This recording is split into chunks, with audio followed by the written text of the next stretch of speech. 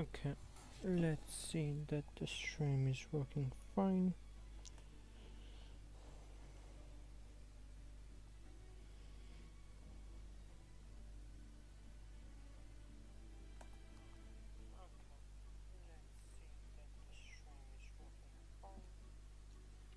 Okay, looks like the stream is working fine, but the audio, I can hear myself, but what about the game?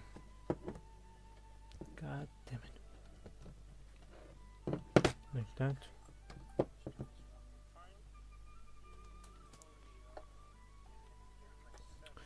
Well, we'll see. Let's start the stream. Hello everybody and welcome back to another stream of Genshin Impact, of our way to get to the final story before not cry. Today the stream will be doing the story quest of both Mavuika and Skirk. So let's start right away with Mavuika story quests, because I'm tired of taking the time and I'm actually interested. Let's focus the mode. And we can start Mavuika's story quest, which is actually here down. Okay, that's great. And soon enough we'll see if the audio is fine for the game. If not, we'll change it. But let's take a bit of Mavuika lore. More that there is. And we need up.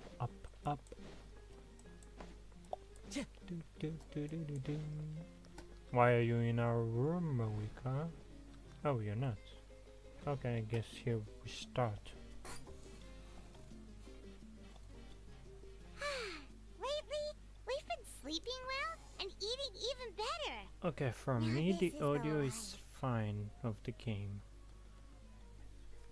Let's see how it is when I'm Look, speaking. Paimon's tummy is so stuffed. It's all round and plump now.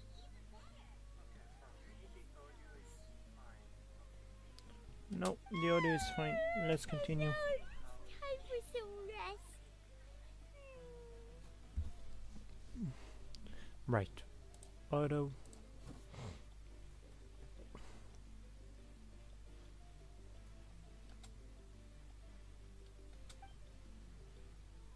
We've got trouble. Sutlali.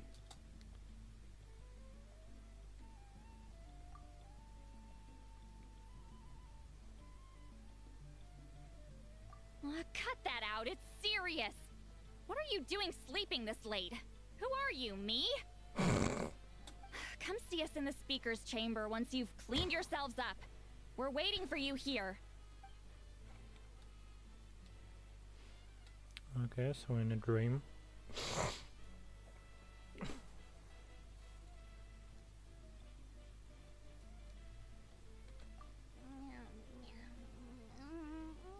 Oh, Paimon's not done eating yet.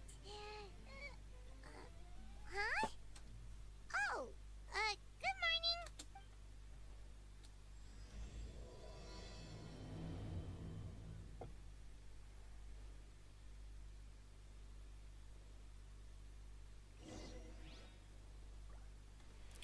Okay, so let's try the way teleport.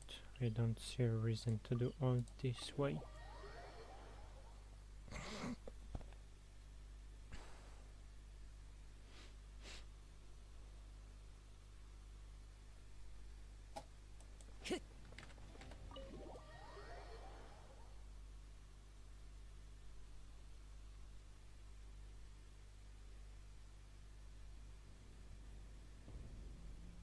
I wonder if they've eaten.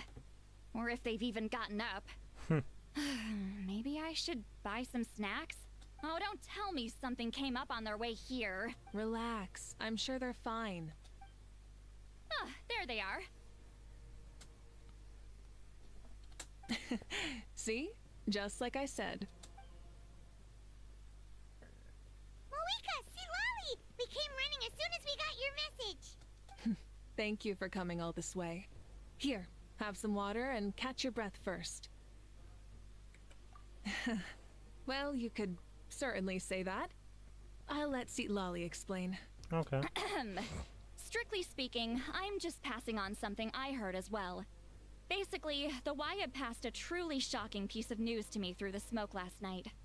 You're aware that Mavuika's not the first Pyro Archon, yes? On occasion, there were those who lived longer than an ordinary human. Not unlike my situation. But all in all, the title has changed hands many times. Okay. And now, the Wyab have sensed a special surge within the ley lines. A truly ancient soul is about to return to the mortal realm. His name is Xbalanque. Xbalanque? But isn't he the very first? Yes, that's him. The first Pyro Archon. According to legend, he was the greatest of heroes and leaders, and the one who made a deal with the ruler of death, thereby creating the rules that saved Natlan's ley lines. Hasn't he been dead like a really long time? How can he be resurrected? Even in Natlan, it's impossible for someone as ancient as him to ever return. Still, nothing's off the table when Xbalanque is concerned. Hence why this really is something major. Let me be clear about this. I did not mishear, nor is the Wyab mistaken. We would never jest about something like this. Don't worry. Both the Traveler and I have complete faith in your abilities. Yep. Whose interpretation of the Wyab's will could we trust if not yours? Yeah, that's the one thing I'll never be modest about. But the fact I'm not wrong about this only further begs the question. Just why is Lord Xbalanque suddenly about to be resurrected now? As you can see, Lolly's even more concerned about this than I am. Still, it's understandable. Waiting to find out the whole truth must be torture for a great shaman who can only peep at the outcomes without knowing the causes. Mavuika, I hope you'll approach this with a measure of caution. Depending on how things go, everything could change or nothing at all. Well, I think you know what I mean. I do. Xbalanque's arrival will shake our nation. After all, we still don't know if he's satisfied with the outcome of this war. Wait, do you think he'll come and find you? Huh? Well, you can't just up and say things like that. You scared me half to death. That's actually pretty likely. Think about it. People in the same line of work tend to have some similarities, right? Maybe all Pyro Archons share my disposition. I don't want to meet him. I haven't really mentally prepared myself yet for such a grand occasion. Anyway, my job was just to pass on the message and bring the Traveler over. Now that that's dealt with, you can discuss the pilgrimage. I'm done here.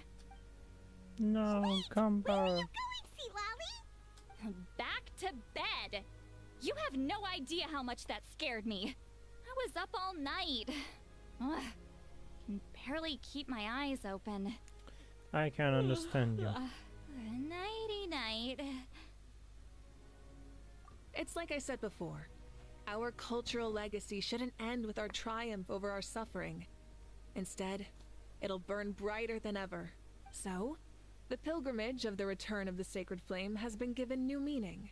We have chosen to Okay. turn it into a pure athletic competition, promoting fair play and encouraging the personal growth of contestants. And this grand tournament will begin soon. Ooh, that sounds awesome!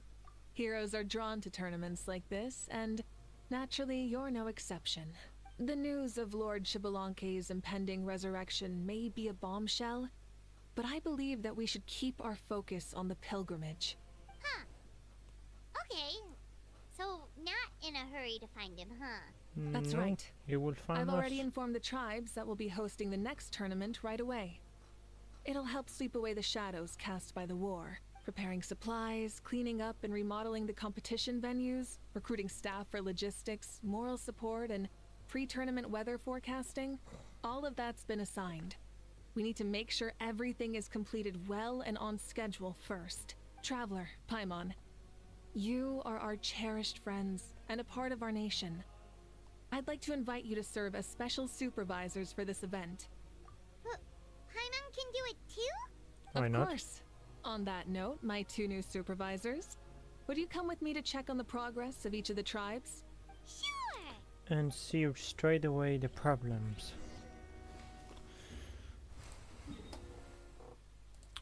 Oh yeah, this is because I fought against an Electro. But I don't see a reason. The Let's campaign do begins. this.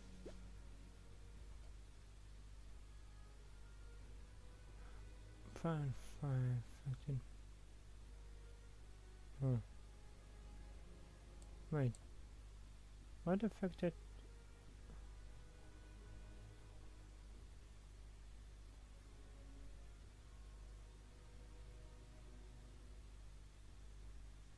Oh, this is interesting. Maybe this I need against the Electro. But this is fine. I can put here Naida, but my Naida isn't really built to the end. I mean, those 3 pieces apparently are good for her, but this Elemental Master is garbage and on 0, and here I don't have even an Elemental Mastery. 22, 64... Yeah, 4. Yay. And I need to collect those. So yeah, for now my Naida isn't good, so we'll stick with Bennett. What's much funny is that I didn't use Bennett almost never until I got to Fontaine, I believe. Because I never actually knew that Bennett is a great buffer and all of that. So yeah, I played the game on hardcore. Depends on the times. We're here. This is our first stop. Let's start. Looks like someone's in a good mood. She's always on a good mood. Paimon's here as a special supervisor this time. It's only been a few days, but Paimon's back and cooler than ever. It's nothing. We've got a long road ahead, so it's good that she's so motivated. Pretty much all we need to do is talk to everyone and confirm how the preparations for the pilgrimage are going. Hold on a sec. Take a look over there. See that? Someone's fishing. It's them! Iconic trio, It's a huh? quartet, you insolent ignoramuses! A quartet! How dare you treat the almighty Dragon Lord like a subhuman! If anything, I'm superhuman! Wait, no! Draconian! Why, hello there, Ahau. And you 3? What are you up to? We're fishing, Archon. Mualani says if we're lucky, we might catch someone really special. Someone? Yeah, like that punk Shibalanke. He's such a pathetic little... My apologies. Ahau clearly hasn't earned his ticket to see the sun today. We didn't mean any offense. When Kachina and Back Mualani to were the talking gates. about fishing, Kate. they meant it literally, with hook and bait. Lowly servant! How dare you beat up the almighty Dragon Lord for some Stop ancient showing foe your who ass. you only know by name?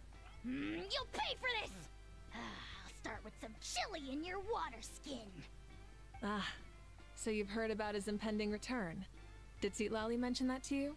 Mm-hmm. We ran into her on the road not too long ago. She seemed to be falling asleep standing up, and kept mumbling about something. Oh no! Why is Shibalanke coming back now? Did we screw something up? We couldn't have, right? But what else could have alarmed him so much? Wow, that sounds just like her. And now that you're done, scram. Damn. Oh! This is the new record! To be honest, it's been bothering me quite a lot. Under normal circumstances, She it literally shouldn't be fizzed him possible for out. us to meet Lord Shibalanke, right?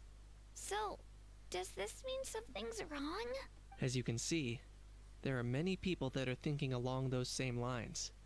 I believe that... Hey, we've got a bite! What the? Help! Help! Something's pulling on me! Well, she was right about pulling someone. It's what's going to save your life! Are you having leg cramps? Woman. Help! Hold your breath for now. We'll get you out right away. Okay.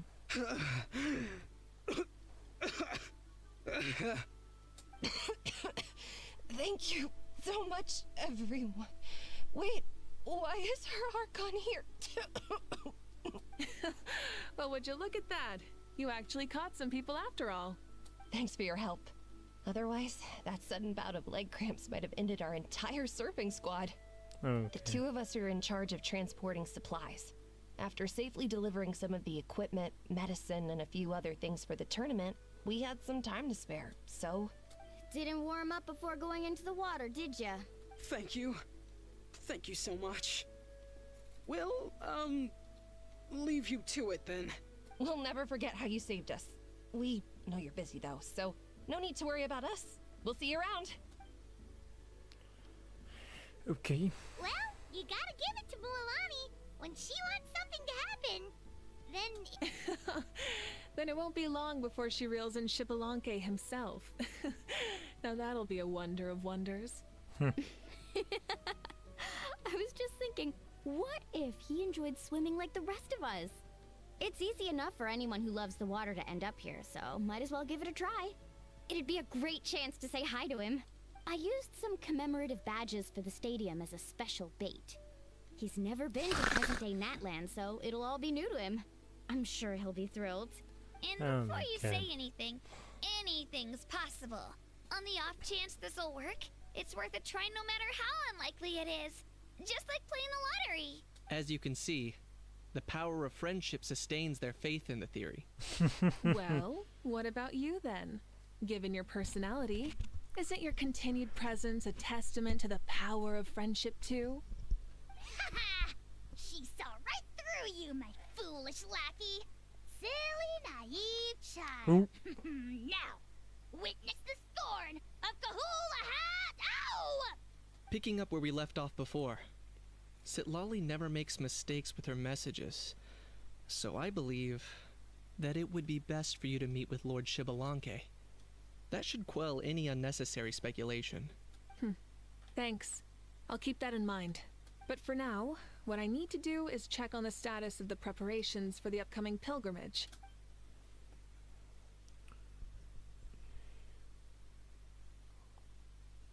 Nothing changed except people Seems from like the people of Fontaine. the Springs have done a great job. Yep, don't worry.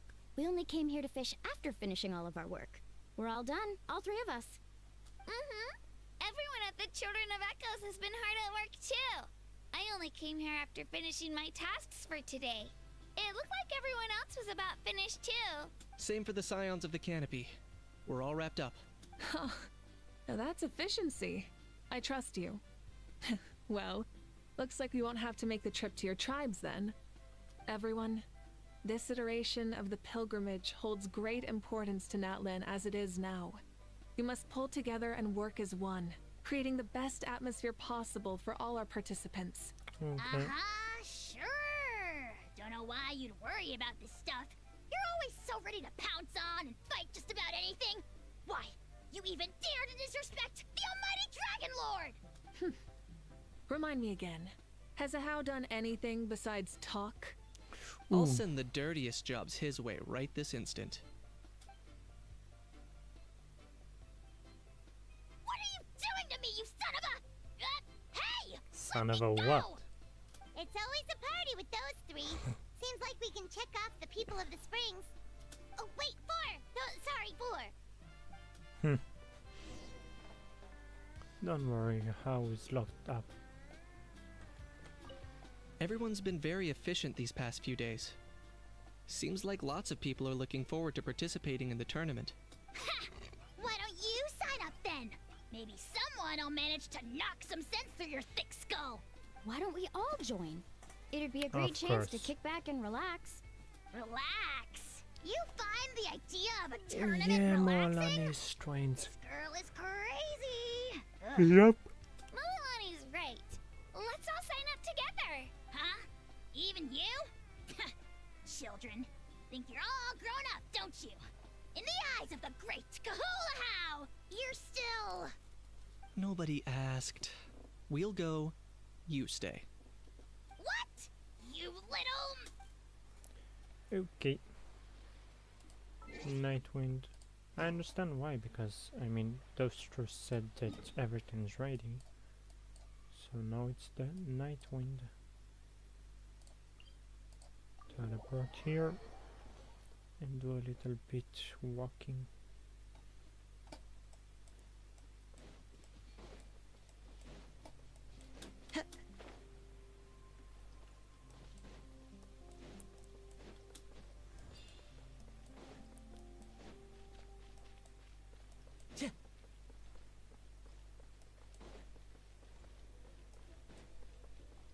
Time to go.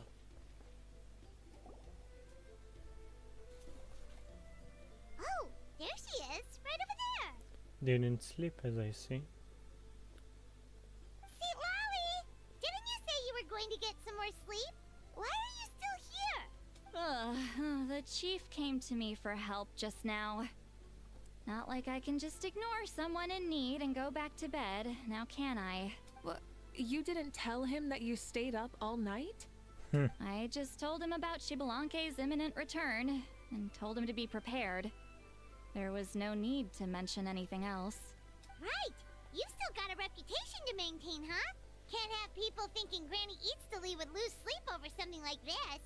Ugh, now you're making fun of me too, huh? So even children are ridiculing me now. This cannot stand. And you! Do you also think I'm just trying to keep up appearances? And you too! What about you, Mavuika? Running, No, of running. course not. Relax, Seatlolly. Shibalanke was no ordinary person. He loved this land as much as we do and managed to forge a miracle through the ruler of death. I don't think he'll give us too hard a time.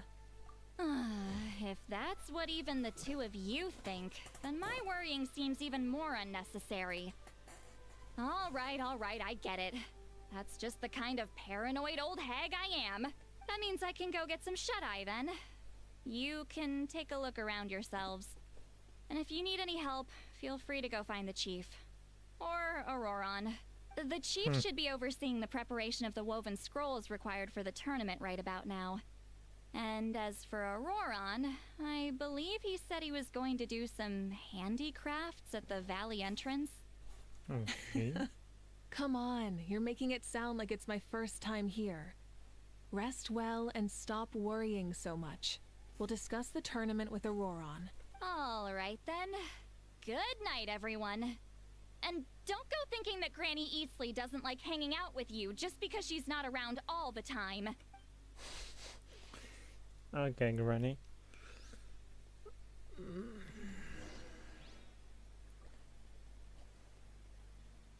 Oh. Oh, back to the teleport. Oh. What if I put this piece of rope here? Oh, and this wooden dummy. No? Then what is about this? Kokoko doing here? Is Ifas here? That voice. Sounds like Auroron's talking to someone. Let's go see what he's up to.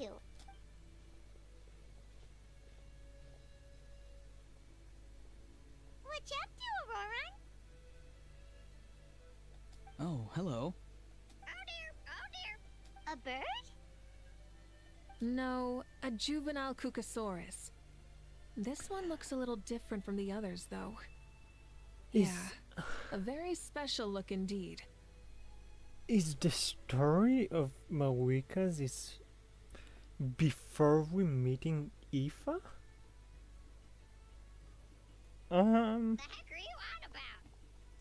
Whoa, he's quick on his feet. That retort was instant.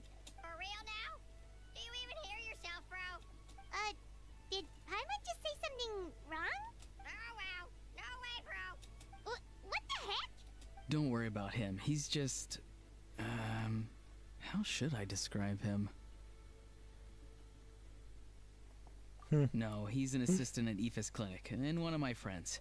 His name is Kakuku. The heck are you on about?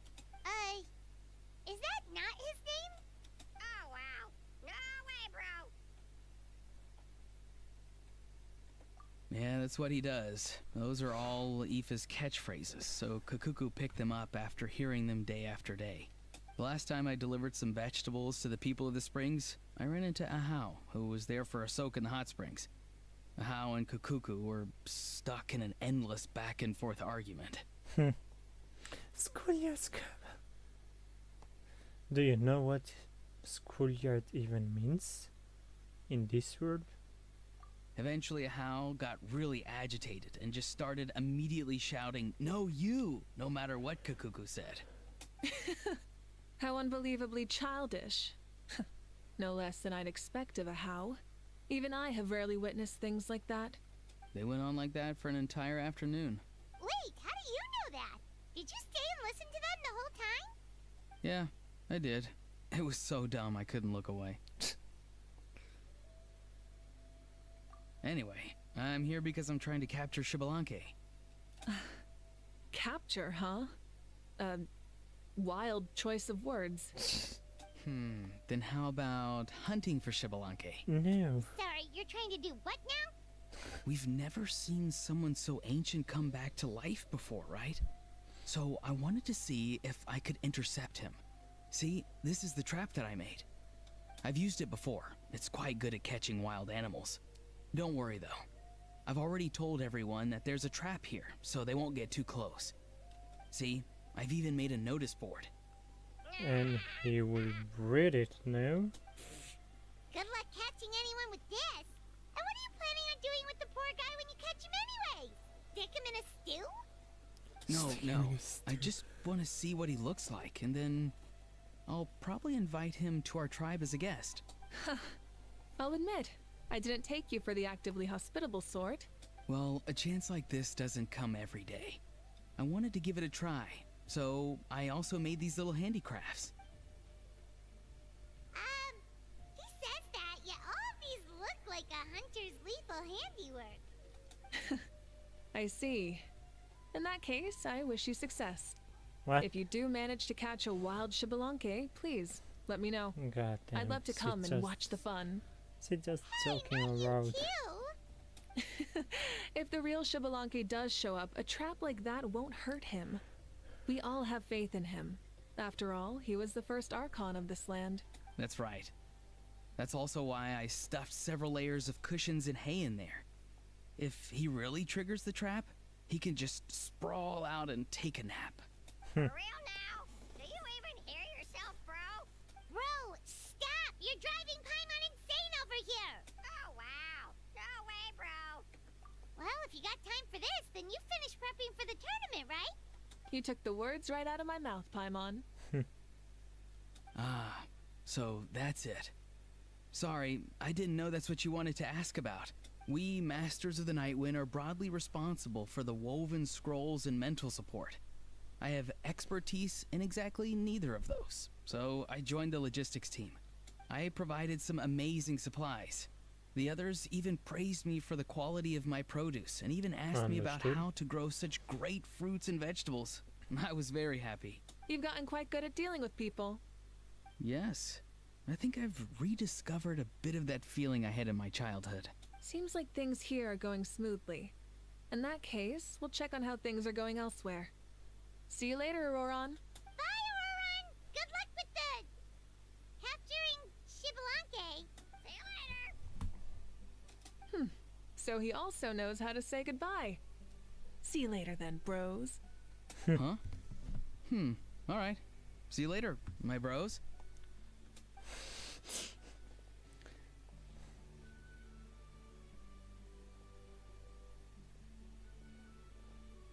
Oh, and Selena. Mavuika!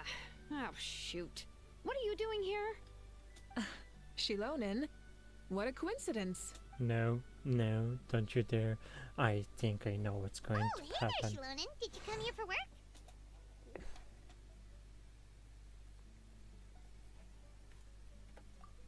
Auroron. Did he sell me out? I thought I asked him to not tell anyone that I was here. Nope, he didn't mention you at all. That's so. She's avoiding me. There are a few big pieces of equipment we need for the tournament, and I've been wanting to ask her to make them. I went straight to her place because I was worried she might refuse, but each time there was nobody home, and the neighbors said that she was busy. Turns out, she was here. Wow, she literally ran away from home just to avoid taking work from you. Okay, that's enough about me. What are you here for? Checking on pilgrimage prep progress? Yes, and to see how everyone's doing while we're at it. Still, most everyone we've talked to so far has been pretty interested in Xbalanque. Oh, Xbalanque? Did you just say Xbalanque? Wait, have you been so busy running away that you missed the whole memo about him? Yeah, I'm still trying to wrap my head around it, but if that's what Lolly said, then it has to be true. Everyone's reaction makes sense too. Who wouldn't want to see the first Archon? Yep. This isn't a bad time for it to happen either. The war has only just ended, and with their long-standing goal suddenly gone, people are feeling a little lost. I met a warrior from the People of the Springs near the Speaker's Chamber a few days ago. He spent the entire afternoon pacing around the area. I asked if anything was bothering him, and he said that he used to train for battle every afternoon. But now that the crisis is resolved, he doesn't know what to do with himself. Paimon can definitely see that. It's tough when what you've been doing all along suddenly stops being necessary. That's why you want to hold the pilgrimage again, right? To help everyone find a new goal? That's right. We will have competition take the place of ceaseless battle. It'll give us an outlet for our pent-up energy and offer a reward for the blood and sweat we've put into improving and growing. That's the meaning of the pilgrimage of the return of the sacred flame today and in the future. Sounds pretty good to me. I am starting to like this new pilgrimage already. But, how do you feel, Mavuika? About Xbalanque, you mean? It's okay, I guess. Shouldn't you be, a little more nervous? He's our nation's progenitor. You sure he's not coming to just supervise your work? Dang. You sound like someone who's finally gotten the chance to strike back after years of oppression. Ooh. Hey, don't put it like that. All right, maybe a little. It's not every day that someone who could bring you down and not shows up. I knew that's what you'd think. Don't worry. If the real Xbalanque does make an appearance, then naturally I have my ways to meet him. Really? How? No spoilers just yet. Take a guess. Wait, you have a playful side too? Of course she does. This whole glorious righteous leader thing is just one facet of her. And it's the side of her you've seen the most so far. But... Tragically, this is how my longtime companions think of me. Shilonen's always saying how awful I am. Hey! Don't just put words into my mouth like that. I've only ever said that you can be quite terrible sometimes. Sure, whatever you say. Come on, traveler, Paimon. Let's head to our next stop. Oh, and Shilonen, now that you've been busted, be sure to stop by my office and pick up the documents I left for you. I wrote down everything you need to do for the tournament. Good night. And she's fallen asleep just like that. Well, she's gotta wake up eventually. Let's go. Good night, Shilonen. And sleep well. Okay. By the way, what was that? Oh yes, so it is a balloon. Stop looking. I'm genuinely asleep now. Knew it. And the Rowan is still here. Yep.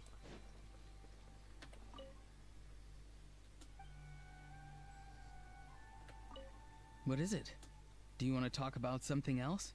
You gotta find someone who understands Saurian tongue to translate for you then. No way, bro. or transform into a saurian so they can talk to you. On that note, I'd love to try that one day, bro. Oh wait, I heard. I understood. What did you mean? Let's see. First of all, Auroran. What is it? Or transform. Hey, hello there.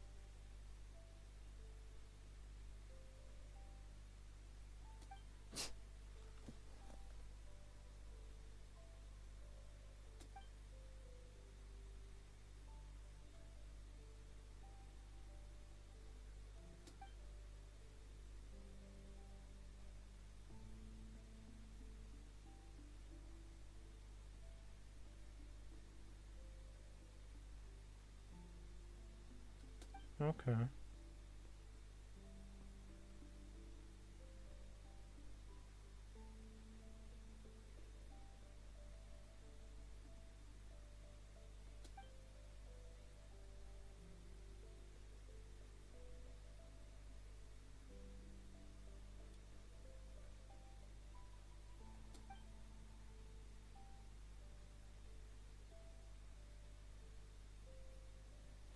Nectar cuckoo. Bro cuckoo.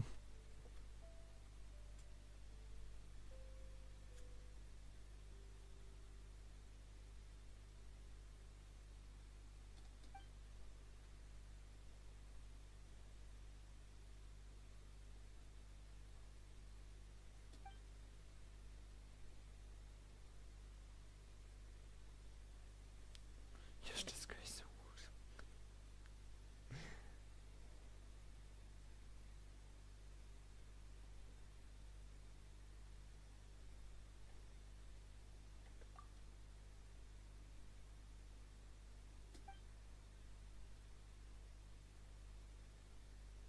Just an idiot.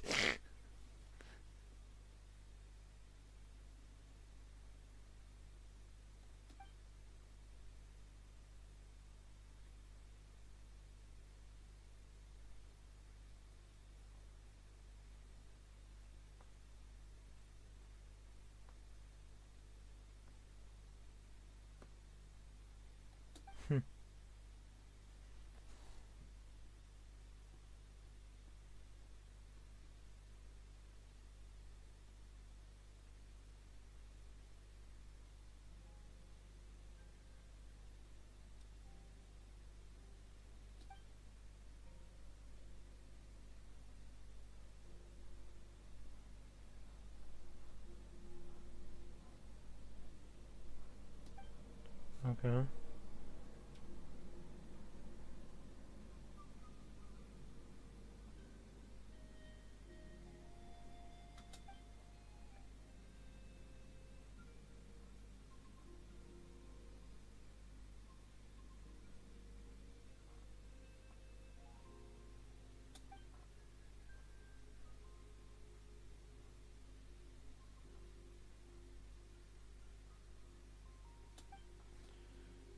Okay. So we got the entire conversation from Kakuku. Now let's continue.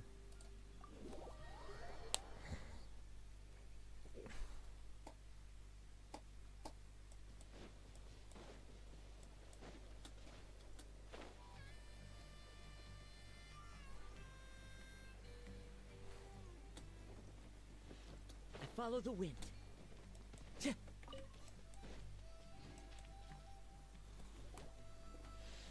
Okay, let's continue.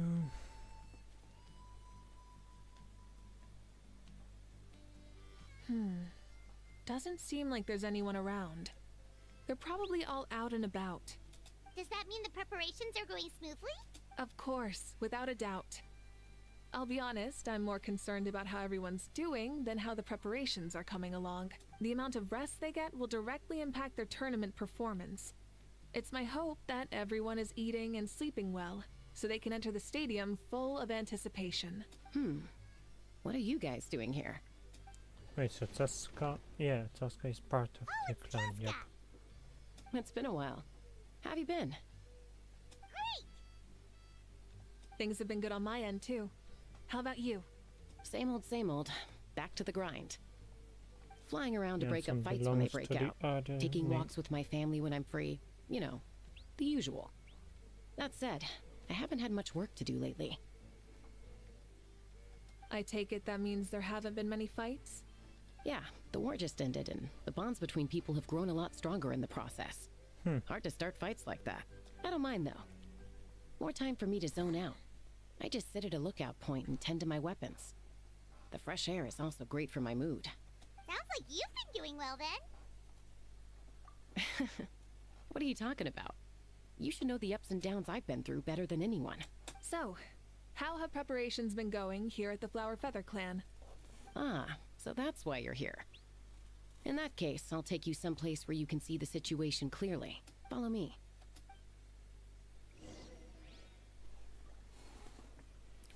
Okay.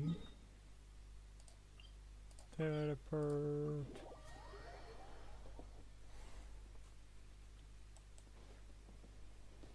Nope, wrong Time way. to go.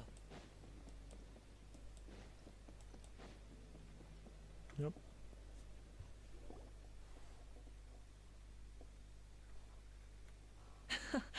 So this is the place you had in mind. Quite the view. Yeah. You can see our whole camp from up here. We trained like this back when we were fighting against the Abyss, too. You can see people talking and laughing, some holding boxes, others pushing carts, even some who are using some kind of special equipment to scan the skies. It's you, Pyro Archon, and the heroes of Natlan too. Ah, shucks. Heroes of Natland? You're not counted. What brings you to the Paimon, Flower please, Feather Clan? Are you here to check on our work for the pilgrimage? That's right. Everything going well? Please, rest assured, everything is going off without a hitch. Are you Everyone is in getting good back from spirits as there? well. Coach and her students are also here, so they've been helping out. Coach? Oh, is Anson here too? Oh, here to inspect our handiwork then. Lots of folks from the Flower Feather clan have gone to train for the tournament, and my students just so happen to want to get some exercise, so I brought them Huh. along to help. The rules Okay. of this tournament are different from before. We're here to compete, not to select the strongest warriors. Everyone finds that quite novel and is taking it very seriously, treating it like a completely new type of challenge. Look, they're all over there. Hey! Where is the Please rest completely and totally assured that with us here, her we'll get name all the slipped tasks done out of on my time. mind. No problem and no questions asked. Whoa, they're all so reliable. Like coach like student, huh, Anson? You flatter me. We're just here to help. These exercises are high frequency but low intensity, which is perfect for our training. I helped Aoife bring a whole stack of medical supplies from his clinic to the stadium yesterday. Didn't even break a sweat. Easy peasy. Didn't even break a sweat, you say? Yeah, Aoife was sure sweating a lot though. Not that I blame him. Doctors don't need to be that physically strong. Not even vets. Especially not compared to the toughest coach in all Natlan. Tough, they say. Stuff like this isn't even intermediate level. And that's why they call you tough. I respect it, though. I doubt I can think of anything that you can't do. Paimon agrees. In fact, after staying in Natland for so long, even we've begun to feel like there's nothing we can't do. So you think it's something about this place? Yeah, exactly. Now Paimon often finds herself thinking, compared to those super tough battles we fought and won, this is nothing at all. I'm glad you feel that way. It's not often that people can focus on the silver lining after everything that's happened. Being optimistic also tends to make people grow happier the longer they live. Keep up that attitude, and you'll go from strength to strength. The wind is rising. I think I hear something on the air. I'll head out on patrol. Have a nice chat and just let me know if you need anything. Yep. Sounds good. See you later. And she's off. She really comes and goes like the wind. I'd Venti say that it's effortlessly cool moments like this that make her so endearing. Well, what's next for you? You three look relaxed. So I assume you're pretty much done with all the important stuff? We've already checked up on each of the tribe's progress, and everything is going smoothly. Well, we didn't quite get around to the Children of Echoes, but from what Kachina says and seeing how Shilonen's doing, it seems they're fine. No need to check up on them. Yeah. Don't worry. and Things have been so is progressing Kenich. over at the Collective of Plenty too. So, that's it for the day. The only thing left to do for the next couple of days is persuade Shilonen to finish her part of the work. Oh, I'd love to see the face she'd make if she heard you say that. Since you have time, why don't you give me a hand? As you already know, Mavuika, I'm responsible for designing the tournament course. Well, it's almost complete, and I've built a mock course. Want to do a trial run? Wait, so you mean we can get a sneak peek at what the competition will be like? Indeed. You know that Mavuika can't personally participate in the tournament, right? As the Archon, she must serve as both host and judge. And as special supervisors, you can't sign up either. So, this is your best chance to experience the course. Say no more, or my hair might spontaneously combust. Come on, just show us the course already. All right, follow me.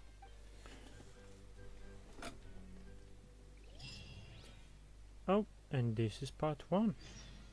Interesting. By the way, I'm exactly at 0. Interesting.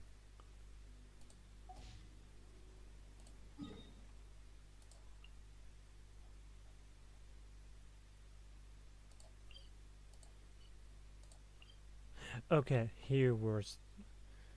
That's where the Night Kingdom entrance have been.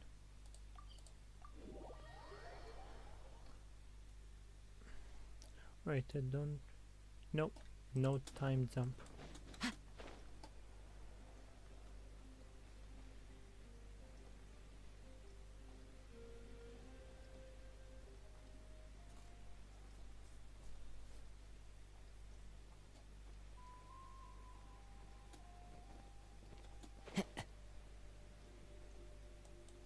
Let's go.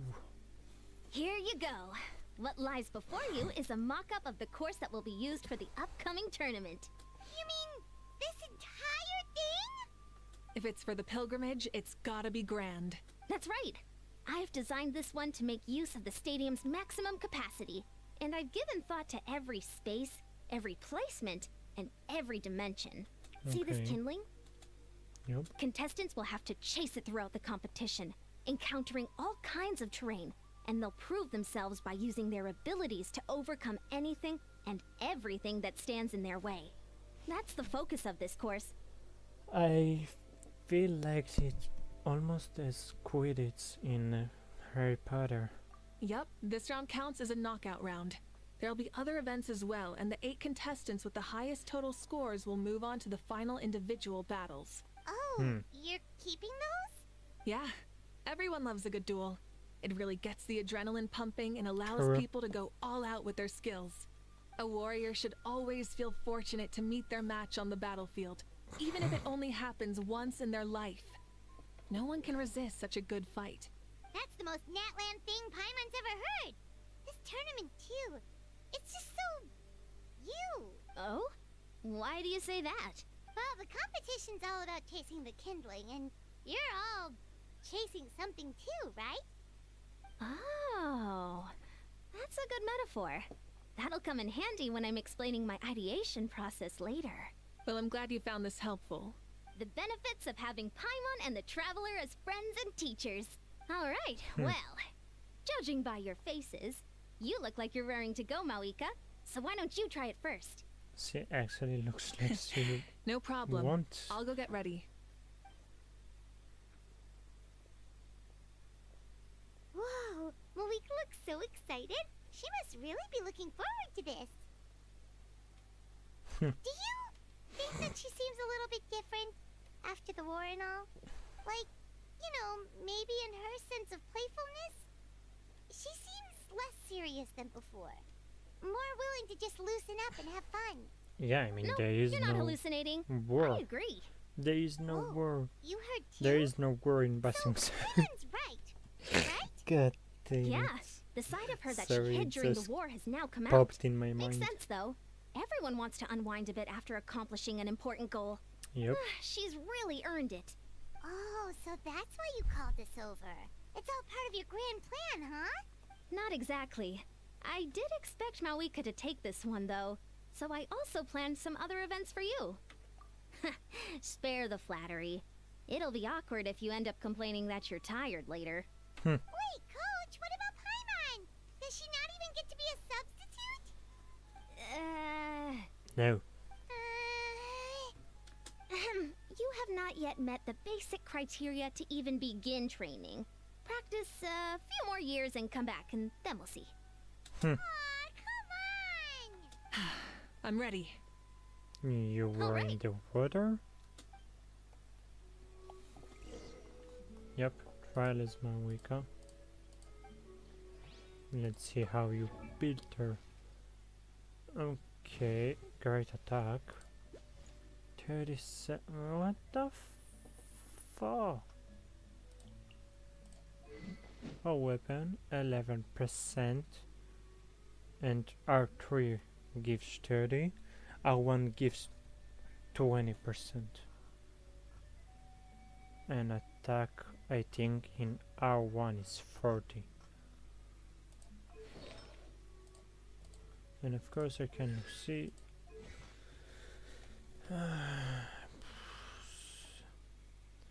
C3, 10, 10, 13. This is just wrong. You don't know how to build her. What the hell is that?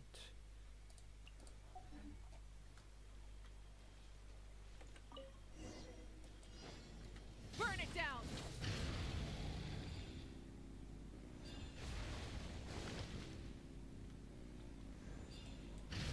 Wow, contestant Mavuika is wasting no time at the starting line. She's sprinting ahead at breathtaking speed. Live commentary, huh? Very nice. Light it up!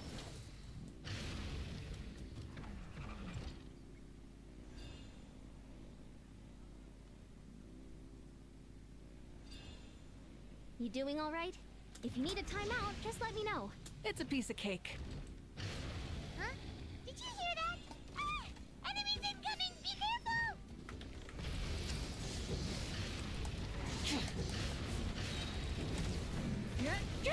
Pyroclastic surge! Seems like we've disturbed some kind of device that's laying dormant for years. Sorry.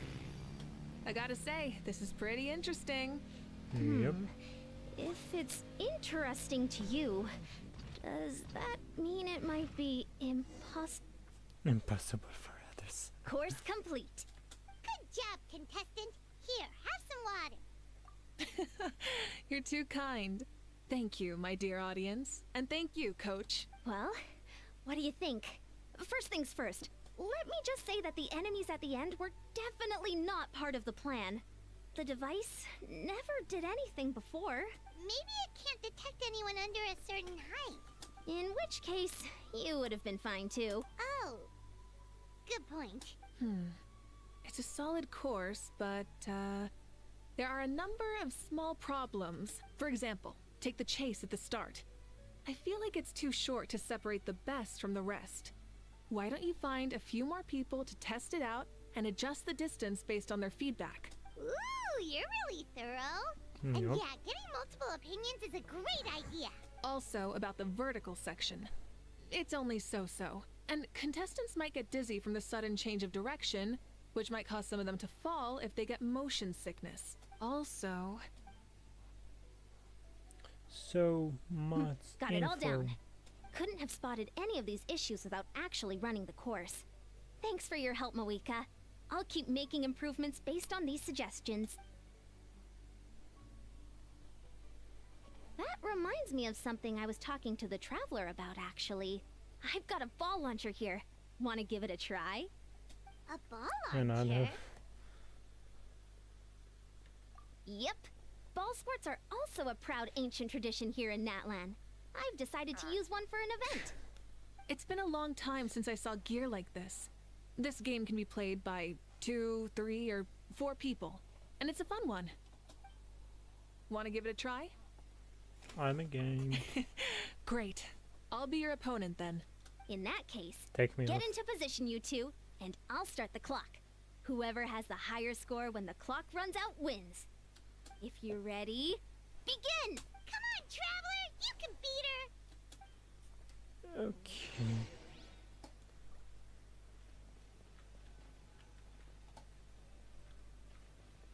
Okay, here.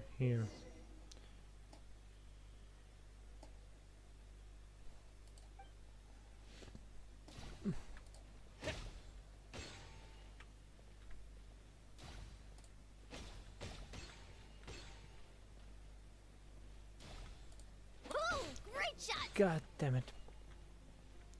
No. What? I think I wasn't. Wait. God. No, Mavuika is winning. It's not fair.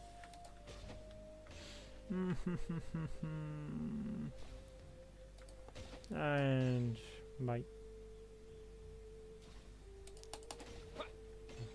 Oh no, don't tell me she's waiting. No. God damn it.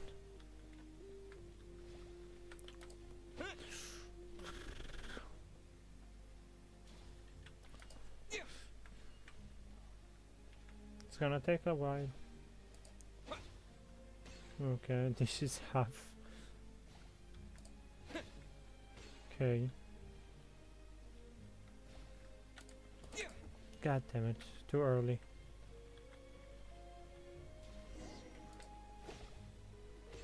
Okay. The game decided I'm gonna do. Paimon was on the edge of her seat! You played well. We can play a few more rounds when we have the time. That should be enough data and feedback on my end for now. Thanks for all the help, everyone. No, we should be thanking you. Both the mock course and the ball launcher were fantastic. I didn't know you were so good at making things like this. You flatter me. It wasn't all my own handiwork. I contracted out a part of the work you gave me to Shilonen. She was a little reluctant, but once I mentioned that you were the one who had asked me to find some helpers, she volunteered to help. Oh, looks like I also have you to thank for her negative views about me. How much would you say you contributed? 30%? Absolutely not. I'd say 10 at most. Please do not blame your problems on me. Ooh. Your attendance was a pleasant surprise, Traveler. Paimon, I didn't think you'd have time to try Ball Launcher out for at least a few more days. Thanks for coming. Ha! You know what they say, embrace the unexpected. Well, I'm just glad that you had fun. You know, we should probably call it a day. I need to get going now anyway. Those improvements won't make themselves. See you later. Bye. See you soon.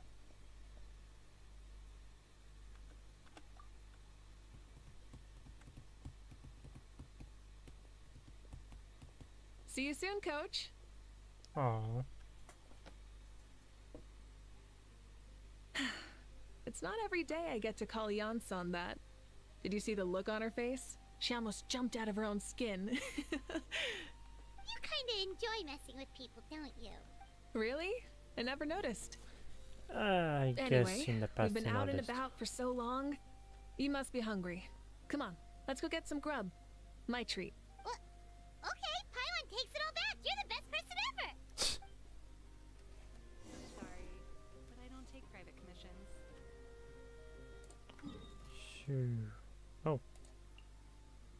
Oh.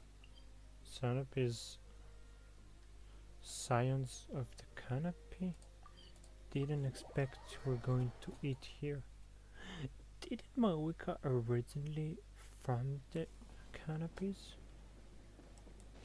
It's kind of understandable why. Swamp.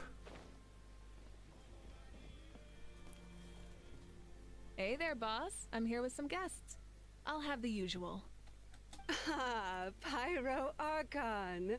Welcome, welcome. It's been a while. Glad to see you with our new heroes, too. Boss, this is the Traveler, and this is Paimon. Hi there. Greetings to you both as well. You'll have the same as before, then? We worked out today, so yeah, that would be great. So what is the usual?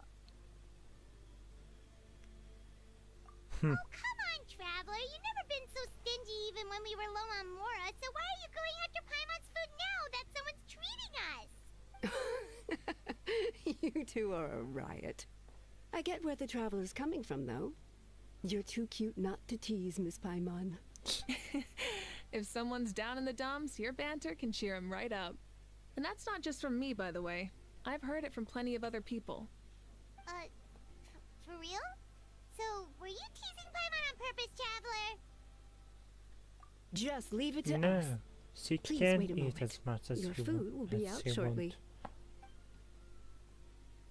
Want. All right, eat your fill, Paimon, but just remember, the tournament is in 3 days, so try and make sure your food coma is finished by then. What? Food coma? Huh. Don't know what you're talking about. Paimon will be there on time, don't you worry. Don't worry, in the event that you do oversleep a bit, I have my ways of waking you up. Really? You do? Speaking of your ways, Mavuika, you still haven't told us about how you plan to find Xbalanque. Oh, that? It's actually quite simple. Xbalanque is a native of Natlan. The records speak of him as a wise, brave, and upright man, and refer to him as the first son. People like that tend to be like me, passionate about competition. The more they disdain dishonest ways of winning, the more they'll celebrate a fair victory. You could call that a trait shared by all the heroes of Natlan. They're full of energy and passion, and despise victories born of deceit. Conversely, they're constantly drawn to things that are full of hope and excitement. You mean Xbalanque might want to take part in this upcoming pilgrimage? Hold on. Or It's at not a least matter of what? might. He will. It's precisely because such an important figure will be participating that we must prepare the best tournament possible. Checking in on the various tribes was also to ensure that we'll be prepared to give him a warm welcome. So, all we need to do is to look for him in the stadium on that day. As the first Pyro Archon, he should have no problem running away with the whole competition. But isn't it a bit unfair for the Pyro Archon themselves to participate in such a tournament? After all, everyone else is just an ordinary human. When And Xbalanque ascended to serious one. Archonhood, he did so as a human. I see no problem in allowing him to participate in this event as a human from ancient times. Also, my ineligibility for this event is not due to being Archon, but due to my obligation to serve as host and judge. Huh. That's kind of like Mavuika's life as Archon. She hasn't lost her human side, she's just too busy to indulge it. Oh, another good summary. I'll be sure to write it down and include it in my autobiography. You're working on an autobiography? No, I was joking. Even Xbalanque didn't write one, so why would I? Still, if on the off chance I ever did write one, you two definitely be in it. So you do write one. Can Paimon have a super long title? The expensive Sure, one. as long as you want.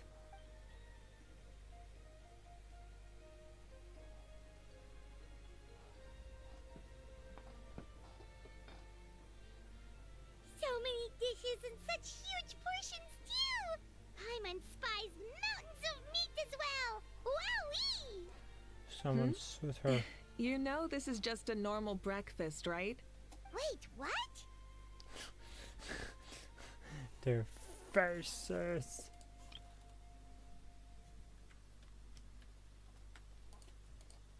Thank you. Our Archons always had a healthy appetite. Please enjoy the food while it's still hot. Food never tastes as good once it gets cold. It's true.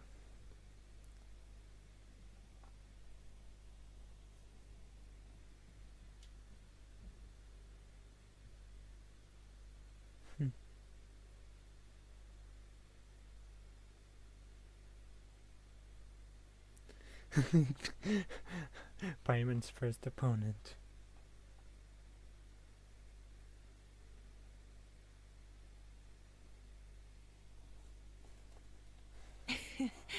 Judging the state Paimon ate herself into, I assume you'll be staying someplace close by. Is that okay? Actually, since it's so beautiful around here, we were planning to stay in the area for a few more days anyway. See the sights and all that. Of course you can. I'll go arrange some accommodations for you then.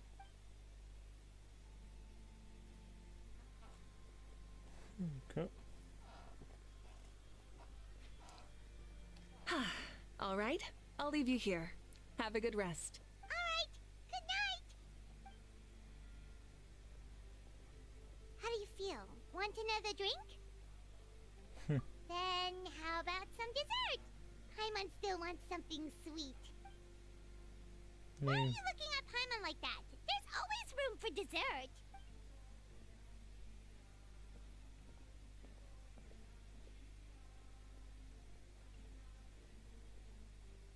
Lord Shibalanke is coming back, huh?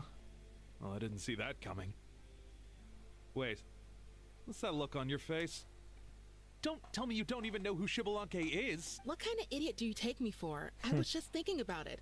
I mean, we just managed to defeat the Abyss for good and fulfill the wish of all the citizens of Natlan, past and present, so why is he coming back now, of all times? Yeah, if he's here to help, the war's already over. And if he isn't, I just had a terrifying thought. What if he's actually some kind of villain who's come to steal our victory? Isn't that how the novels usually go? Oh my god. What? No, don't be ridiculous. Novels are just fiction. Don't you dare slander our great hero. You're talking about Lord Shibalanke here, the one everyone calls the first son. Also, even if what you said were true, I don't think our Archon would lose. We all saw that one punch of hers. The power in it was like... Yeah, I agree, but I bet Lord Shibalanke is no slouch either. Say, if they fought, who do you think would win? Well, you got me there. Well, as someone living in this age, I've got to vote for our Archon, right? Live in the now, seize the day, and all that. And now that you mention it, a fight between those two is bound to be a terrific one. Huh, what I wouldn't give to watch. Alright, enough with that nonsense. It's already super late. If we keep hyping ourselves up, neither of us are going to get any sleep tonight. The way they're talking about the Archons dueling each other almost makes it sound like a beetle battle. Yeah, they really do love their contests of strength here in Natlan. Apparently, yep, too much.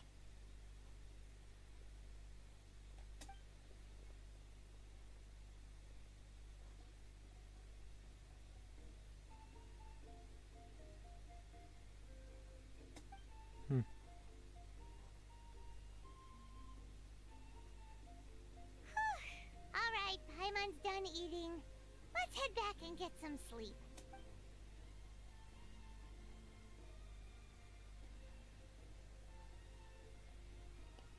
Okay, they have the tournament. Huh? The tournament's taking place tomorrow morning, so let's get some sleep while we can.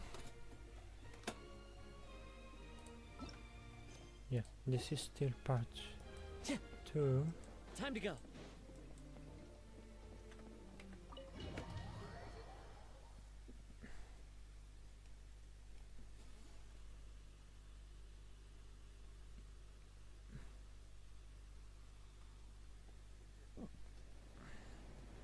Hey, wake up, wake up! The tournament's about to start! Oh no, we've overslept! Only a little bit, but... Okay, wash up and pack your things. We gotta go, go, go! Mavuika is here to pick us up, I apparently. can't believe it! Mavuika totally called it! How could we have been so careless? Is this what people mean when they say you get so excited before a trip that you struggle to sleep the night before only to miss setting up the next day? Hey there, how are you feeling? That's actually what happened to me a few days ago. I'm actually expected to return and not doing stream for the next few days because I believe that I will come with no voice after the convention I was in. Mavuika, why are you here? Isn't the tournament about to begin? Yeah, we're about to start. I'm here to pick you up. Put on your helmets and get on the bike. Huh? Can we make it in time?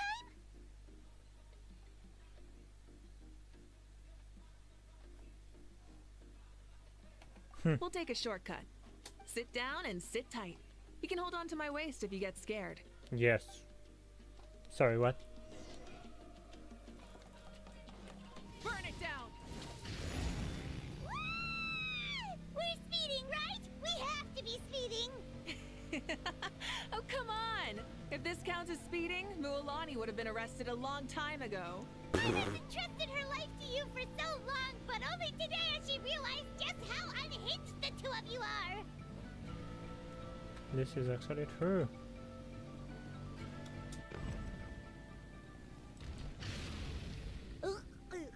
So much air and pie on stomach. Oh, knowing Barbados, he'd probably crack up if he heard that. Huh? Barbados? Right, I almost forgot that you're friends with him. And the other Archons too. Introduce me when we get the chance, would you? Never hurts to make some new friends. Sure! Our friends are yours too! Don't open your mouth so wide.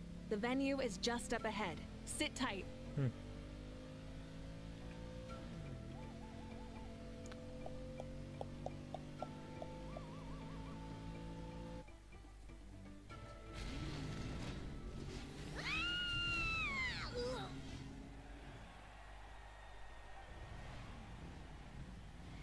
And of course you're doing soccer.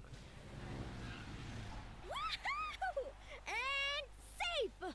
Just in time, too. We won the bet! We won the bet! Who lost? That's right. Pay up a how. Aha, of course. Yeah! Go freak yourself. Aha. Pay up. When Duncan eats. Darn it! How do you like that? A short Flame Strider show to start us off, and to introduce and welcome Natlan's great friend Tumaini. Sure pulled off that stunt pretty neatly. How can you call that a stunt? Wait, what do you mean, pulled it off? That wasn't supposed to be part of the show? Everyone, welcome back to the pilgrimage of the return of the sacred flame. Once more, I will say a few words before we begin. Bored? Heard it all before? Not to worry. We're doing things differently from now on. The abyss no longer threatens us day and night as it once did. My comrades, my friends, thank you for your hard work and sacrifice. We have achieved a lasting victory. A new day has dawned on Natlan. From now on, the pilgrimage will no longer serve as the prelude to a war waged to defend our land. However, many aspects of it will remain the same. It remains a trial to determine the strongest among us, as well as a stage upon which to showcase your individual growth. Today marks the beginning of yet another legendary saga, one written in the triumphs of the victors. So without further ado, let the tournament begin! Yeah! Heck yeah! Who's gonna be the new champion? Right. Now then, you two. Maybe. You'll be the mobile supervisors, moving with the contestants as they progress, and making sure that everything is proceeding fairly and in good order. Okay, Leave it to us. interesting. We're the best adventurer and travel guide duo you'll ever meet. Oh, and one more thing. I believe I've mentioned this already, but if you find any leads on Lord Shibalanke, please pass them on to me. Thanks. I'm counting on you. Let's go check on everyone and see if we can find any leads on Shibalanke before things kick off. Time to climb. Oh. God damn it.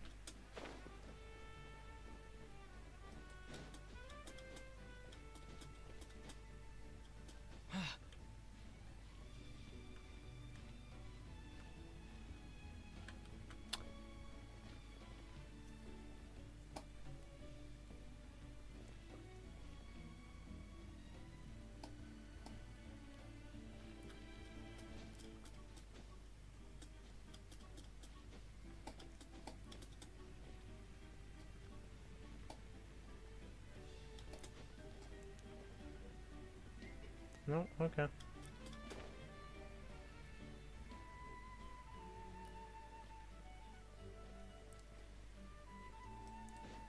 Oh. C9 here. 1, 2, 3, 4, 2, 2, 3, 4. How's the warm-up going, Kachina? Feeling good? Oh, hey you two. Yeah, I'm feeling great. Ready to get out there and show 'em who's boss. I'll give it my all. I mean, I don't know if I'll be able to win again, but as long as I learn something from the experience, that's enough of a win for me. Yeah, having the right mindset is everything. Yup. Oh, by the way, have you seen anyone who seems like Lord Shibalanke? Lord Shibalanke? I don't think so. A powerful figure like him is sure to attract attention wherever he goes. Like Moalani and Kanich, only even more so. I haven't seen anyone like that, though, so he probably hasn't passed this way. All right. Thanks, Kachina. We'll go take a look around. Focus on taking care of yourself as well as winning. I will. Thank you. Okay.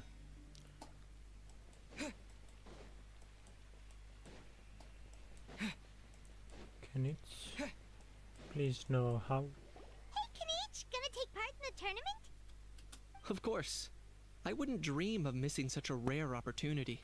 Best of luck. You can do it.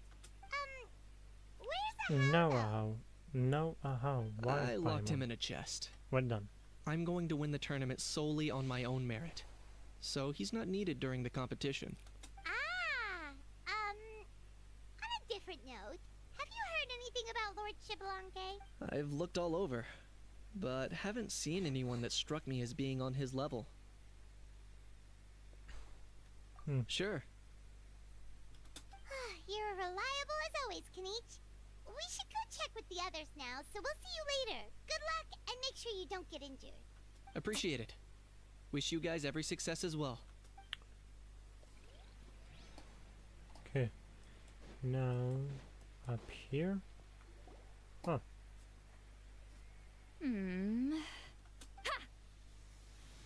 What? And cryo attack? Oh? Well, hey there, Traveler and Paimon. What brings you here? Miss. It's gonna... You... I'm not buying what you're selling.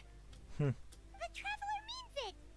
Still, Paimon didn't think you'd be taking part, Sweet Lolly. Given who you are you sure it isn't against the rules?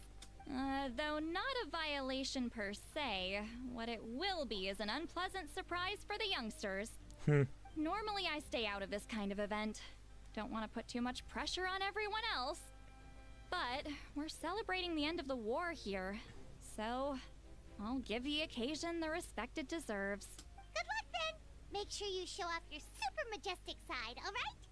Well, aren't you the sweet talker today? Too much Cut. syrup on your pancakes this morning? Anyway, thank you both. I'll remember your words of encouragement and do my best. So, what was that? Thing all about? Some kind of strange ritual? Of course not. I was using my power to search for Lord Shibalanke. Of course. To be more precise, I was trying to look for him in the world of souls. After all, I also have no idea what he might look like. Still, nothing so far. But why? He is the first Pyro Archon after all. Isn't it a given that he'll be revived with an unimaginably large amount of power? No. Yeah, we don't have any leads yet. We'll check for leads somewhere else. Good luck, Granny, and take care. Be on your way now. Oh, and take care of yourselves too. Granny Eatsley will display her dashing self on the competition grounds soon enough. I would actually like to see that.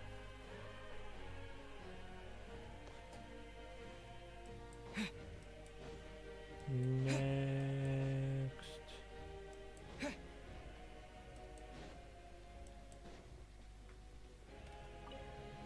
Jensen. Oh, hi there, Eon-san. Are you gonna participate in the tournament? No, as the yep, designer as of this course, expected. that's out of the question. I'm here to cheer everyone on and monitor the pre-event warm-up. Contestants must limber up properly if they don't want to get injured. That's fair. Can we ask you something then? You know about Lord Shibalanke's resurrection, right? Have you seen anyone with that kind of aura over here? Don't speak Yeah, the about others aura. told me What do about you it. think this is? I've kept an eye out, but haven't noticed anything unusual. At least, I haven't seen any contestant whose strength or skill is clearly a cut above the rest. Got it, thank you. We'll keep asking around then. You're welcome. Oh, wait, one moment. Huh? You warm up as well. You'll be running alongside them in the stadium, so you've got to go in prepared. Stretch. Lower. Again. Good. All right, you're good. You may go. Thank you, Coach. Paimon feels like even her blood is boiling. Bye-bye, Paimon. Seems like we still haven't found any useful clues. Maybe we should just go back and check in with Mavuika.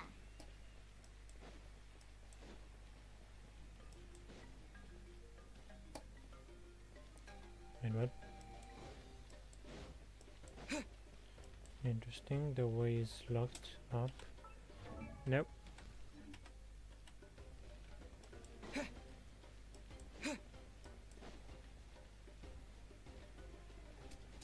Oh, and this fire is burning.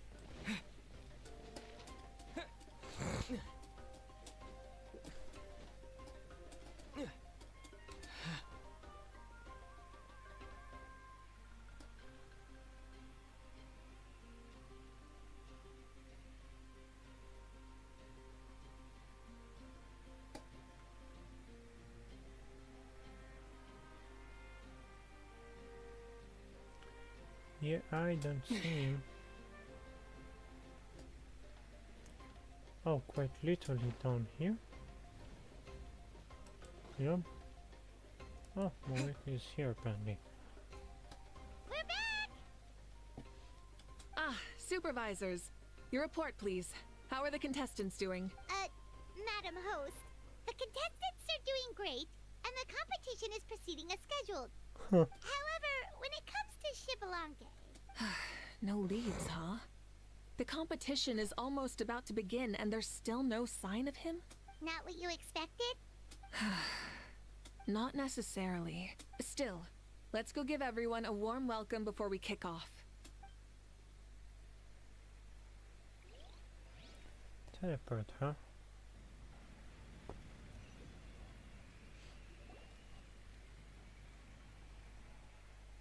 I believe we're all warmed up. Now, take your positions. This iteration of the pilgrimage is the perfect chance for us to bid farewell to the past. Now go forth and soar. Faster, higher, stronger. Become a better version of yourself. Remember what brought you here and keep pushing forward. This tournament begins now! All right. Ready or not, here I come! Molani kills some people. Does some massacre. There's Mualani, a natural sports star. She's not gonna stop scoring anytime soon. Got this. This round's in the bag. A vertical course, huh? Of course, Kanits. Oh, and Sitlali back there. Time to leave them all in the dust. Kanich is coming up to the trickiest parts of the course here. But is he slowing down? No! He's speeding up! Amazing! How's he so fast? See you later. The gap between our competitors has increased significantly. Could this mean? Oh! Oh, right. Contestant Kachina How did has I not suddenly notice? appeared from the side. This part's rough, but I won't give up. So annoying. The competition has entered its final phase. Who will emerge victorious? We're about to find out.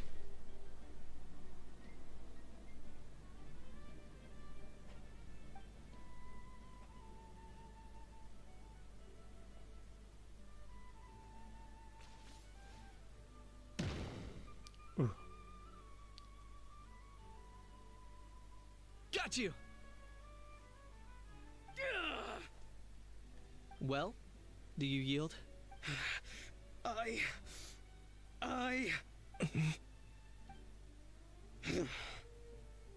yield.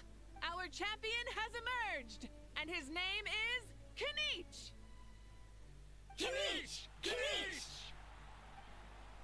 That's amazing! Woohoo! Yeah, that's our Kanich. I knew he'd win. What? So not only is the little punk hard to kill, but he's good at fighting too? He does have some skill. You beat me fair and square, Kinich. People always talk about how tough you are. Now I can say for sure, they're not exaggerating. It's funny. I was thinking to myself earlier that I might have a shot at winning this. Unless I have to face Kinich in the final. Come on, dude. What are you talking about? Losing to Kinich isn't really a loss at all. You've more than proven yourself, too. You could beat me up 30 times over. Huh. Hear that? They're recognizing your strength as well. Keep up the good work. Let's have a rematch sometime. Yeah. You're both so good. But wait, if that's the end, where's Xbalanque? Wait, aren't we missing someone? Lord Is it- Xbalanque. Paimon just Now said. that you mention it, where is he?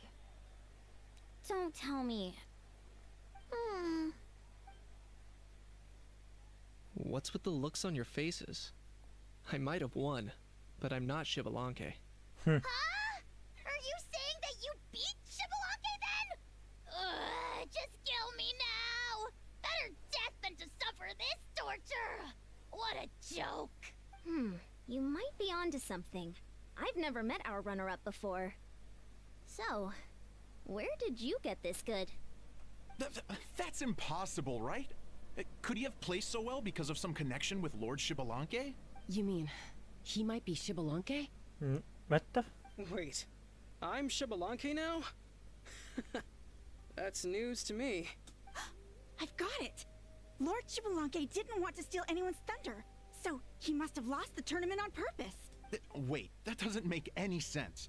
This is the most holy pilgrimage of the return of the sacred flame. How could anyone throw a match? Whoa, did Paimon say something wrong? Now everyone's talking about Xbalanque. Still, that guy was almost too good, wasn't he? We've never heard of him before, but he was still going toe-to-toe with Kinich. Could he really be?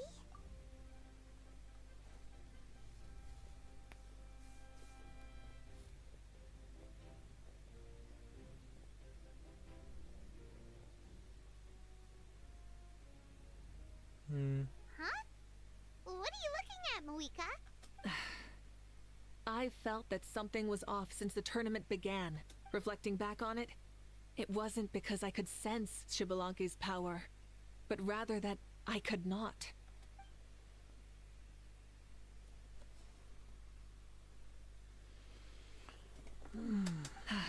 Please, excuse me. Wait, she's going straight in the direction of the other contestants? There you are. No unimaginably strong soul aura, nor any whiff of extraordinary power. But I know, beyond any doubt, that you are Xbalanque himself. Huh? Who's that? I've never seen him before. Isn't that Mauso? Like, Tato's grandson? When did he sign up for the tournament? Did he even fight anyone out on the field? What are you talking about? He's been standing there this whole time. I totally thought he was just there to cheer the others on. Wait, so that's Xbalanque? But he's just a kid. Well, this kid doesn't look like he can take a single punch from the almighty Dragon Lord! Kahula how! Just give me 1 second and I'll... Huh? That's Lord Xbalanque? But, I mean, he was right next to me for most of the tournament. And he didn't seem very... well, Xbalanque to me. Appearances may be deceiving. You recognized me? Perceptive. No less than expected of this era's Pyro Archon. Forgive me for asking, but how did you do in the latest tournament? I didn't even make it to the final 32. No! This is a joke, right? It has to be. It's clearly staged. Out of my way! I've got to see Lord Xbalanque for myself! As expected, your return has caused quite the commotion. Less talking, more doing. Hurry up and take Lord Xbalanque to a safe place. I've got this place covered. Please, remain calm, everyone. Lord Xbalanque is one of the most important people in all of Natlan. I will take responsibility for receiving him into our midst. You heard the Archon. Just leave this to her. Don't worry. We'll let you know as soon as we know more.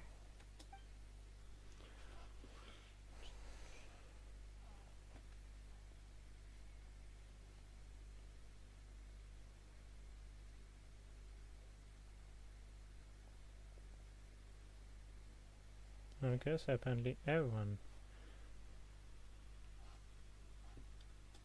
She's calling us. Quick, let's go. Hey, wait up! Looks like everyone in Atlan knows how it looks.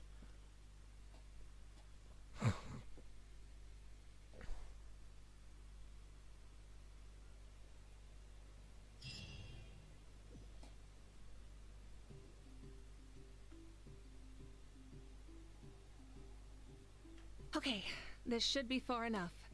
Sorry for making you walk all this way. I am Natlan's current leader and Pyro Archon Mavuika. Lord Xbalanque, I said I was inviting you for a chat, but to be perfectly honest, this is also my first time doing something like this, so I don't even know where to begin. Oh? Oh no. He doesn't sound too impressed. You mean you've never hosted a long dead guy on his first trip home before? No worries. It's a first for me too. I didn't realize you also had a sense of humor. Wait, really? Hang on. I think I just realized something. You're telling me that neither you nor your companions know that I, Xbalanque, was totally hilarious? All the woven scrolls regarding your life depict you as a wise and upright person. Of course. According to legends, you also use the Divine Throne to negotiate with the Ruler of Death, establishing the set of rules unique to Natlan. As for your sense of humor, no sources have ever touched upon it. Maybe it's better to say that we know even less about you than we expected. I see. In that case, allow me to reintroduce myself. I am the first Pyro Archon, Xbalanque. You may call me dear beloved son, or just Lanque for short. Wow, talk about being overly familiar.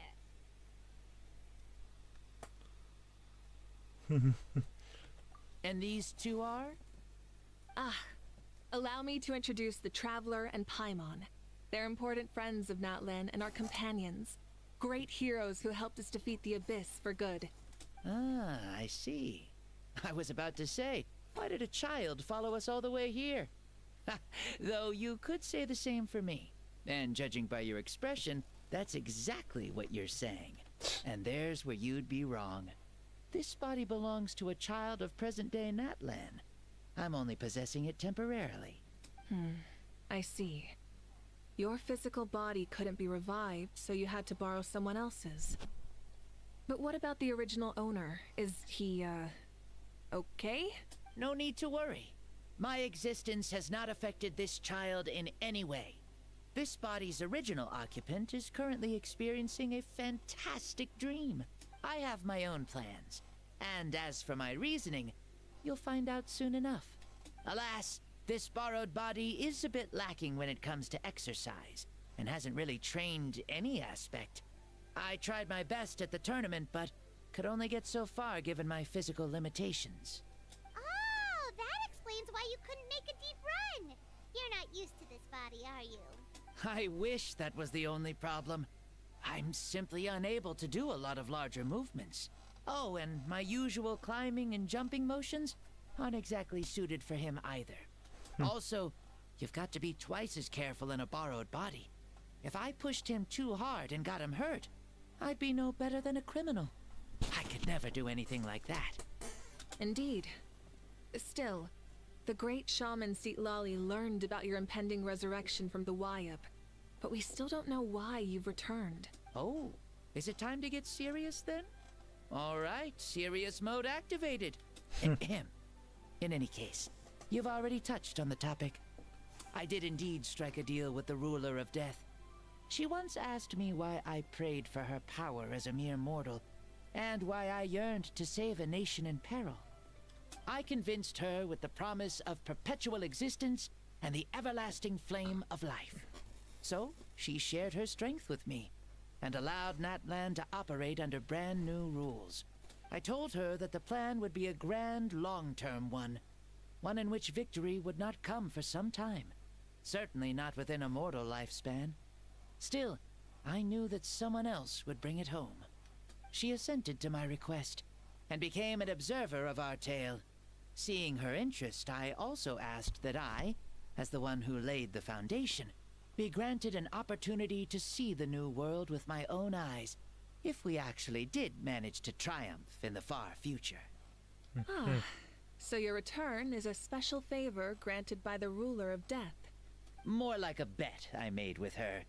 Even gods have things that pique their interest. I bet correctly on the outcome of this war, so this trip is my reward. How do you feel about the Natlan of today? Does it meet your expectations? Oh, I like it a lot. Could you tell me more, by the way?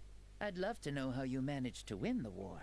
As you know, ours was an exceedingly grand, long-term plan. I'll skip over the most ancient parts and start with what I know. The battle from 500 years ago. The disaster struck suddenly, and Natlan was engulfed in darkness. Our land and faith were both shattered, and everyone believed that our nation's end was nigh. But even when thrust into battle against the abyss, fate, and the passage of time, our heroes did not give up hope of victory. We each shouldered our heavy duty using the power that you left behind.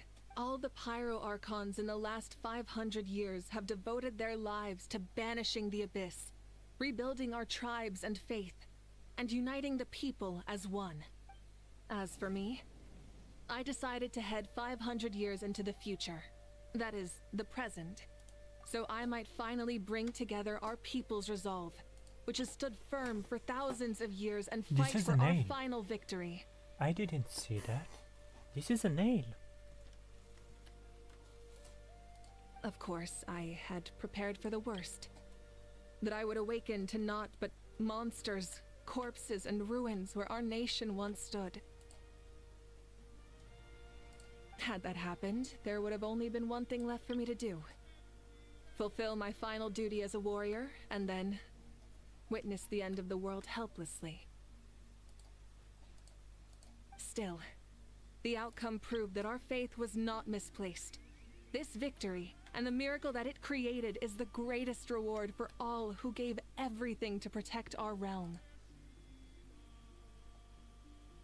Yeah, had anything gone wrong, whether in the past or in the now?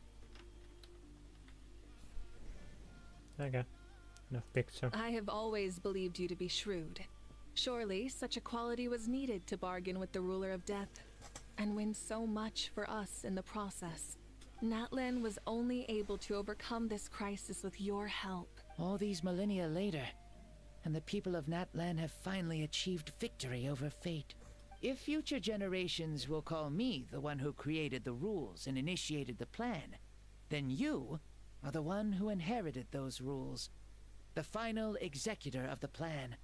The one who created a miracle. Beginnings and endings. Creation and change. Mavuika, you truly are a remarkable leader. It is my honor to have met you. Please, you're too modest. Rather, it's our honor to welcome you back to this world.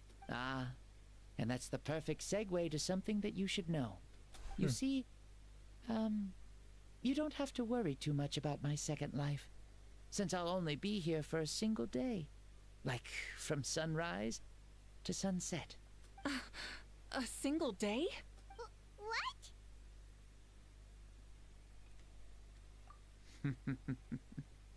That's why I said you won't have to worry too much about the boy this body actually belongs to. I'll be long gone by this time tomorrow.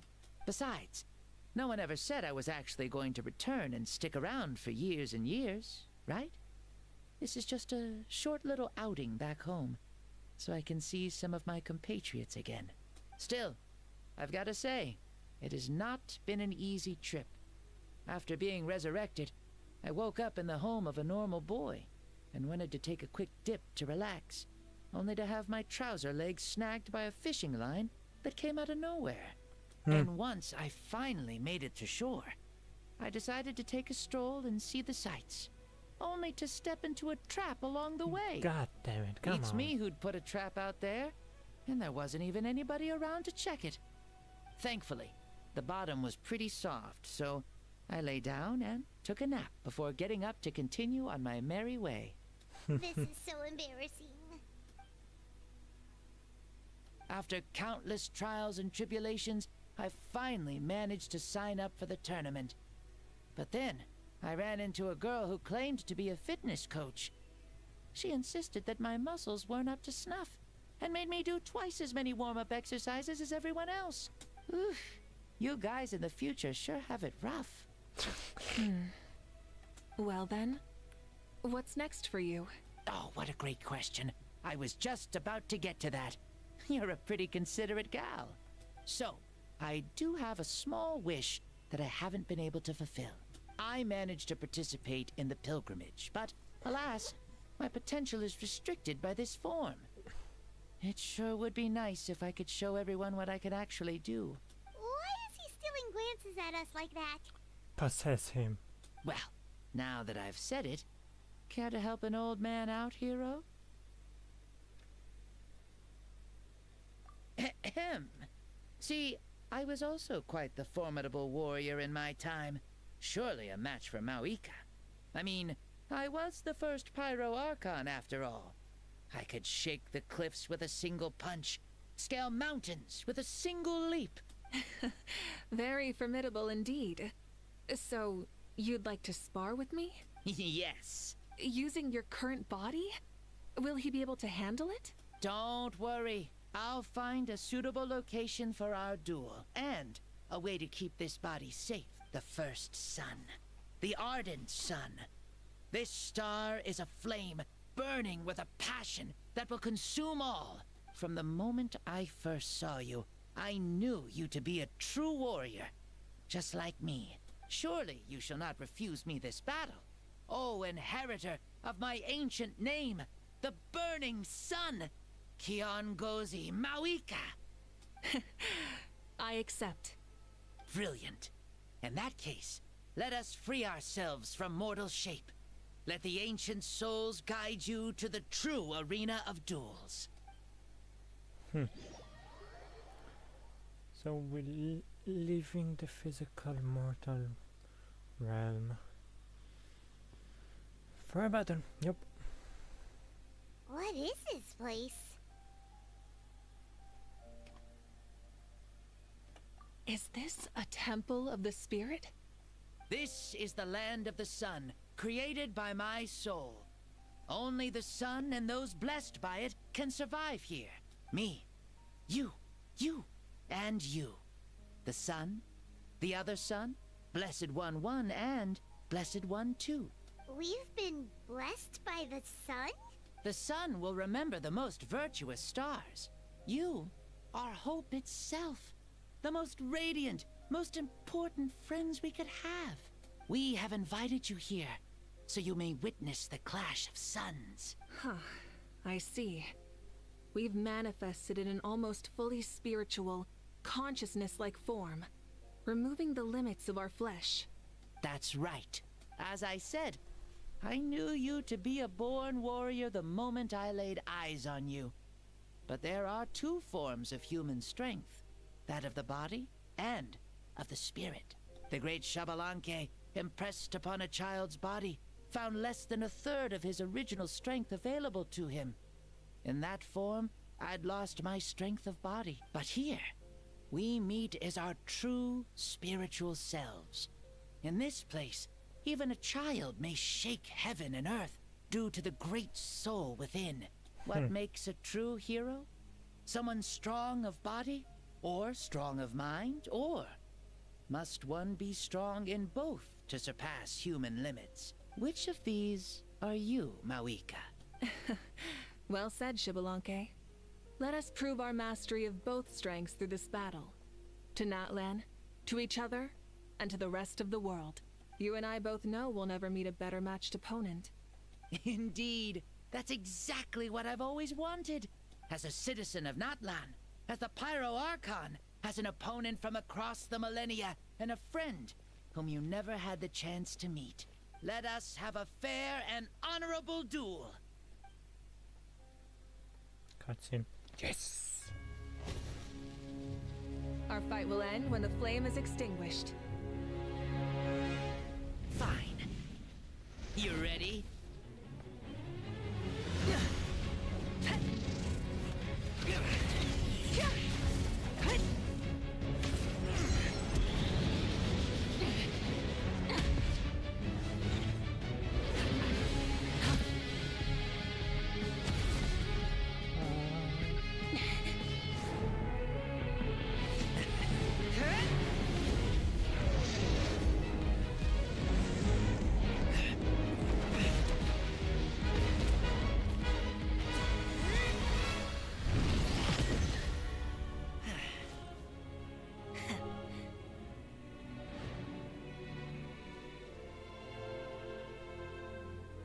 No. In war, there's no time for that.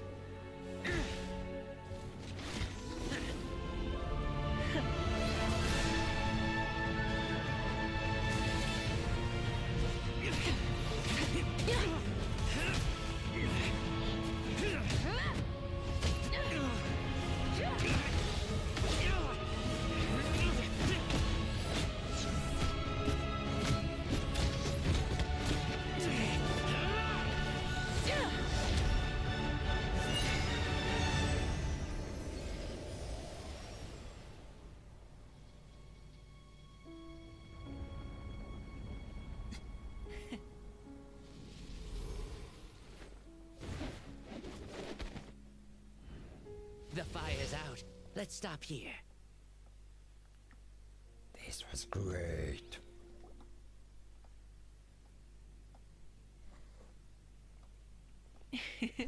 It was a great fight. That was an exhilarating battle, Mavuika. Looks like this old man's still got some fuel left in the tank after all. You jest, Lord Xbalanque. Your spirit is as strong and youthful as ever. Come now. Can't you tell I was making excuses for coming up just a hair short? Not by much. Just the slimmest of margins. Yet still, you actually won. I've always seen myself as the strongest warrior, but it would seem that the inheritance of ancient names has proven its worth after all. I bear the name Kiongozi, the leader of our people. After countless generations, this name came to you, and you used the power it accumulated over the years to defeat everything in your path. This battle has been most meaningful. Beyond the facts of victory and defeat, I've also learned a lot about you. Take, for example, your strength. It is at once ruthless and gentle, both tenacious and sharp. You neither overwhelm your opponent with sheer power, nor defy them with only your strength of will. You possess a great understanding of your own might, and will convert all of it into fuel, so you may climb to even greater heights. It is thanks to heroes like you that this war was won. I'd have never been able to return to the mortal realm otherwise. Your victory granted me this chance at a second life. Even if it is just for one day, the sun has risen again to drive away the darkness. Even the darkness of death that once enveloped me has been dispersed by your flames. Mavuika, you are the newborn sun, greater and more radiant. Allow me to give you a present to celebrate your victory. there's a prize too? Paimon wants to know what it is. Coming from you, it must be super awesome. My journey is complete, and I have no more need for my remaining time. Mavuika, I would like to give you all my remaining life force, which I obtained from the ruler of death. Use it to awaken those you wish to see the most. Surely there must be at least one person that you'd like to meet. No. What? Oh my god. So it's a blank check to bring anyone back for a time? Though Natlan possesses incredibly unique ley lines, it is still extremely difficult to meet the dead outside of the Night Kingdom. Now, take it. Though we both became Pyro Archons in life, we were still born into this world as ordinary humans. There's no need to hesitate. Just do what you think is best. Thank you for the offer, but I don't think I'll be needing it. Huh? The past lives on in my memories, and will always remain my treasure. Meeting someone we can no longer see again will only lead to more longing. Rather than cling to the past, we should enshrine it in memory. Ever loved and never forgotten. Mavuika.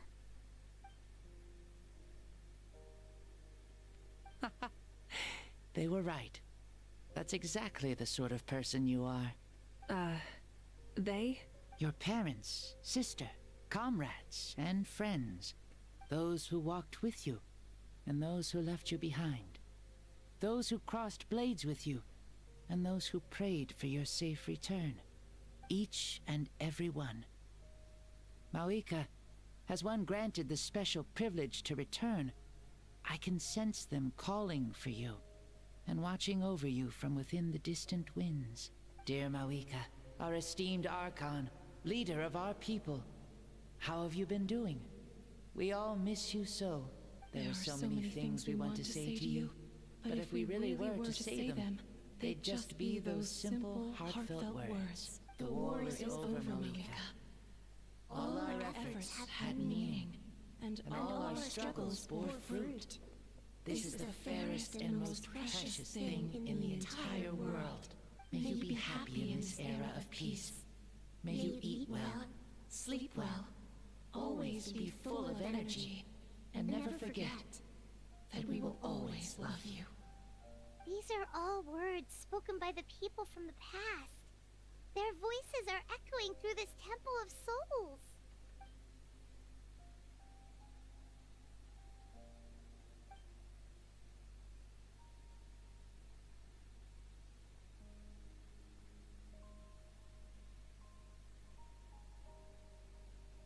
Thank you.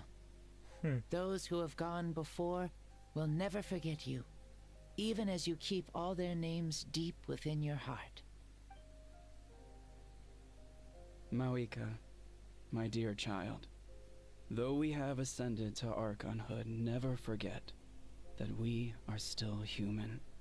Live as you please, in this age of peace you forged with your own 2 hands. Why so formal all of a sudden? Seriously. Huh? Mavuika, where are you going? Ho ho! Leaving already? Now you're the one acting all impatient. Since we're done with all the serious stuff, it's time to follow me. Xbalanque. Doubt you've ever ridden a flame strider in your current body, right? Never even heard of such a thing, to be honest. Ooh, are you gonna take him out for a ride? You're coming too. Come on, it's time for us to live as we please. Oh, leave domain.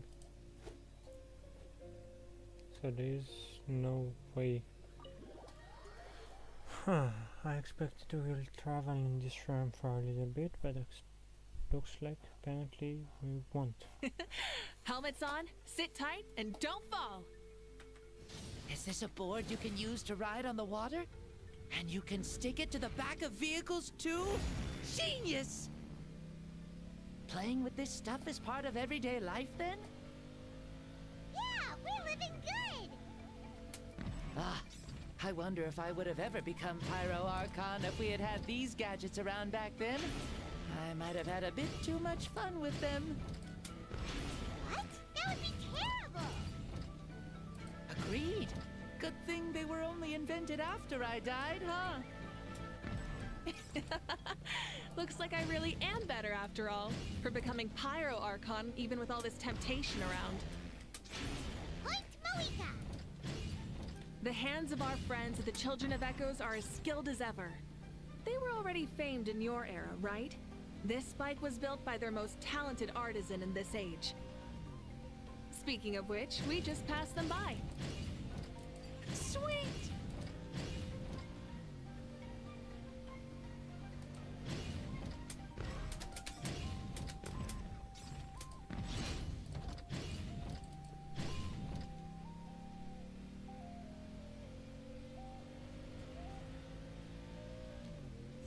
Oh, we're traveling. Oh. Okay, now. Ah, the old Is city. that Ochkanatlan? Ah, sure brings back memories. Oh yeah, that was built in your time, right? It's long become a landmark. Very popular with tourists, so I hear. They think it's a lovely place. Is that so? So that's how you all see it. I think so too! It's especially stunning if you look at it from a spirit way. The stories of the past become things people aspire to in the future.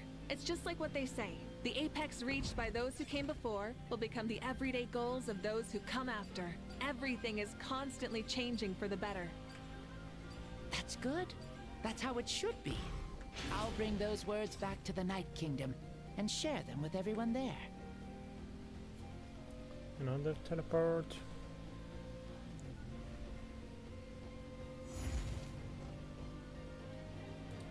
By the way, the same Mavuika, right? Yep, looks like that.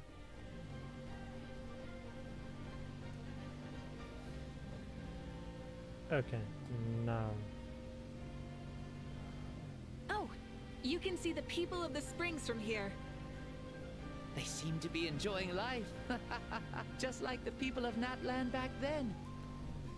All kinds of things might happen during the day, but as the sun sets, you can always count on the people of the springs to relax by the water, playing their instruments and dancing their worries away. Because that's their way of life. Precisely. And so it is for every tribe.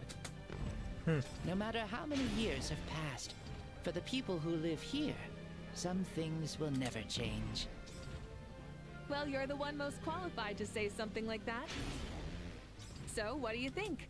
Satisfied with what you saw? Very much so. Speeding across the water, the warm breeze against my face, it makes me very happy. I really do adore this world, just like a plant adores the sun. And this is where we ended. Huh. We made it! Woohoo! Woo! Woohoo! Thank you, Mavuika. This has been a wonderful trip. Lovely things are meant to be shared after all. It's the least we could do for our friend. I'll admit, I didn't expect people several thousand years in the future to see me as a friend. Not that I'm complaining. This old man's had a great day today. Thank you, dear friends. I can still remember how nervous you looked when you saw me for the first time, Mavuika. I'll cherish that memory. Oh, is it almost time? Yes, it is. Thank you for coming back to see us. This meeting means a lot to me as well. Well, time to go. Don't forget to lead a happy life. Aw, already? Paimon's gonna miss you. See you later, Shibalanke.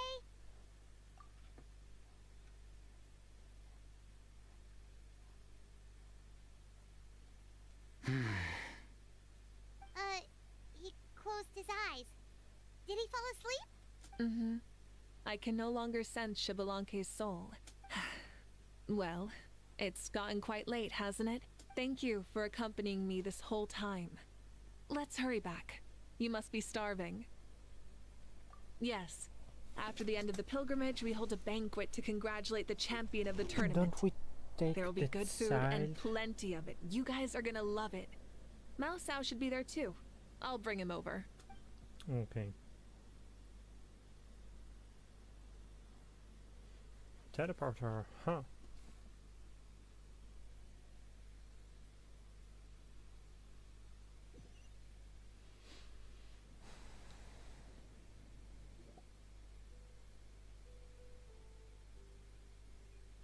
Do you think there'll still be any food left over for us?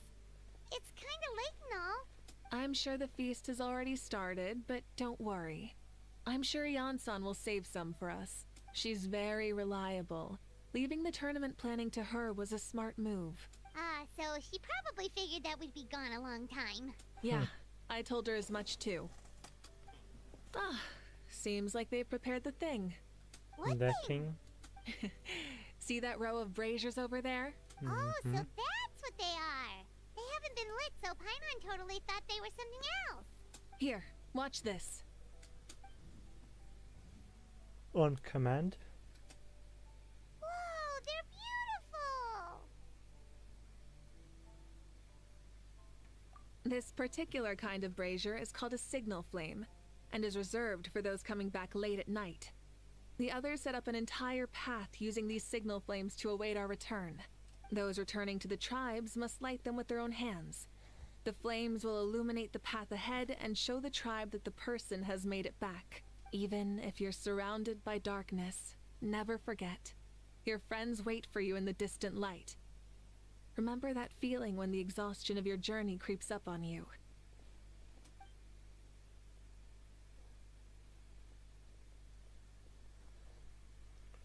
Okay. You're back. Archon, Traveler, Paimon! You were really gone a long time. We've already started grilling the meat. We had a long talk with Lord Shibalanke. It was pretty time-consuming. Did it all go well? More than well. Shibalanke... he's a very good man. He far surpassed even my expectations.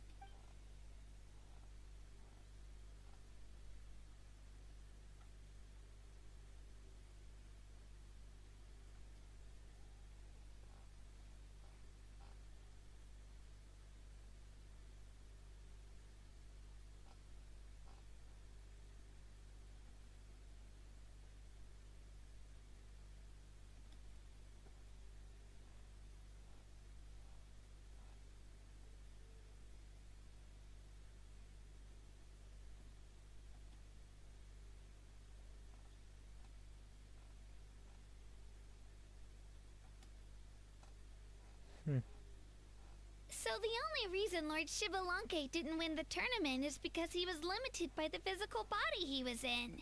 That's right, but don't feel disappointed on his behalf. He himself was not upset about that turn of events. He had many revelations during this journey. And as he said, strength of mind is as important as the strength of the body. He realized that after failing to make it to the final 32. No matter how many times Paimon hears it, it's still so funny to think that Shibalanke didn't even make it that far. Strong in both body and mind. Huh. I'd say our champion Kanich fits the bill. Don't you think? Indeed. Everyone, let's raise our cups. Let's celebrate our champion! Kanich, you've proven yourself a true warrior and athlete. Congratulations on your triumph in the pilgrimage. A toast to our champion! Cheers! Thank you, everyone. Hey, look! The kid's awake. Huh? Where am I? Hello, Mao Sao. You're awake. This is the celebration feast for the pilgrimage of the return of the sacred flame. You participated in the tournament too. Huh? Me? It's a long story. It's so long, even my lowly servant couldn't manage to give a simple summary. Ha! I see. I remember Lord Shibalanke, our Archon, Mavuika, and the pilgrimage. I feel like I dreamed a very long dream. I was super strong in that dream, too. I could jump up onto the roof with one leap, and I could climb, fly, and glide. It wasn't a dream. Your body did go through all the motions of the tournament. You were already an outstanding contestant. I'm a contestant? You know, Mom and Dad always say that my health isn't the best, and I might not be able to do all the things everyone else can. But right now, I feel like I can fly. Really? Like Paimon? Yeah, I feel amazing. It's like I'm filled with power from head to toe. I want to feel like this next time, too. Then go and train hard, then come back next year and show us what you've got. Yeah, as long as you put in the work, you'll do great. I know it. That's how it is for all of us. Yes. You'll turn out to be a truly beautiful vegetable. I'm Oh, sure of Bon, it. stop it. Vegetable. You Yeah, no, I will. No, it's wrong to Oh, say to a kid but you the will pilgrimage become a was only beautiful half of the dream. vegetable. I think after that, I somehow got into a fight. Really? Against who? I think it was our Archon. That wasn't a dream either. I did have a duel with Shibalanke. Huh? I was hoping to save this until later, but since we're already on this topic, I've got another piece of good news to share. Namely, that we crowned another champion today. Lord Shibalanke and I engaged in an all-out duel. As worthy rivals from across the millennia. In the end, I won by the slimmest of margins, defeating our legendary hero. Wow! I can't believe it. You beat the Shibalanke? This is no lie, and I have our best friend here to back me up. You were the arbiter for our duel, yes?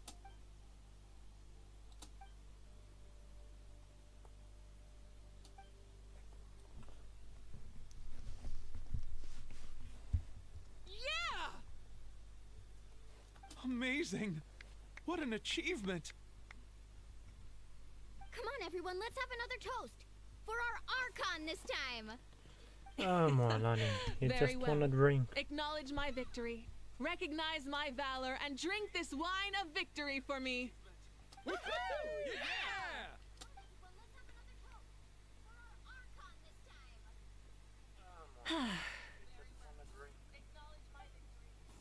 Today's been a super long and exciting day, yeah? Yeah. It's been quite some time since I've done so much in a day. Or felt that it's gone on for so long. Of course. Oh, right. Mavuika, the Traveler said there was something to ask you.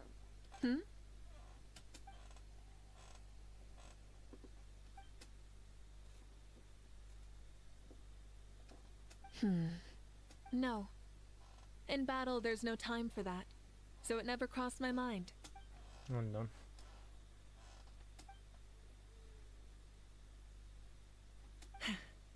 The night is still young. Cheers. And apparently we finished the story. And yeah, it took us about 2 hours and 10 minutes, I believe. Let's see for a second here. Yeah, even a little bit less. Let's see for a second. Yeah, it gave straight away 60. Okay. Can we upgrade something before we continue? 27 from the story. 27. I don't think I had something before that. A piece of the traveler. Nope, nothing. Okay. As for here, fine. This later. This I need 21 more. But for now it's fine. Okay. The story was actually, at the beginning it was kind of boring, but the last part actually was quite interesting because we've seen Sibalanka, and we experience cutscenes of a fight between the two archons. Now, let's start this story quest of Skirk. I'm already somehow quite tired, but I trusted that I do both quest stories, goddammit, I'm losing my words, in this stream. So let's go and do the second one.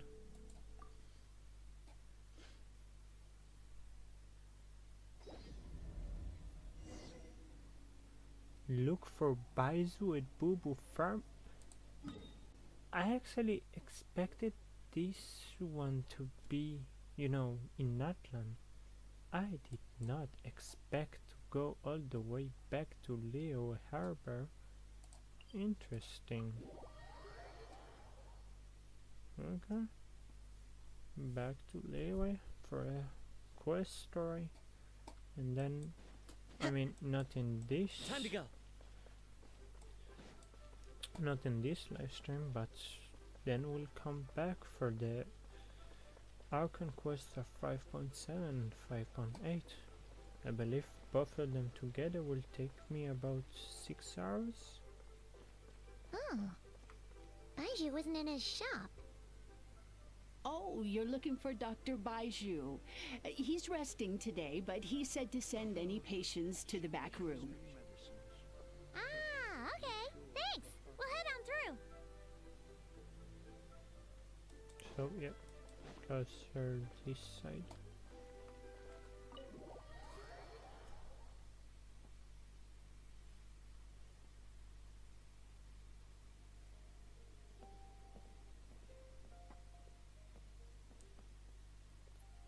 Sang is muted. Traveler, Paimon, welcome. What can I do for you? It's the Traveler. He looks absolutely beat these days. He has these huge dark circles around his eyes, like he hasn't slept a wink. And he keeps spacing out. You have to call his name several times before he snaps out of it. What do you think it is? Is he sick?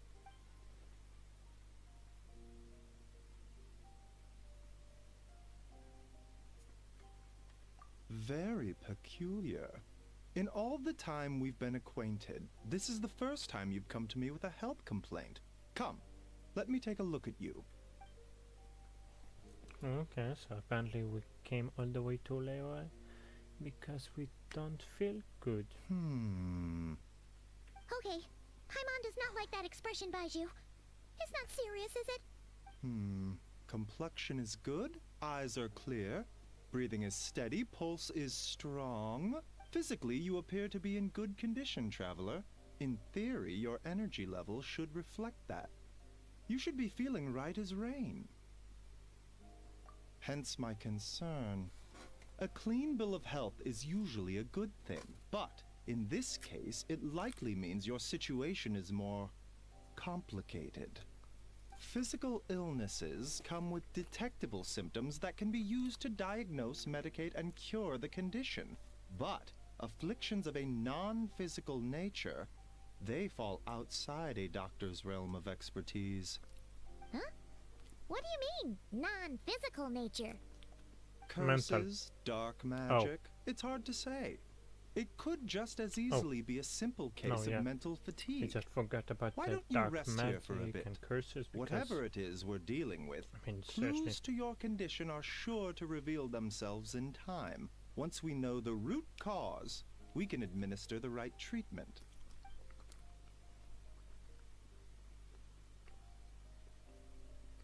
In the meantime, Changsheng and I will review the relevant literature for afflictions that present with mental fatigue.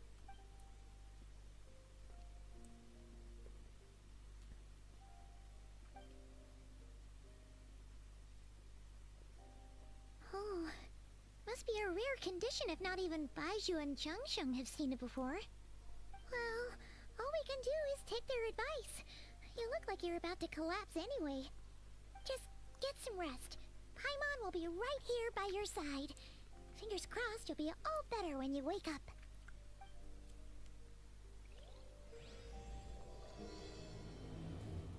So this is how we start the story. Okay, let's go to sleep.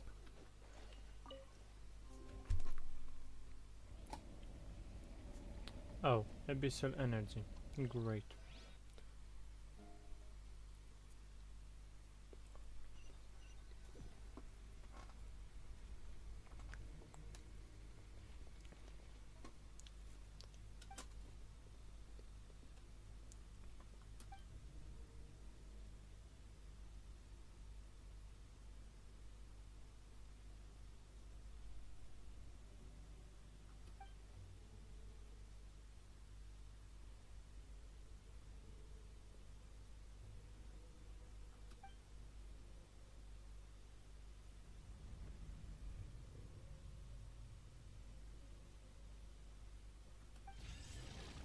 Oh.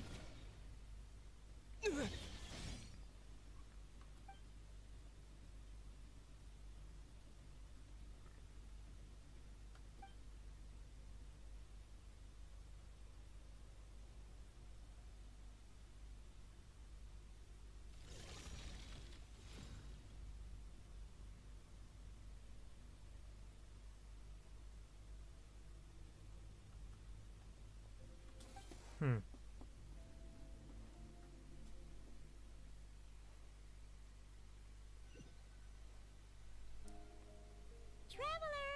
Traveler! Rise and shine! Time to wake up! For once, you're making Paimon look like an early riser. It's already afternoon. Hopefully all that sleep did you some good. Feeling any better? A cut? What? Did you scratch yourself in your sleep? Alright, let Paimon take a look. Nope, nothing there. Wait, did you have a nightmare? Okay, don't panic.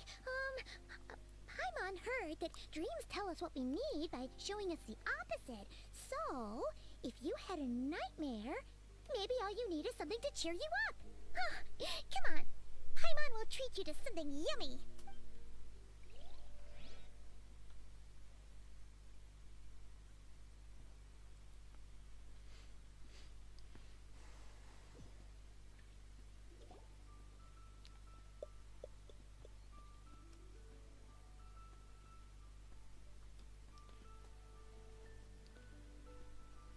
What? So, in this dream, you were trapped in a weird place with thick fog everywhere, and then a spike came out of nowhere and stabbed you in the back? Oh. Okay, well, that's a new one. Are you sure it was a dream? Because from the way you describe it, it sounds like you were really there. But then again, you woke up right where you went to bed. And you were definitely in a deep sleep this morning. Then, it's decided. Paimon will stay up and watch over you tonight. If anyone tries to mess with you, Paimon will beat him up. Or, wake you up first and then we can beat him up together.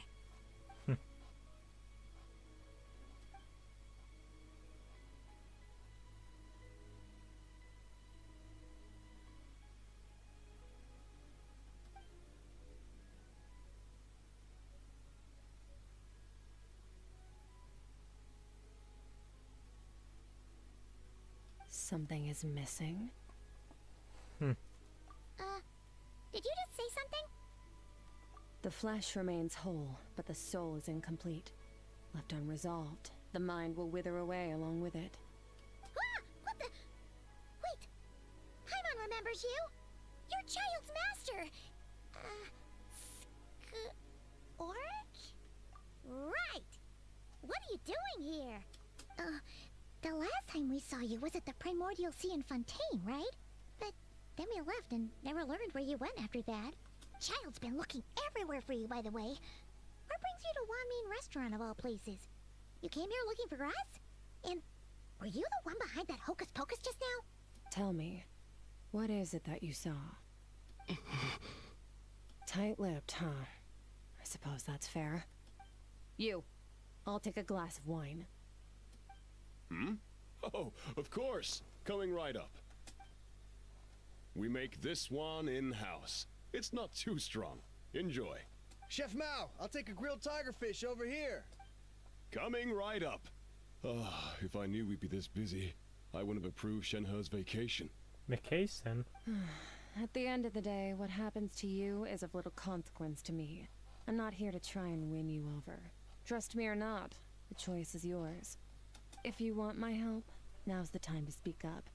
You have until I finish my drink. I was investigating an abyssal disturbance in the area and happened to notice you. Part of your soul is damaged, and the wound bears traces of abyssal corrosion. Need I say more? Neither of those things sound good.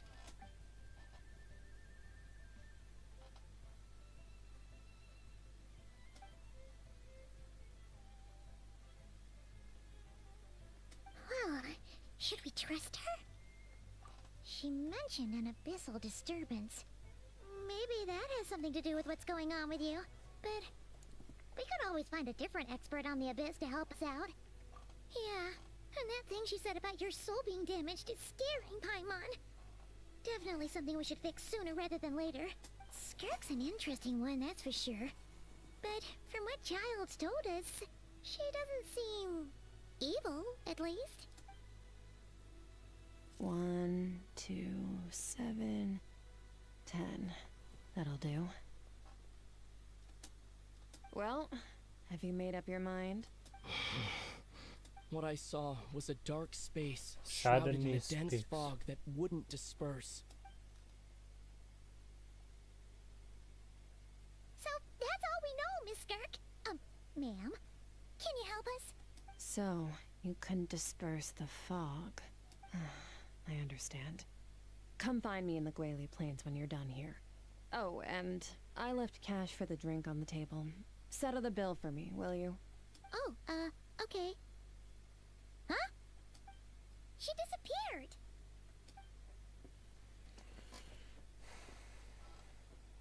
Wait, hold on. You overpaid.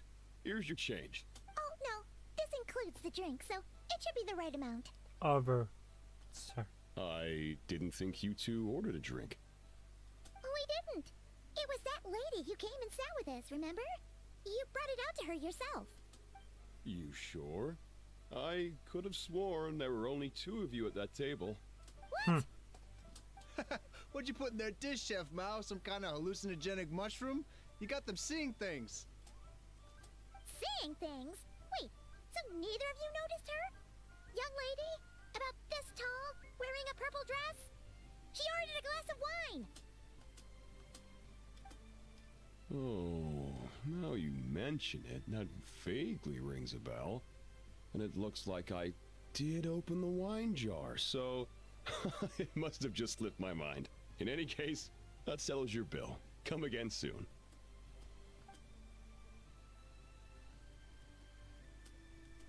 Alright, the NPC of Coming. Lan is muted. What? Okay, what was going on there? It's like they didn't remember Skirk being there at all. Even Paimon was half convinced we hallucinated the whole thing. But that Mora she left for us was definitely real. Oh, this whole situation is giving Paimon the creeps. But anyway, she told us to head to the Guili Plains, right? Let's not keep her waiting. Okay. Oh, teleport.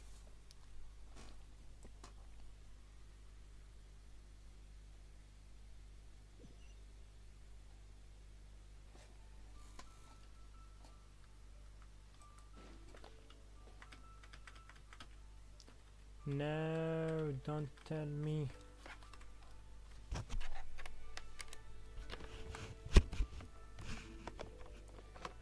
Did my keyboard died? Let's see. One second, folks.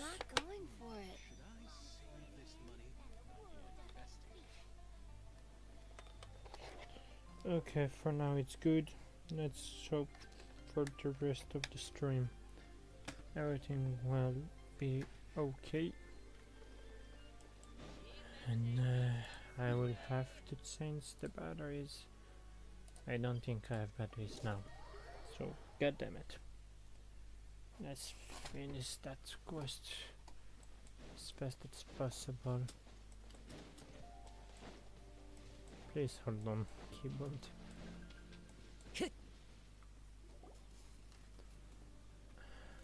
This is why I hate Whoa! What are all these rift hounds doing here?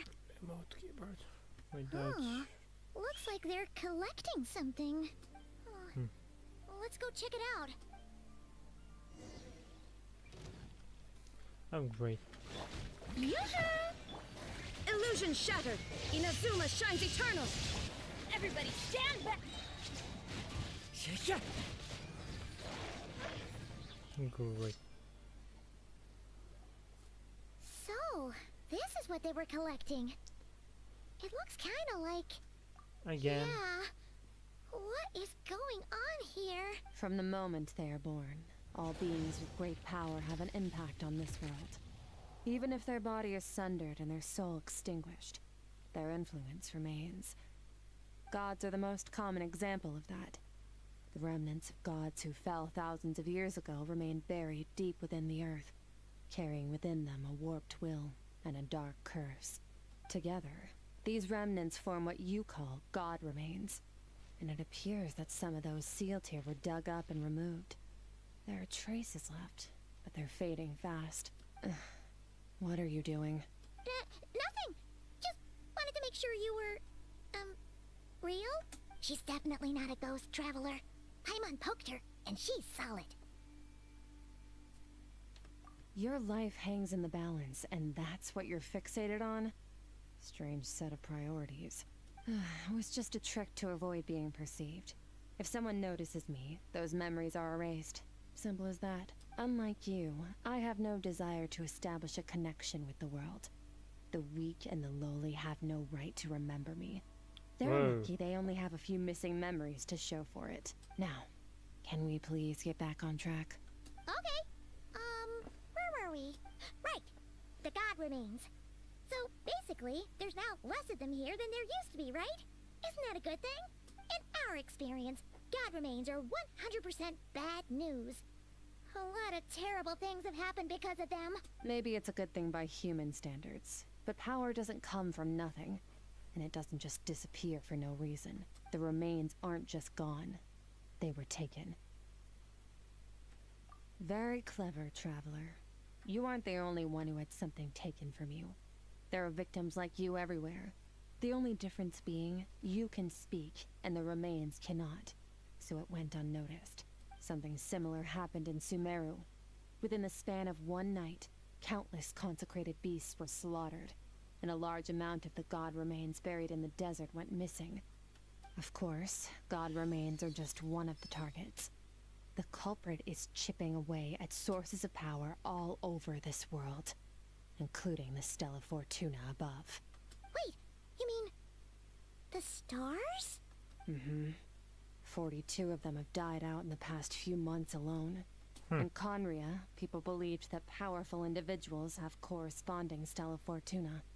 Even should that individual fall, their Stella Fortuna would not disappear, but gradually evolve into a new constellation.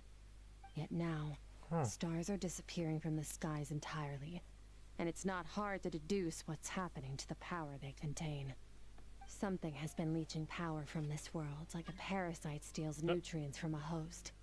And now, it's no longer satisfied with the remains of the dead. It wants you. This time, it only took a fragment of your soul. But next time, there's no telling how far it could go. No one knows. All I know for certain is this. Getting back what you lost will not be easy. Considering how much power this entity has stolen, it must be a god-level being by now at least. But that's not the real concern. Souls are fragile things, and yours could easily be crushed if you go up against it. So you're gonna help us, right? We're going to help each other. You are my ticket to uncovering this thing's true identity. Well, great! You seem super strong, and you know a lot about the Abyss, so Paimon will take it. Don't get all mushy on me. All I'm doing is helping you get back to normal after a sudden crisis. And I should warn you, getting mixed up with me can have unforeseen consequences. We're on very different journeys. You don't want to be in my debt, trust me. You help me uncover the truth behind this entity, and I'll help you recover what you lost. This is a transaction, that's all. You would do well to remember that. Now, come along. Yeesh! You'd think she'd be a little friendlier since she's agreed to help us. But nope, she's just like when we met her in the primordial sea. So cold. Well, whatever. If that's how it's gonna be, then she doesn't deserve our friendship. What she does deserve is a super embarrassing nickname. Ah, Paimon's got it. Frosty the Lavender Melon. I can Serves that see ice the cream right. lavender melon. Anyway, the important thing is that we get that piece of your soul back. So, let's follow her and see what sort of plan she's got. Oh, it's a domain?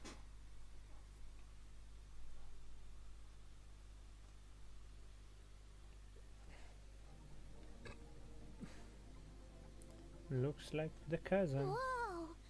This place is way bigger than Paimon expected. Where are we? This is where I live. I suppose it's the closest thing I have to a home here. It is. I brought you here because time flows differently in this place. I don't know how much Ajax has told you, but when he fell into this space, I mentored him for 3 months. In that time, only 3 days passed in the outside world. Ajax? Oh, right! That's Child's real name! Yeah, Paimon remembers him mentioning something like that. So, a month here is equivalent to 1 day in the outside world? That should mean we're safe from that power-hungry soul snatcher for now, right? Yes, well, I didn't bring you here just to show you around. In the outside world, the Traveler could be attacked at any moment. But coming here has bought us quite a bit of time. Now, we just need to figure out how to investigate that place you saw. The one full of fog. Both your description and the abyssal disturbance I felt point to that space having some connection to the abyss. It could even be a domain similar to this one. The thief who stole that fragment of your soul is hiding there. But the abyss is a chaotic and turbulent place. If we want to pinpoint their location, we need to see what that space looks like without the fog. Abyssal power can grant a special form of sight. Have you ever wielded abyssal power before? Okay. Do you plan to learn? That tracks. All the information you have suggests the abyss is something sinister, and that abyssal power is a wild and dangerous force that always spells disaster. And you're saying that's not true? Depends on your perspective. Floods and hurricanes take countless lives too. But if one day you gain the power to control them, what was once a calamity is now just another tool in your arsenal. I'll respect your opinion, though. Just means we have to turn to the second best option. A little abyss crystal that contains my power.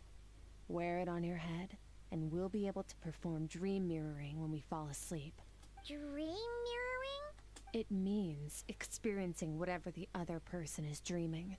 Everything they see, think, and feel. Since you haven't studied the art of using abyssal power, and have no plans to jump in the deep end right now, I'll have to do the investigating for you. With dream mirroring, every time you slip into a deep sleep, I'll see with my own eyes whatever scene plays out in your mind. Then, I can guide you through the dream environment, and we'll take back what was stolen from you. Okay. Huh. You make it sound so simple. Tough to say. This is an unprecedented situation for both of us. Even assuming we do manage to find where this entity is hiding, like I said, getting your soul fragment back won't be easy. To play it safe, I need to give you some special training first. Wait, you're gonna teach him some of your martial arts? Does that mean the next time we see Child, we have to treat him like our senior? Do as you want. For my part, I don't see you as my disciples. You're already a pretty good fighter. All I'm planning to do is build on your current skills, and train you for the specific scenarios that I think we might face. But that's enough talk. If you're ready to do this, then come with me. Time might be more lenient here, but that's no excuse to waste it. Oh, she moves fast. Paimon can hardly keep up with her. So, special training, huh? Kind of a rare opportunity. With your skills, there's not a lot of people qualified to train you. The last time something like this happened was probably anti-Raiden Shogun training, right? Oh, feels like a lifetime ago. Damn, it was like, what, 3 Skirk seems pretty years strong ago? too, though. Remember how she No, said that actually, the even all-devouring 4 narwhal years was just her maybe. master's pet? Because Mondstadt and Liyue Maybe we story really will was learn in something the here. same year. Oh my.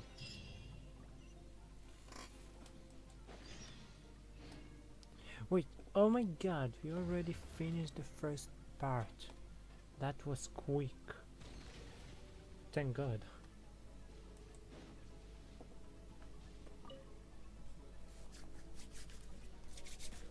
Ready?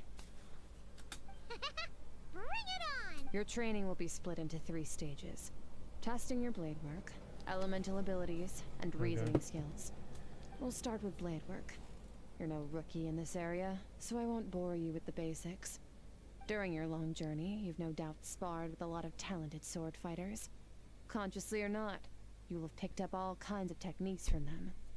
You bet. There's Kaya, Master Jean, Kuching. Oh, and Kazuha, Ayaka. Yeah, we've met sword masters like you in every nation we've been through. You sparred with a bunch of them too, right? Nice to know it's all gonna come in handy now. Don't get too smug. In sword fighting, techniques alone are not enough. You need a cohesive system to bring it all together. A style or school of fighting. To use the human body as an analogy, your style is your skeleton, the foundation, the framework. Techniques are the muscles and other flesh attached to the bones. This is where your strength comes from. Improving your sword fighting is like growing that body. If your frame got bigger and taller, but you didn't add any muscle mass, you'd be weak and flimsy. Then again, if you packed on pounds of flesh without a big enough frame to support it, you'd end up bloated and unwieldy. You need to do some introspection.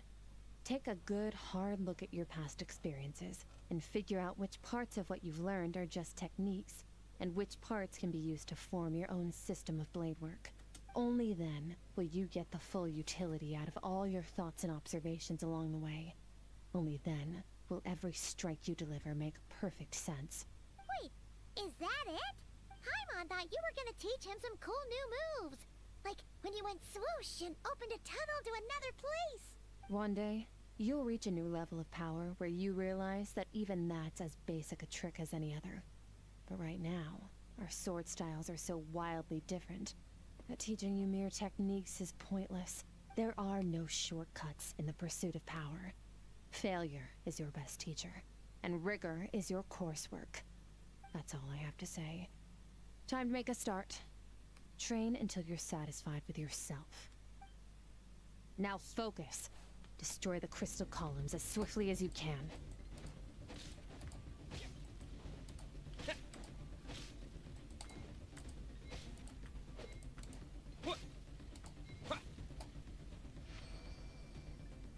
Okay. Oh god.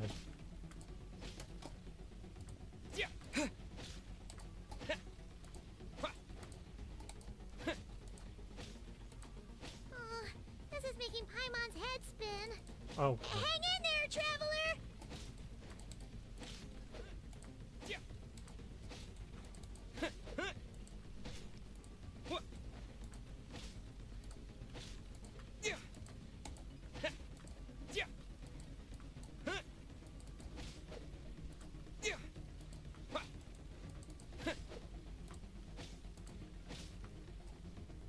Okay.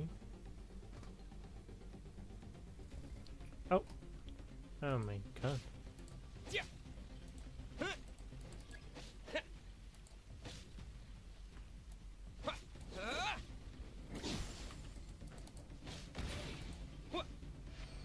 Huh.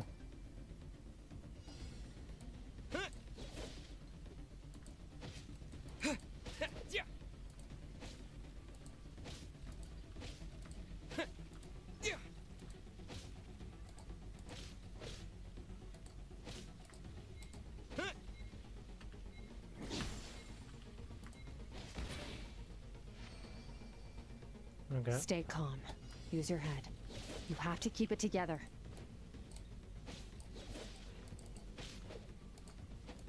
What? Yeah.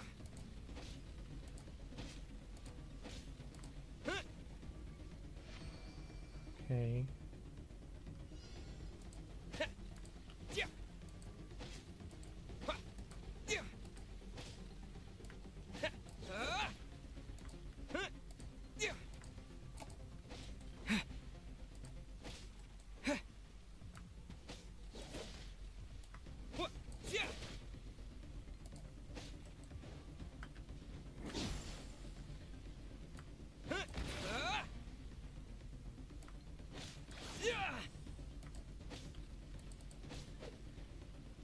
What? Yeah. Yeah. Yeah. Yeah. Yeah. What? Yeah.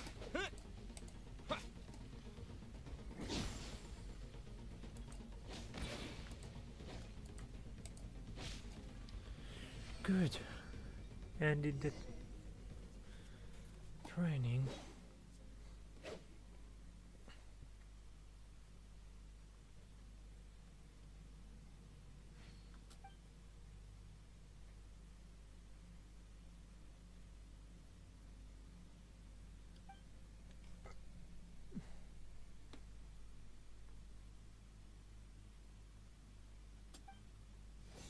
This moment will be frozen in time. Cut to the chase. Consider a moment of true mastery that you've witnessed in another person, and ask yourself, what lies beneath the surface? What's their guiding philosophy? What's their state of mind as they maneuver their weapon? Now take that and practice it right away with speed, skill, and strength, over and over, until your hand is one with your mind. Step on up. Dance with the waves.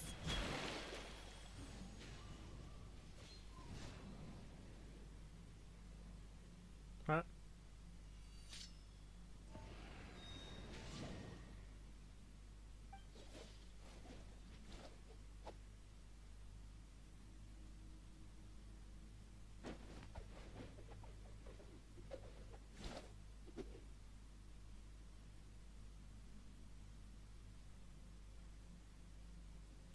If you start to I'm tire, reading your empty your manga. mind, but do not stop. Stay in that frame of mind as you keep up the fight. Get rid of all redundant movements. Imagine your sword is an extension of your own body. Wield it just as you wield your arms, hands, and fingers. 'Twas on a deserted, moonlit night that the hero approached the vile dragon's limpid lair. Ring cutter! Feathers fleeting wet, the white heron treads water, a sight without flaw. Master of Inazuma Kamisato art Tachijutsu.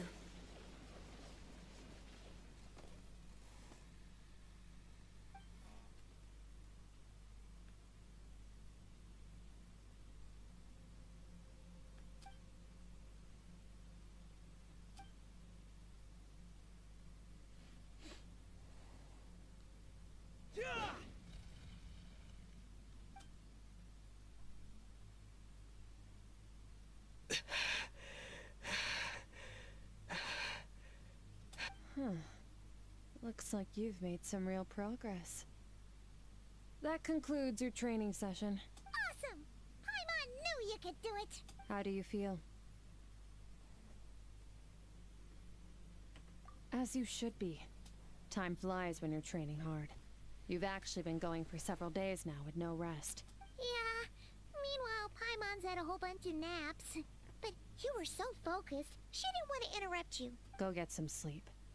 I'll be doing the same very soon. Let's hope you see that foggy place in your dream, so I can get this investigation over and done with. Okay. Sometimes you have to practice a single movement 1 million, maybe 10 million times before the breakthrough moment comes. Nothing in the outside world can help you in this process. The most important thing is to remain patient. Okay. Oh, the camp is in the other side.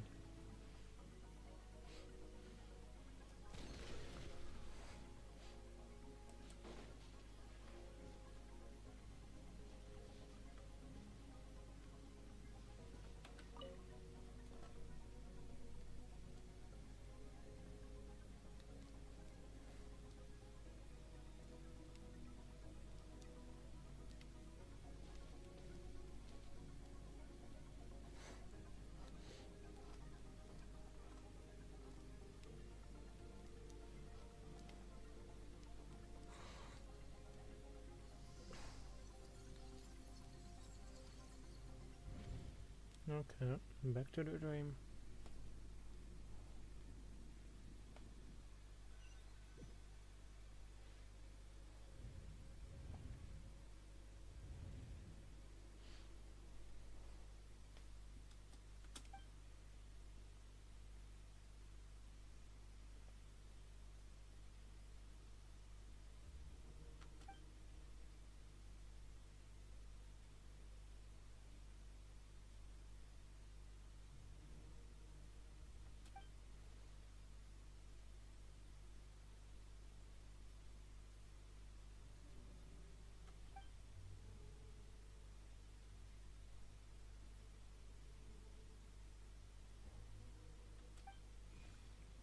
What the?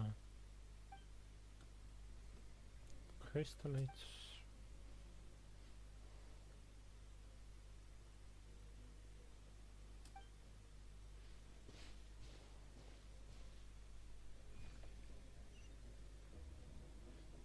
So we are following this interesting new city.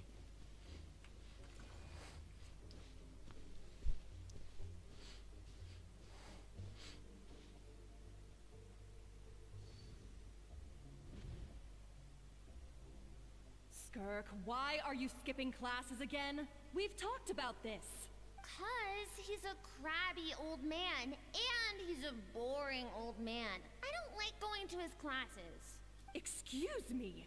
You shouldn't talk about your teacher like that. It's very disrespectful. All right, let's not get into a big fight about this. Skirk's learned what she needs. There's no point forcing her to sit through more classes if she doesn't want to be there. But I'd still love to hear about what you got up to yesterday.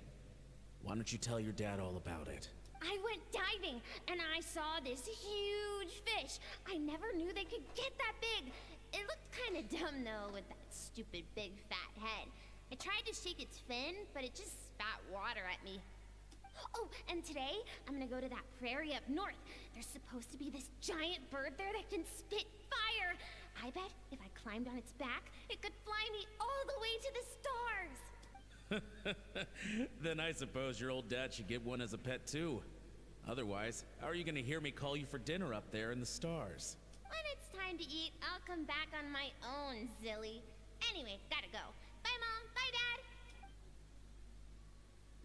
Wait! Put on a coat at least. You'll catch a cold. I'm talking to you, young lady. You spoil that child, you know. Ever since that merchant ship arrived, she practically lives outside. Always going on about exploring the beyond one day, whatever that means. Ah, let the kid do what makes her happy. Besides, we both know you're all bark and no bite. Come on, our little adventurer's gonna be hungry when she gets back. Let's get started on dinner.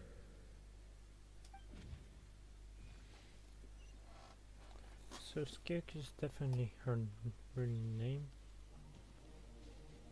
Out.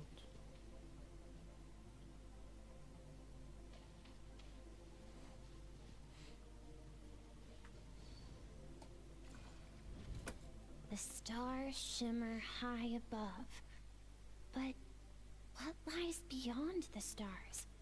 Mountains as far as the eye can see? An endless snowy plain?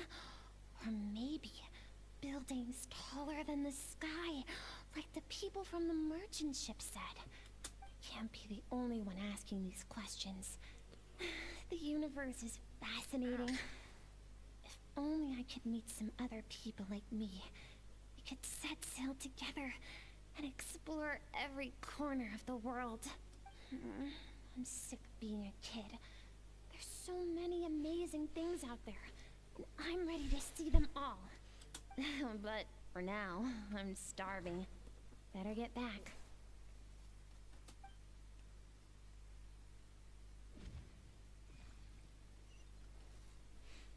Okay.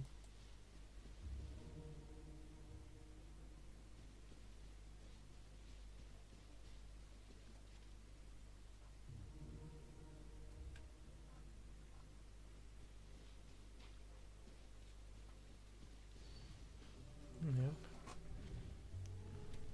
Don't let a single one of them get away! No, please, spare the children! Stay back! They're coming! Run! Eliminate the threat. Take them down. Don't be scared. This way! We'll never make it! Fire. There's fire everywhere. What happened? I told you we shouldn't have trusted these outsiders!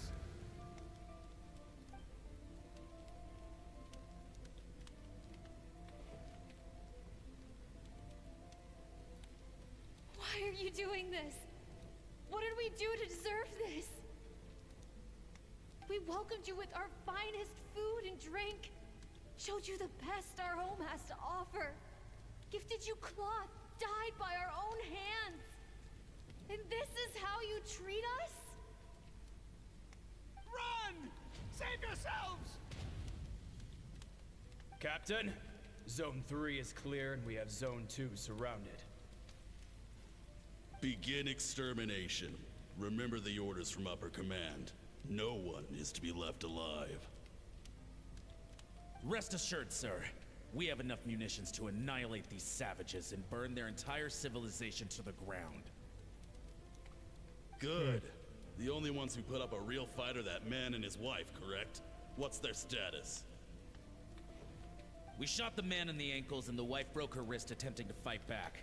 They won't be doing much more fighting. They're holed up in their home for now, but they won't last long. To prevent them from making some kind of last stand, we're planning to clear out the other zones first so we can send a bigger squadron to surround them. Well, well. Turns out some of these beasts do know how to use their claws. Now the threat these savages pose will be undeniable. Let them cling to what's left of their lives for a little longer. Once the other zones are cleared, I'll cut off their heads myself.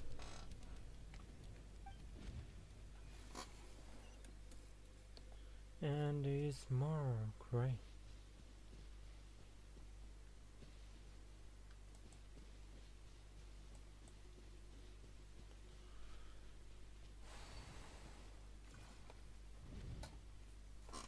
Dad? Mom? Skirk, you're all right? Thank heavens. I'm so happy to see you, sweet girl. But you need to go. It isn't safe here. They'll be back any second. What happened? You're bleeding a lot. Dad? This is the place. Alert all units. Prepare to surround. Run, Skirk! Run as far away as you can. Don't trust anyone. Your dad and I, we're not afraid to stare death in the face, but we need you to survive. My clever girl, so curious. You're already so brave. I know you're going to grow up to be such a positive light in this world. Whenever you miss us, just play this song. Remember, life is a gift. Don't let darkness claim it. Break down the door! Look what we have here. A savage that can pluck a tune. Well, the show's over.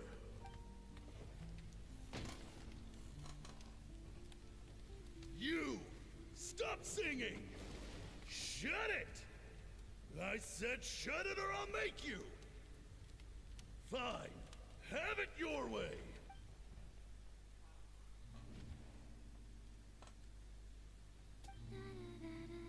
Oh, that's a place.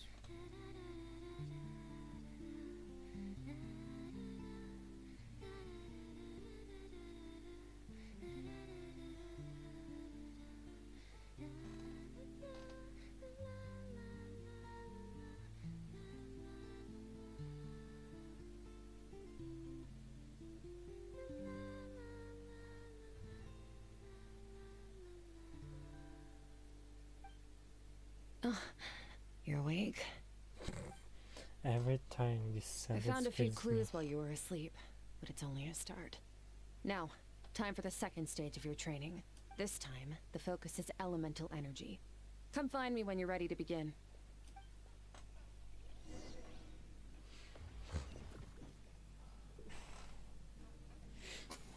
Okay, second training. Man, staying in the abyss feels so surreal, don't you think? No day and no night. It's like time hardly exists. If we weren't careful to keep track, it feels like we'd have no idea how long we've even been here. Well, except for the fact that Paimon still gets hungry like clockwork. You go do your training. Paimon's gonna grab a bite.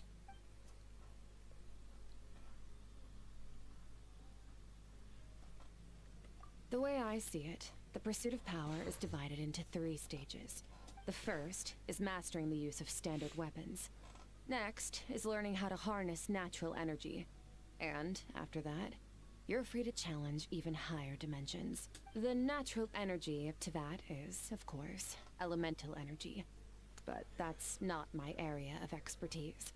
I draw from a different source of power. Abyssal power, yes. Also known as the power of the Void Realm. My master, Sertologi, is a true expert in that area. After all, he was one of the group of 5 that infamously stole the all-encompassing power of the Abyss. An act for which the people of Conria gave them the epithet, the 5 Sinners. The elemental energy of Tevat, on the other hand, is derived from the power of the Light Realm. These 2 forms of energy exist in direct opposition to each other. Suffice to say, there's not much I can teach you this time.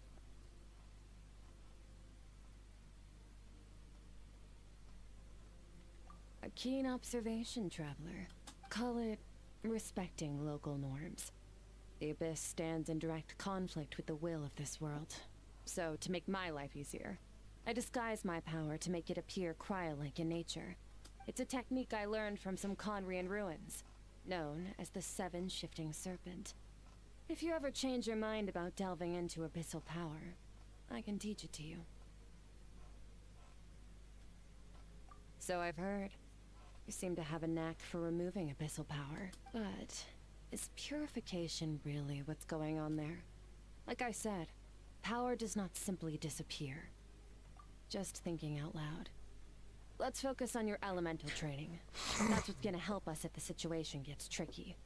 True growth comes from adversity, but only if you make the choice to pick yourself up again every time you fall. So, it's time to push yourself to the limit, and then keep pushing. This is the only way to advance at pace. Use the power of Animo to clear the field as fast as you can.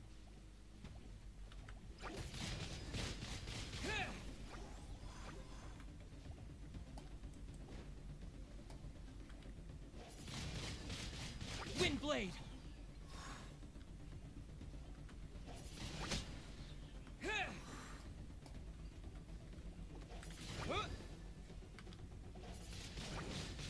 Windblade!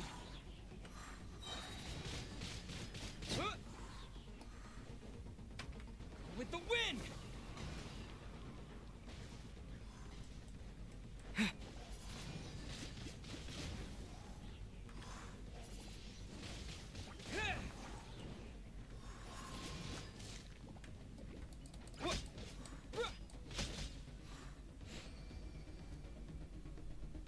Observe your surroundings. Look for things you can use to tilt the scales of success in your favor.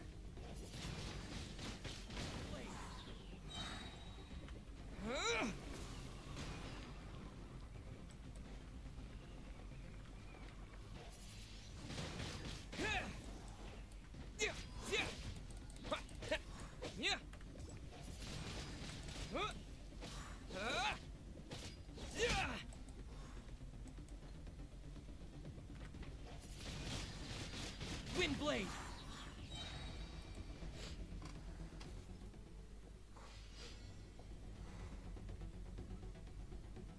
Use the power of Hydro to destroy the spikes.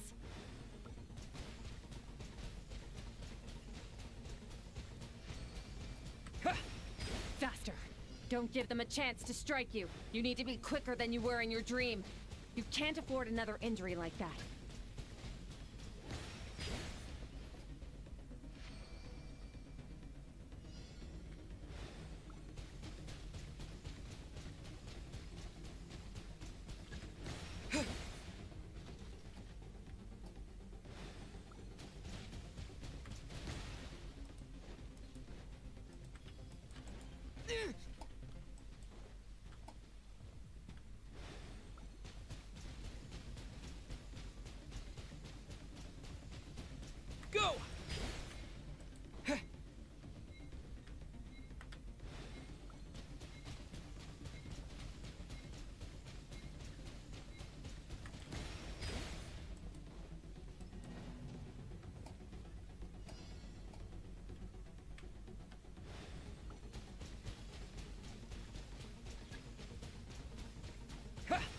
Seriously? How does that work?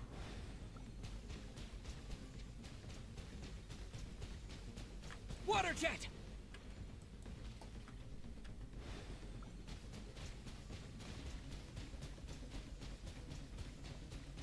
Water jet!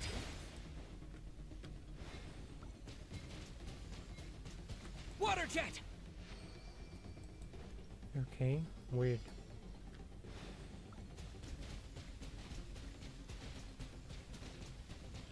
Go!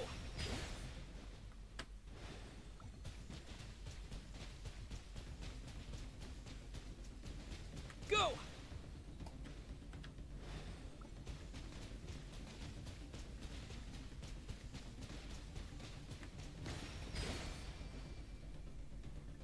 Good.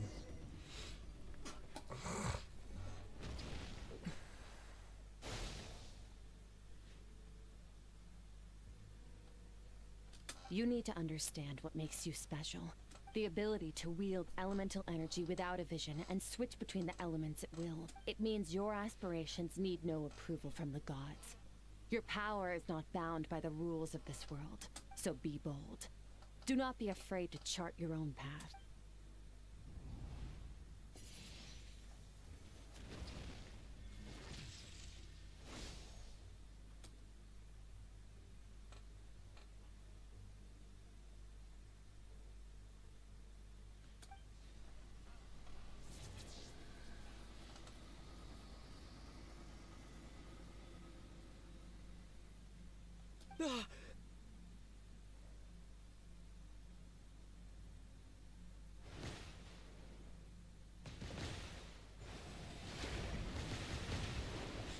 Very good. It seems you've reached a deeper level of connection with the elements. Long enough for you to lose yourself in your training, which is a good sign. Relentless practice with the elements has drained all your strength, but it's also what allowed you to make progress. Get some rest. When you wake up, we'll proceed to the final stage of your training.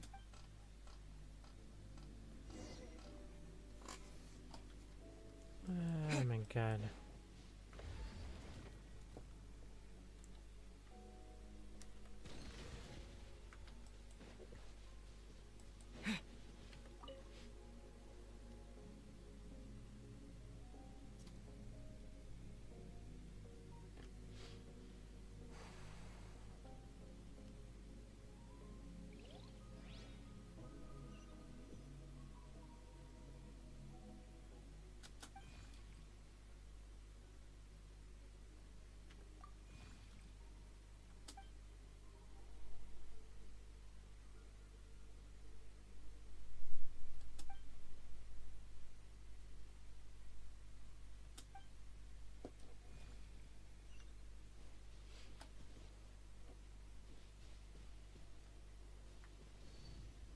Okay.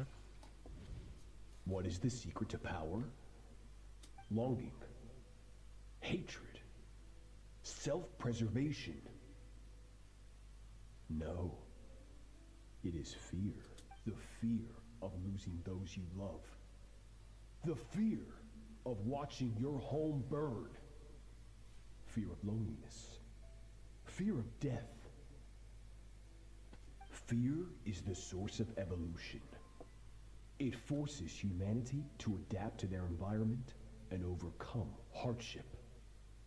It is in the process of prevailing over our fears that we surpassed first ourselves and then the rest of the world. That fear is now part of you. It calls on you to evolve. And it is time to answer.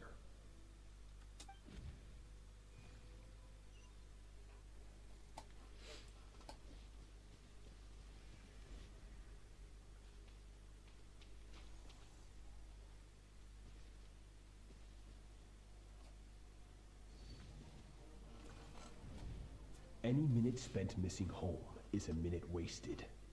Practice your sword work instead. Do not make me tell you twice. But, Master, I can barely lift this sword anymore. If I keep going, I feel like my wrist is going to break. So it has not broken yet. Then pick up your sword and keep practicing until it breaks. I want to hear the cracking and splintering of bone. After all, bones can always be reset.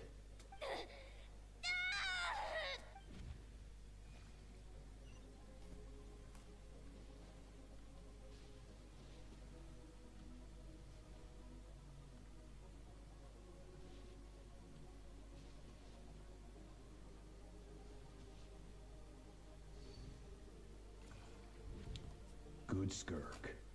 Once again, you survived. How do you feel? Cold. In pain. These are signs that you are adapting to the abyss. Each time the flesh is torn and the spirit crushed, each time you claw back from the brink of death, you become stronger. I now understand why these people sought to destroy your homeland. Your potential goes beyond even what I could have anticipated. But you still have much to learn in your pursuit of strength. Your mind is rife with distractions. From now on, I shall show no mercy in your training. You must learn to shut out all the pointless emotion, crush the self that makes you weak, and become master over your physical form. Get up, Skirk. Wipe the blood off your face. Cut away the rotten parts of your flesh. And mend what is broken. Then take up your sword. Yes, Master. Teleport. Oh, we're waking up? Yep.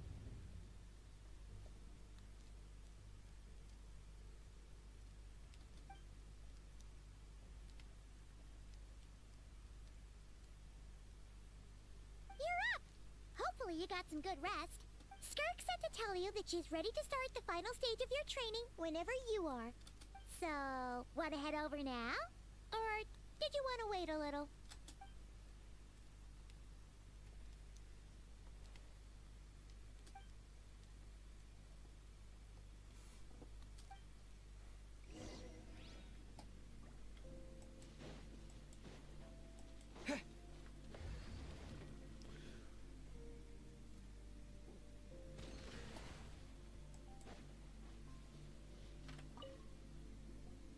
From your training so far, you have gained better command of the sword, and more control over your elemental abilities.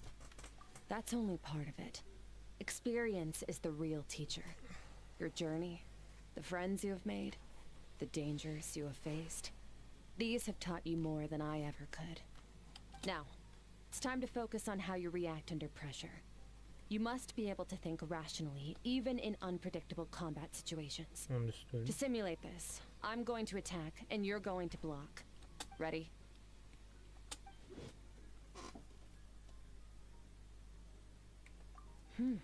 Not bad. That defensive stance looks near unbreakable. Just like your sister. Oh, that reminds me. You still don't know what happened to her, do you? What the? Hey, no fair! That's cheating! You think every opponent has the same moral code as you? You can denounce their deplorable methods all you want. But only if you live to tell the tale. The dead don't get to complain. Strong emotions will always arise in combat. Anxiety, anger, fear. But a true warrior is never at their whim. Only when you are free from the influence of emotion can you make the right choice, no matter the situation. How amusing. Almost sounds like you think you know me, but you don't. You can choose your own path. We are not the same. Let's begin. Try to use reason over emotion. Make the most rational and advantageous decision in any given moment. This is your final training session. Look alive. Same drill as before, but this time I'm going to interfere. Hold your focus.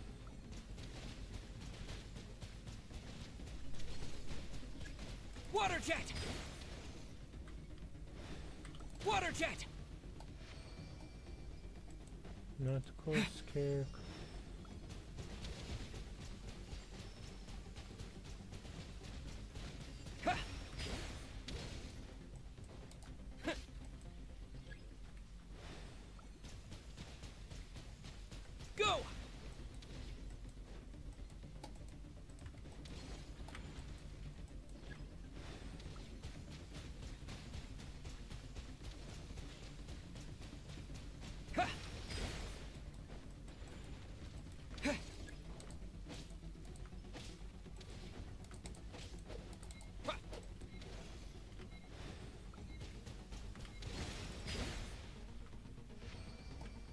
Okay.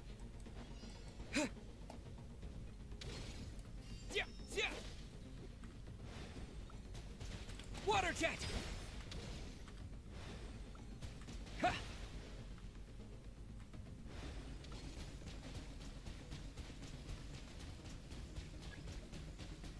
Go!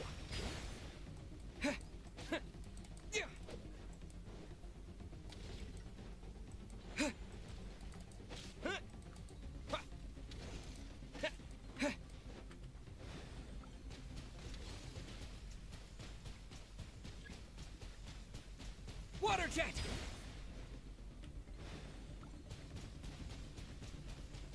Water jet!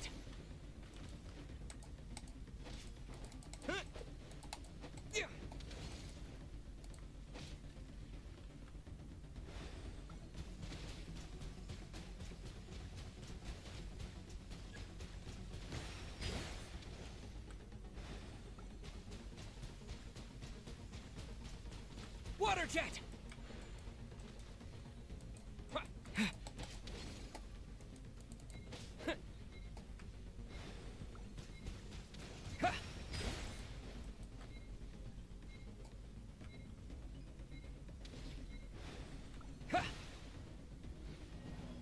Yeah, because I didn't notice that I need the strike as well.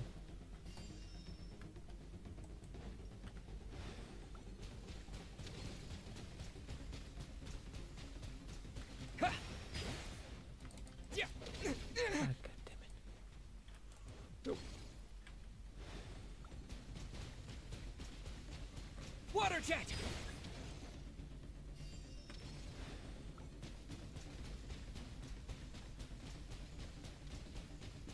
Water jet!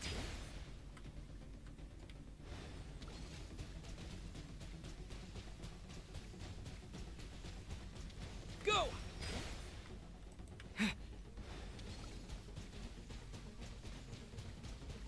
Water jet!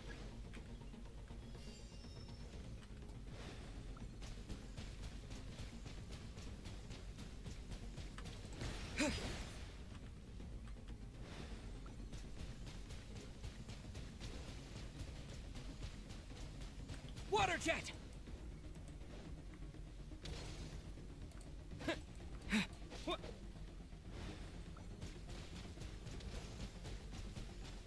Not bad. Good. Better than I expected.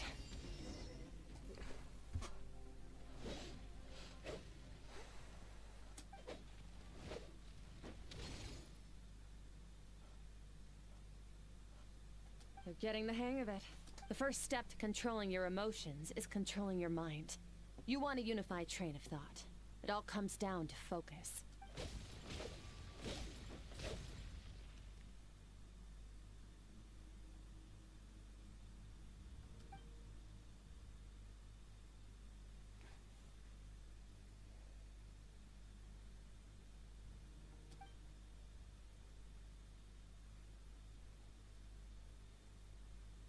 Your mind is rife with distractions.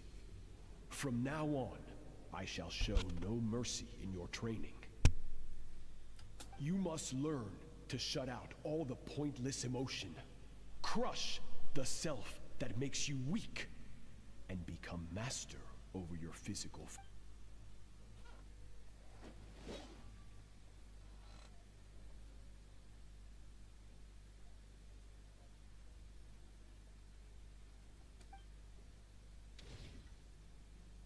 Stop.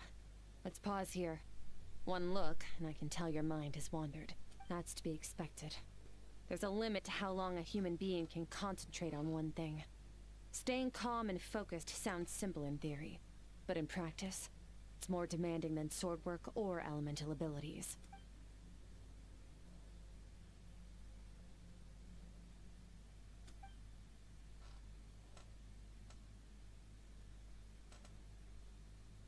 Get some rest. No point training further if you're already dead on your feet. Like I said at the beginning, the only goal of this training is for you to reach a point that you're satisfied with. You managed to push past your limits, which is a good start. You can be proud of that, and sleep well knowing that you've earned it. I did not expect a test. Warriors will train day and night to perfect their skills. But when the battle comes, their fate may be decided in a matter of minutes. One mistake, one moment of hesitation. And just like that, all their blood, sweat, and tears were for nothing. You need to push yourself to perfection, or you might not even live to regret it.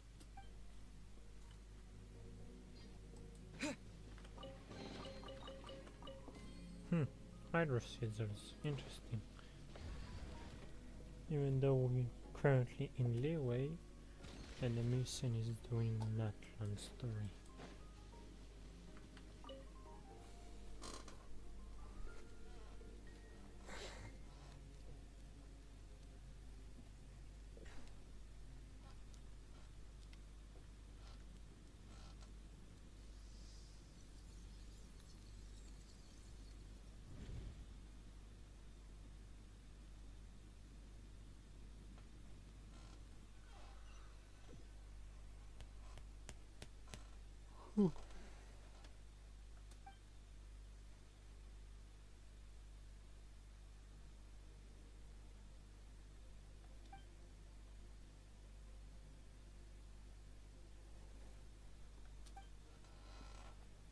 Okay.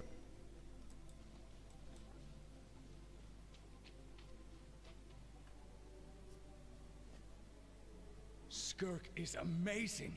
She faced down that terrifying giant and cut its head clean off. Oh, she got hurt though, didn't she? I heard it was pretty bad. Yeah, well, that's a given. But the moment she was on the mend, she got right back to practicing her sword work. I heard Master suffered a grave injury once too. Lost an arm and a leg and still came back stronger than ever.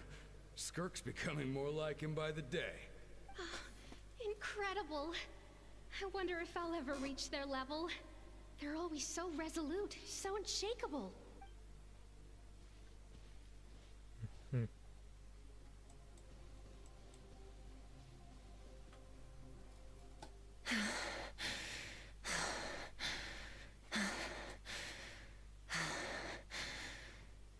Pathetic. You're not even trying. You're so much weaker than you think. Skirk, have you become a positive light in this world?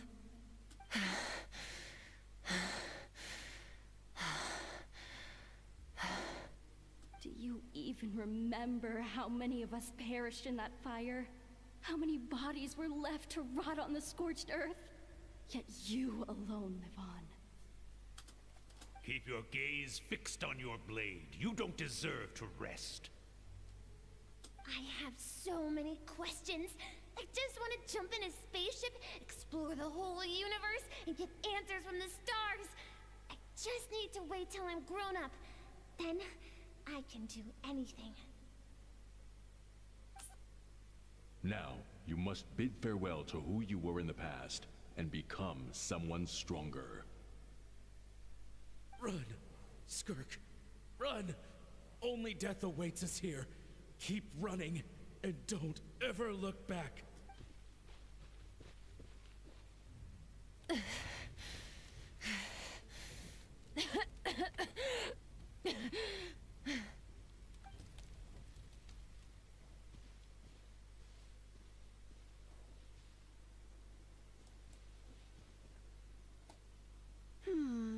Let's see Oh. here. First things first, you need a new identity.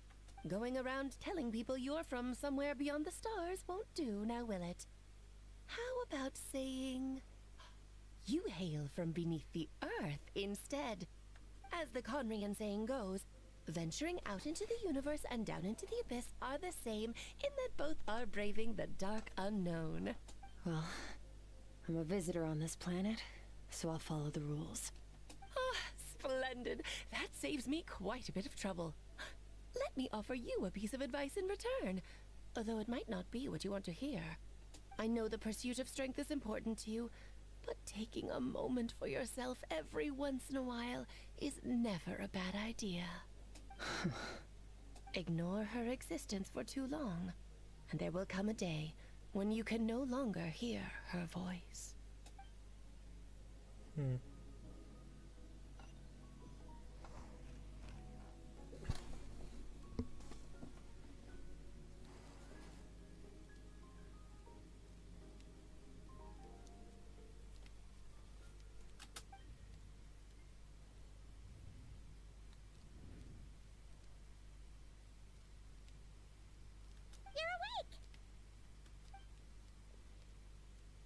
be starving, right?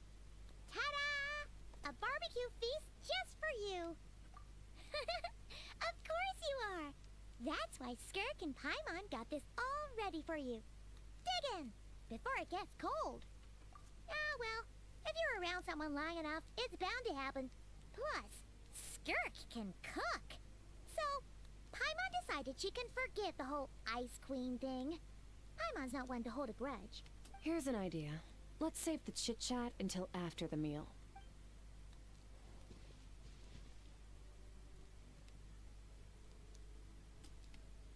Ugh, so full. Okay, it's Paimon's turn to sleep now. Wake her up when it's time to go.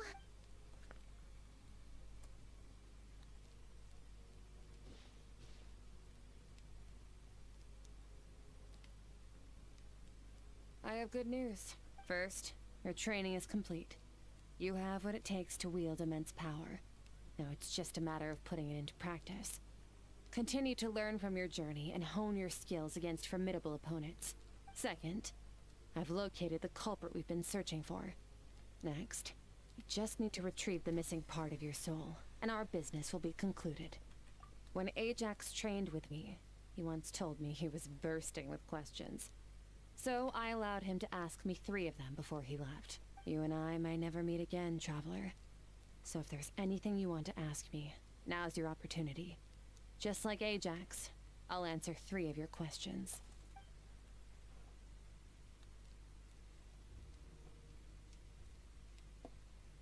Are you really from Tavad? Okay, not the angle I was expecting. What makes you ask that? I'm sorry I didn't tell you earlier, but while we were dream mirroring, I think I saw your memories.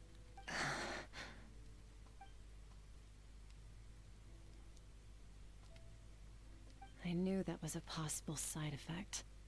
Closed off my mind to you for that exact reason. Even with the dream mirroring, you should have seen nothing but endless darkness.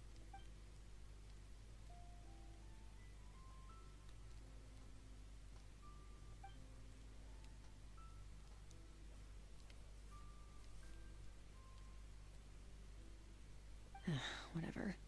Must have been a flaw in my execution. I shouldn't be too surprised. Due to some recent circumstances, my self-control has been lacking as of late. Since you've seen what you've seen, there's no reason to hide the truth. All I ask is that you keep it a secret. No, I'm not from Teyvat. I'm from a different planet. And there was a time when I journeyed through the stars. A lot like you in some ways. Like me? Do you mean you're also a descender? No, we're different in that respect. You're influencing the fate of this world. But me, I'm just passing through. Several hundred years ago, my master, Sertologi, opened the border between worlds and sent me here. But this is not my home. And one day, I'll return to the vast unknown of space. So, there you have it. On to your second question. What is your goal in coming here? To become stronger. For certain reasons, I need to bridge the power gap between me and my master as quickly as possible. But first, I need to understand the source of his strength. To do that, I need to follow in his footsteps. Walk the path he once walked. And somewhere along the way, I'll find out how to defeat him. That is my sole focus and purpose. Okay. You have one question remaining.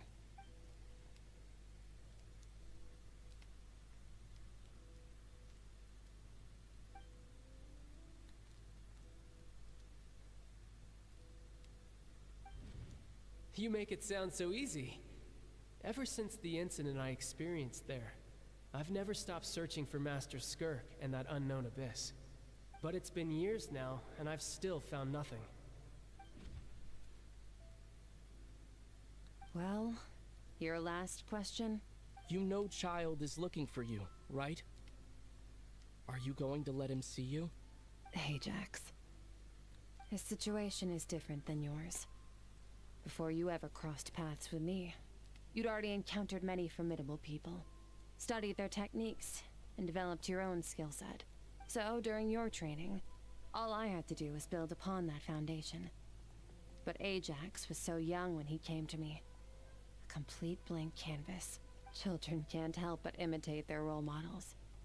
In the long run, that would only hinder his growth. Once Ajax has enough strength in his own right, I will allow us to meet again. Until then, let that motivate him to reach his full potential.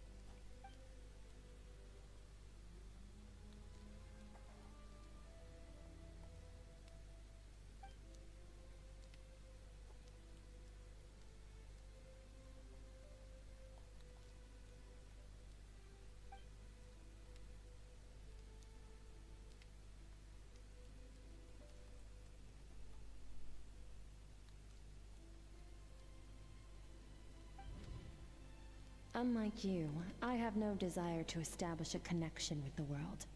The weak and the lowly have no right to remember me.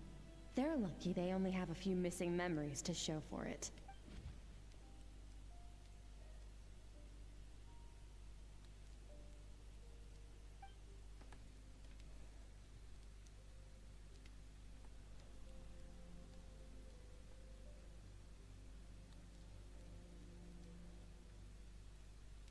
Wake up your companion. It's time to go. Oh, and everything I just told you. Best keep it a secret from her as well.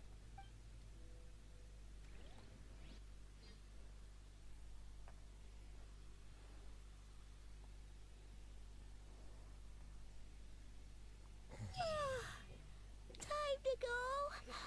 Oh, finally. Now we're in Where are we headed?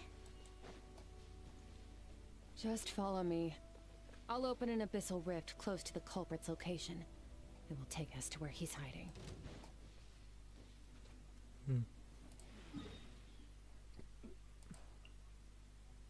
Chasm, huh?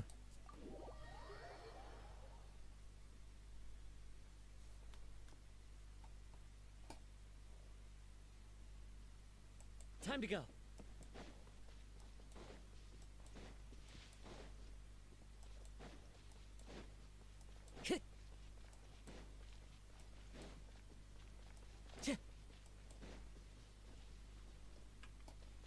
Time to go.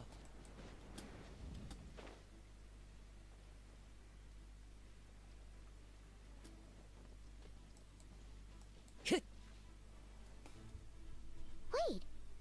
This is near the chasm, right?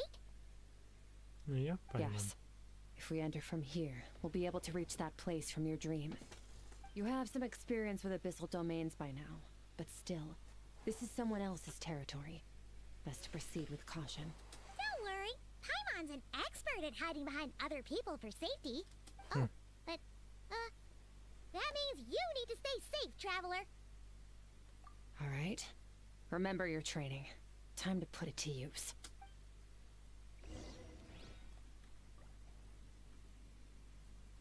Oh, here it is.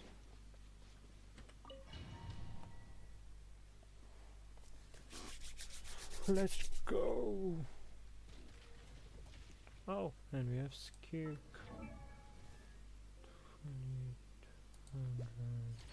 79 over 130. I think I have exactly this crit. I mean 70 something and 100 something. Pretty sure I don't have her weapon though.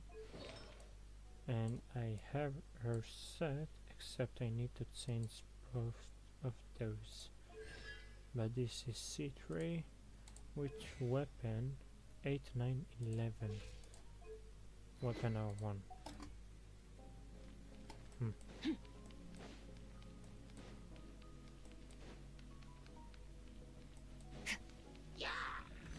Merciless.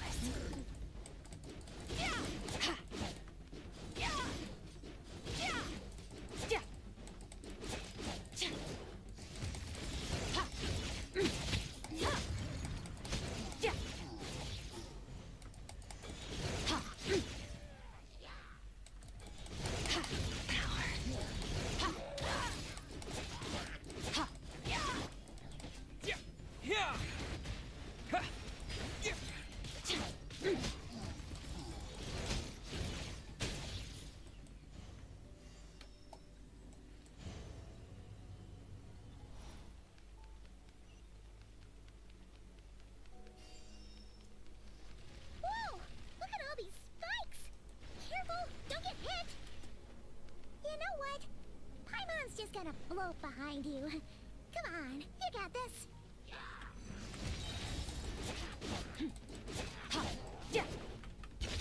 Into the void.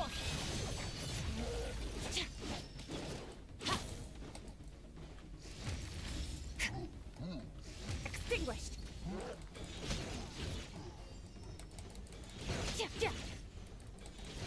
Hey, what are you two doing here? Don't interrupt our research. Were you drawn here by this mysterious poet? Dusty, like an abandoned house. Let's press on.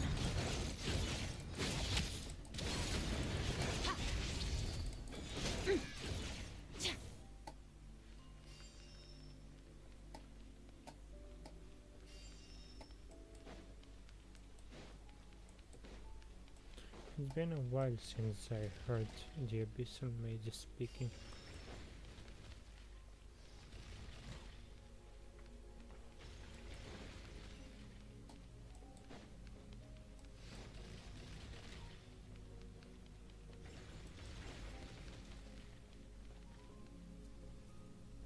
Oh, looks like this is a dead end.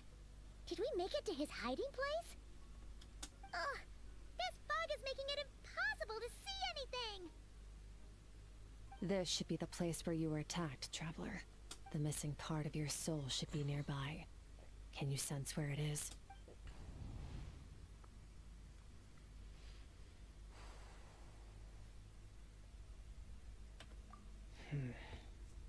Our opponent must have covered his tracks just in case. Otherwise, you should have sensed it much more strongly. Hold on! Look! The spikes are back! Stay calm. Let's hold back a little. Give our enemy some wiggle room so we can see what we're dealing with. If you're too reckless, we might be playing right into his hands. Our enemy took part of your soul for a reason. It's likely he integrated it into his attack somehow. If we're smart about this, we can track it down.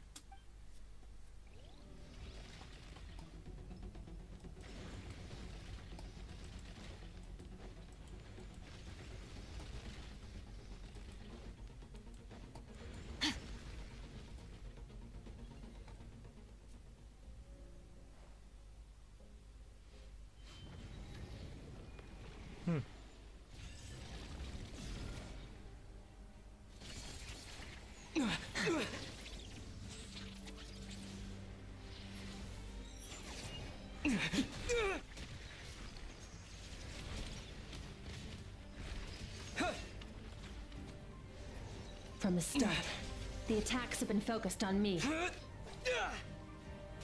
Trying to break through my defenses? I see.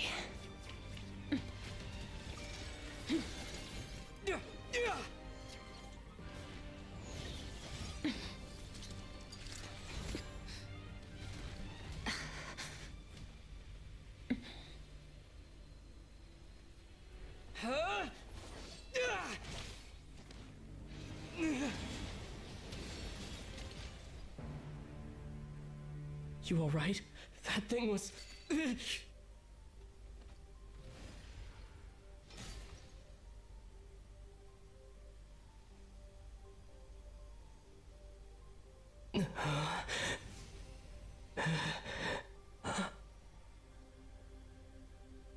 There. I got it back. Traveler! Skirk! What happened? It looked like Skirk just got... In the Guili Plains, you asked me why this enemy chose you as his target. Now, the answer is clear. It's not just the fact that your strength is impressive. It's also because of your ability to, as you put it, purify abyssal power, whatever that actually means.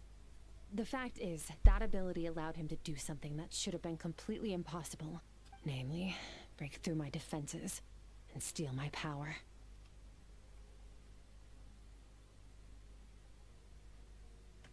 No, he couldn't have known I'd come to his domain.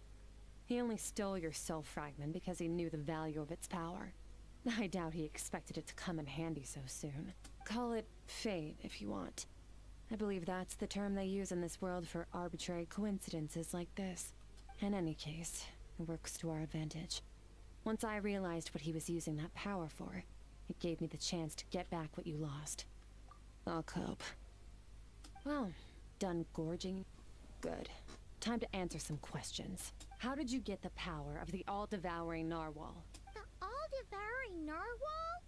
Oh, of course! Paimon knew that spike thing looked familiar. It looks just like that narwhal's horn! I highly doubt you acquired that power through your own strength. Tell me I'm wrong. You're desperate enough to scour the land for god remains and whatever vestiges of power you can find. That alone proves you wouldn't be able to defeat a creature like that. Which leaves one possibility. You know my master, the Foul, Sertologi. The Foul? Who dares call him foul?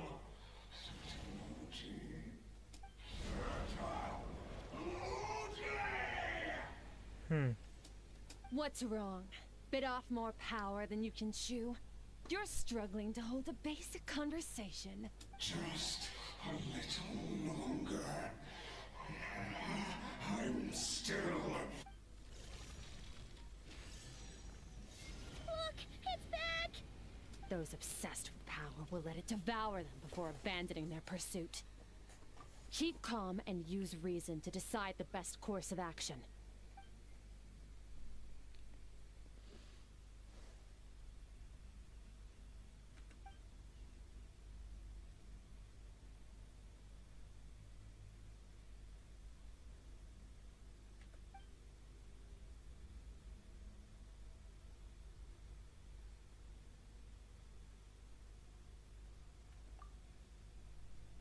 Wise decision. Final victory doesn't always come after a single battle. You've got your soul fragment back, so we both got what we came for. Let the enemy draw breath while he can. It won't be for long. Get us out of here, traveler. You'll need to lead the way this time.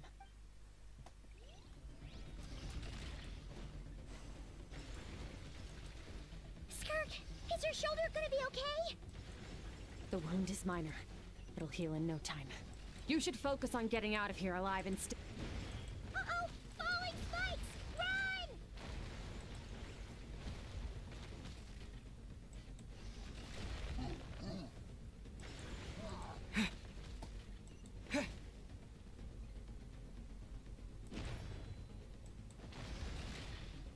Watch out!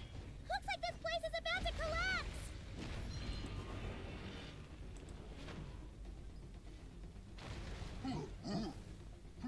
So, this guy's power has something to do with the all-devouring narwhal. Did you know that all along, Skirk? I had my suspicions. That's why I decided to investigate in the first place. But suspicions only get you so far.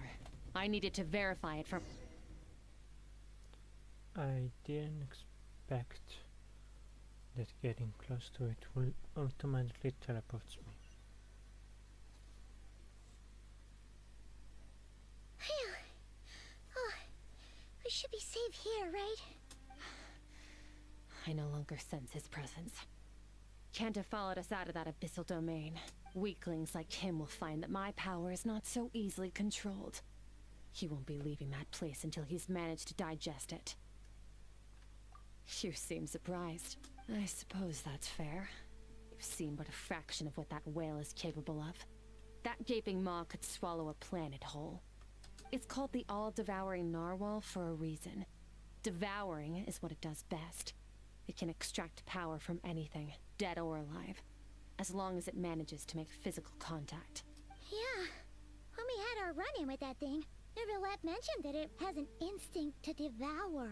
Your dragon friend recognized the nature of its abilities and used the power of Hydro to protect you. That worked because it was in a satiated state, so it was somewhat less aggressive than usual. It's a different story when it has no more power to feed off of. That's when its true voracious nature kicks in. It could devour everything on the planet in that state, which is why I cast it into that void space. But I hadn't counted on there being anyone left on this planet capable of wielding its power. To me, that says he must have encountered the whale a long time ago. Meaning, he must have known my master. Exactly. told me everything I needed to know. Hence why I said we both got what we came for. And I believe that brings our transaction to an end. Now that you're whole again, you can get back to your own journey. I'll handle the rest of this situation myself. No way! We can't leave now! Something was stolen from you because of us. We have to help you get it back. This isn't my first taste of failure or losing power. When you fall, you get back up again and become stronger. That's how it is. But what if that monster finds you before you're all better? Plus, how are you gonna get home? It's not like you can just go swoosh and open a door to the abyss again. Not without your full strength. So, sticking with us for the time being doesn't sound so bad, does it?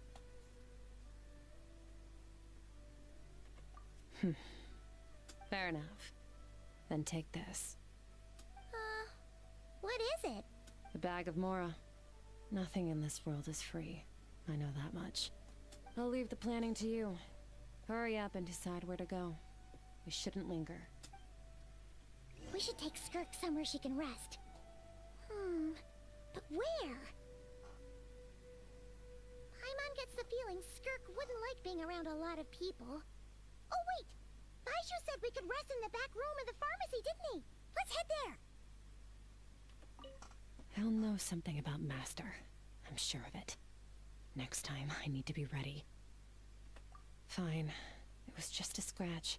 It'll take time to recover my strength, of course. But adapting to situations like this is nothing new for me. Oh, this. It's a star crystal suit. Abyssal energy is scarce in Tevat. Wearing this helps me access it more freely. It stores concentrated abyssal energy that I can draw from on the go. When the energy runs out, it reverts back to its original form. Found somewhere to rest. Well, lead the way then.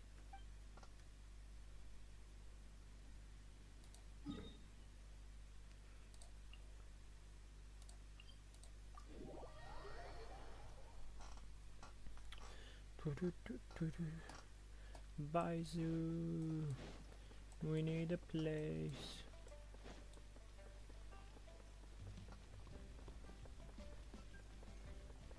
It's good to be back in Leo and hearing the music.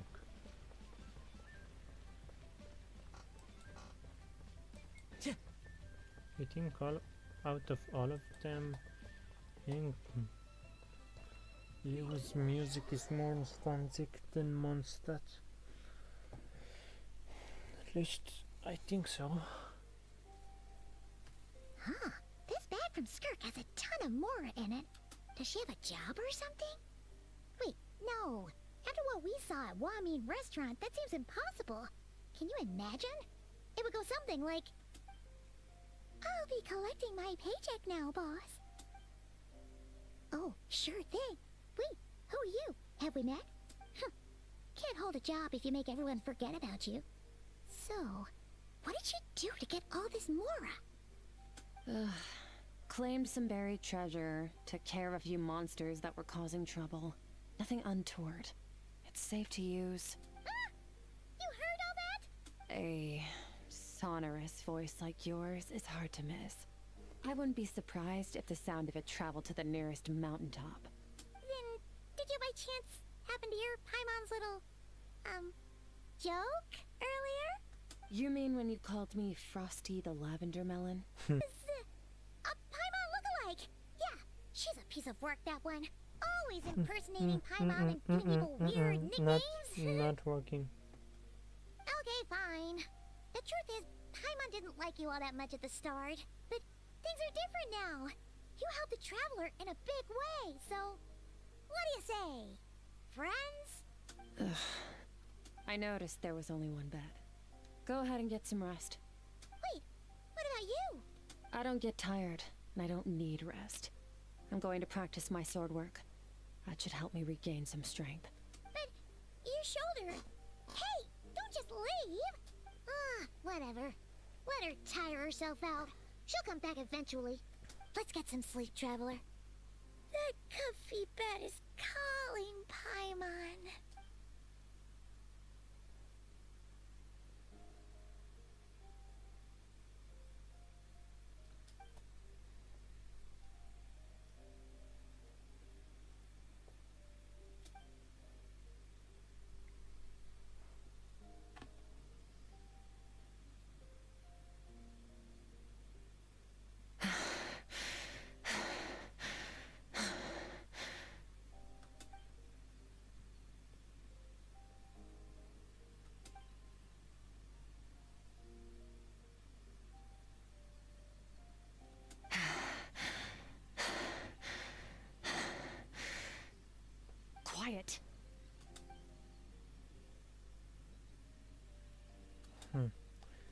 The voices that's inside her Do brain. you even remember how many of us perished in that fire?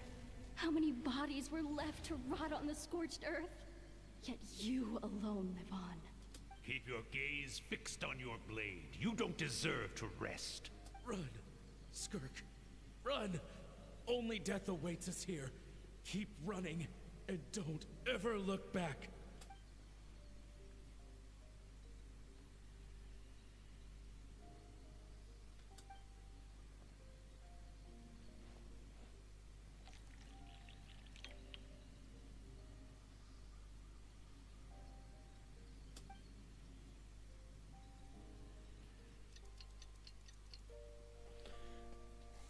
Okay. Getting an early night's sleep is the best. That bed was so comfy. Wait, Skirk? Have you been sitting out here the whole night? The bed's all yours if you want it. About 60%.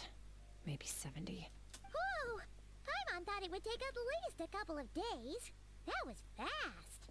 No. Not fast enough. That's 20% less than last time. Same training regimen, same intensity. Nothing felt different, but somehow the outcome fell short. Now, I think the problem's with me. I need to meditate for the next 2 days. Deep introspection should help me find the issue. Ooh, sounds intense. We'll watch over you in the meantime then. Thanks. See you in 2 days. Okay, did not expect that. Oh, okay.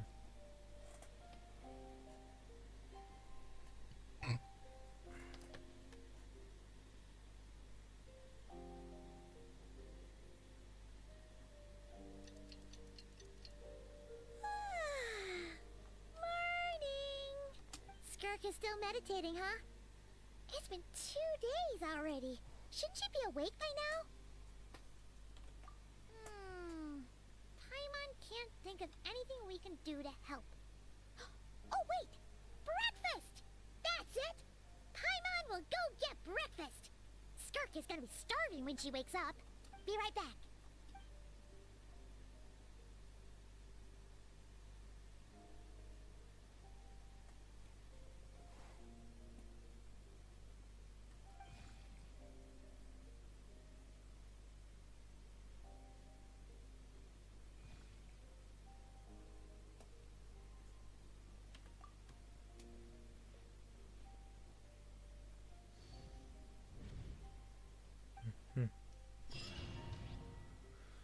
Entering again.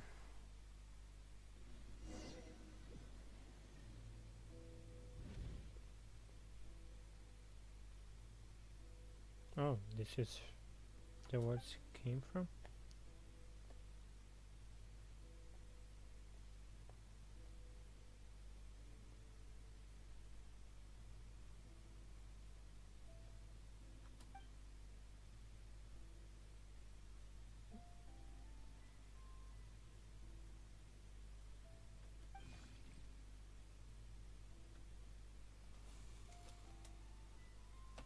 That's right. This is Skirk's inner world. Think of it as the threshold between the soul and dreams.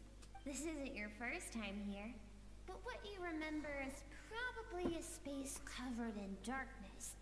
I only managed to illuminate a small portion for you back then. Actually, it's my first time talking to someone like this. I only managed to break free and bring you here because the injury weakened her power. I guess that's why I can speak again, too. Call it fate, if you want. I think that's the word they use in this world for lucky coincidences like this, right? Now, before I take you to her, I gotta ask. You're the first outside visitor to ever come here, so what's your impression of this place? Oh, you noticed. This river represents Skirk's strength. Strength accumulates over time. It is the summation of a person's lived experience. So this river is where all the fragments of Skirk's life should converge into a single stream of memories and emotions. flowing forward as one. Hmm. But, as you can see, this river has been severed numerous times. It's because Skirk doesn't like who she was in the past, when all she sees reflected in the river is a disgraceful shadow of who she was. She cuts through water and rock with the sword of reason, severs her connection with the past, and begins anew. Very bad. You must learn to shut out all the pointless emotion. Crush the self that makes you weak, and become master over your physical form. This isn't my first taste of failure or losing power.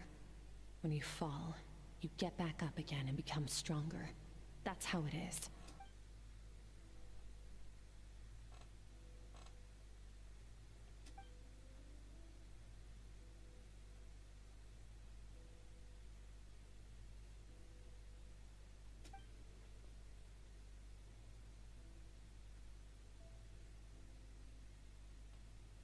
The answer to one mystery invites another question, I see.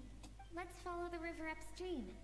There among the cliffs, among the memories etched into her heart, lies the truth of it all.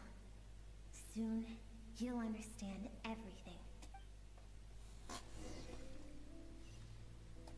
Oh.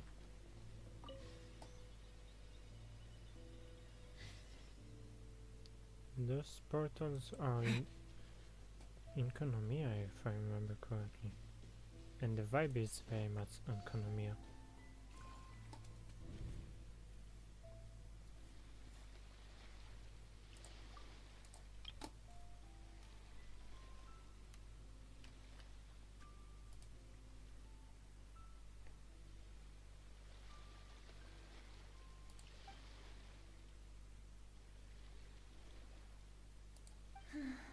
I've always thought that, even when falling leaves don't come from the same tree, they can still form bonds of kinship when they meet.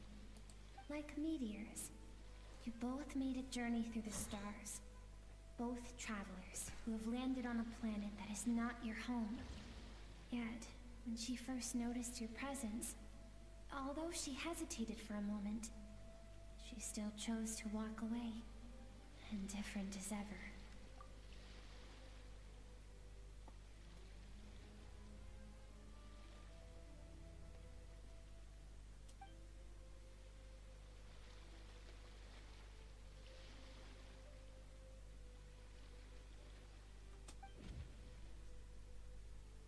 Seems like you've answered your own question. Skirk sees herself as a trespasser in this world. She's made a conscious choice to avoid altering its path. But the reason for that decision stems from events much earlier on in her life. Let's keep going. It's still a long way to the source of the river.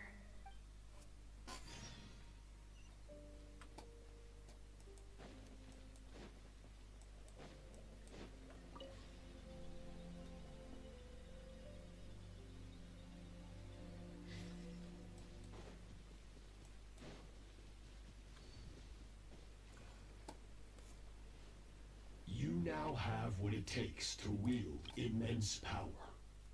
From this day forth, I shall teach you no more. No one can become a worthy warrior through imitation alone. I have given you fangs and claws. Now, you must learn to hunt. You wish me to travel the world beyond on my own, Master? Indeed. Make new friends. Embark on your own journey, and piece together a new future from the shattered remnants of your past. We will still have contact through the abyss. But know this. One day, I will take the life you worked so hard to rebuild, and reduce it to ashes. Just like the fire that haunts your mind. Why would you do that? I have told you before. Fear is the catalyst for human evolution. You have tasted loss. You have known fear so deep it can be felt in the bones. But as living beings, we all have an instinct to detach from that which harms us. And thus, pain dampens over time, and the acrid taste of fear becomes but a distant memory. Yet now, I have bestowed upon you the gift of fear eternal. It will drown you in the nightmare of your childhood, or it shall drive you to defeat me, whatever the cost.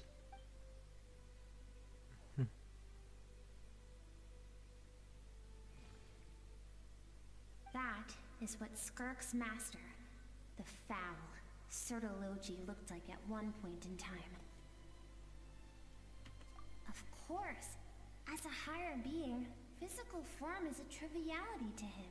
He could appear as a beast, a human, or even a monster that defies description.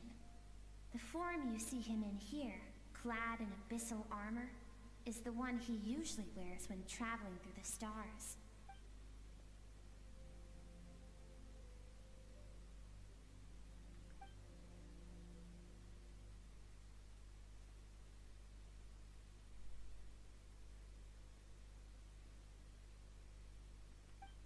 For certain reasons, I need to bridge the power gap between me and my master as quickly as possible. But first, I need to understand the source of his strength.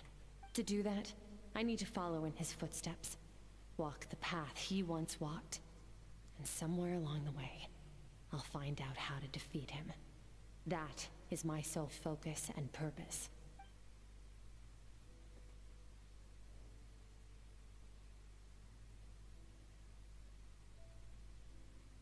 I'll let you in on a little secret.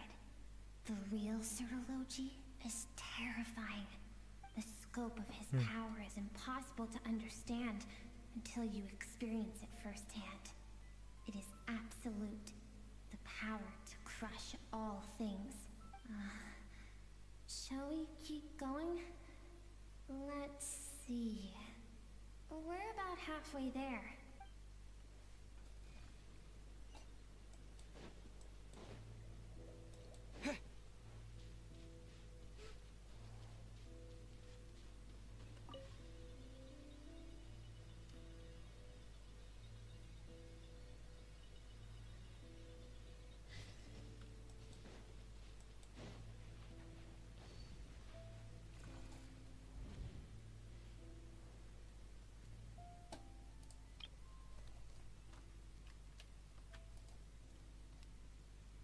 We've made it quite a ways already.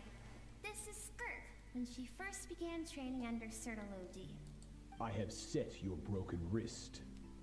Tomorrow, you're to train twice as hard. No tears this time. Good. Attempting to garner sympathy through tears is a habit of the weak. A pitiful, useless ploy. Can I ask a question, Master? Why did you save me? I keep thinking, maybe it would be better if I had died. I wouldn't be haunted by that fire all the time. I wouldn't have to go on like this. I saved you because I have a plan for you.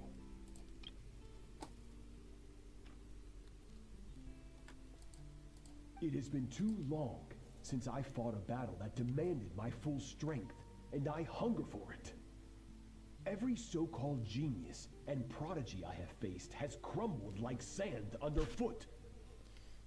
Before me, even fate bends the knee. So, I will teach you everything I know. Train you by whatever means necessary, in the hope that one day, you might surprise me. But I don't want to draw my sword against you, Master. What you want matters little. Among the boundless sea of stars, the cries of the weak are but faint murmurs that disappear into the void. You of all people know that well. Yes, Master. From that day forward, all she knew was grueling training, emptiness, and fatigue. After some time, her talent bloomed, and she gained control over her emotions, like her master. How should I put it? It was not that human emotion disappeared from her heart, but that reason came to dictate all she was allowed to feel. I suppose it was at this point that she became the Skirk you know today.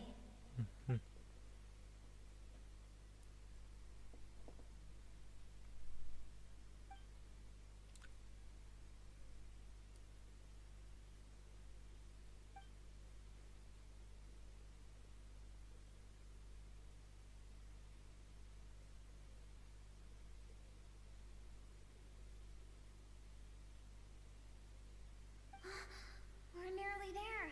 I almost don't want to reach the end. Well, shall we? This is the final stretch. Okay.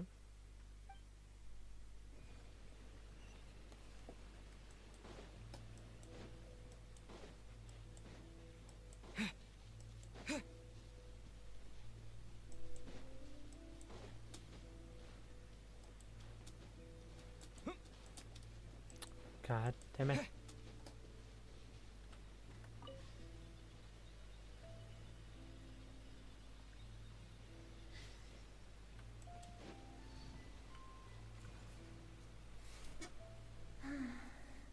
These are Skirk's happiest memories. She reminds me of Clara from HSL. What a simple and carefree time it was. Wisps of clouds dotted the sky. The sun bathed everything in golden light. And when song filled the air, not even the shyest of flowers could resist swaying. This is Skirk's homeland. She was so curious about everything as a child, always skipping school to go exploring instead. There was so much to discover. The treasures at the bottom of the sea, the secrets beyond the stars, and that merchant ship packed with adults wearing those strange clothes. Yes, the ship. That was the beginning of the end. Her uniform here is the uniform she still has. She kept the white clothes and made it into a new. It was a spaceship. When it arrived, the people that disembarked wore smiles on their faces and spoke of friendship. Spaceship. They claimed to be merchants from a neighboring planet, looking to establish trade. Skirk's parents, her relatives, her neighbors, everyone welcomed the newcomers with open arms and allowed them to explore the planet. To them, the visitors were guests and should be treated with hospitality. No one had any idea of what was to come. Several months later, an army of unknown origin arrived without warning and carried out a ruthless campaign to destroy everything and everyone on the planet. Skirk had skipped school that day, like so many times before, so she was not caught in the immediate wave of destruction.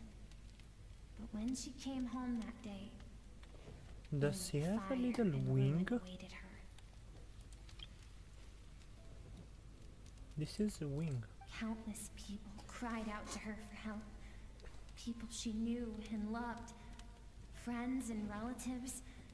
The little girl who lived next door. The shop owner with the bad leg. The bad-tempered teacher she had made fun of just that morning. Their lives were discarded like worthless trash as the fire consumed one life after another. Skirk was helpless. All she could do was run. And so she did. She kept running until an unexpected figure crossed her path.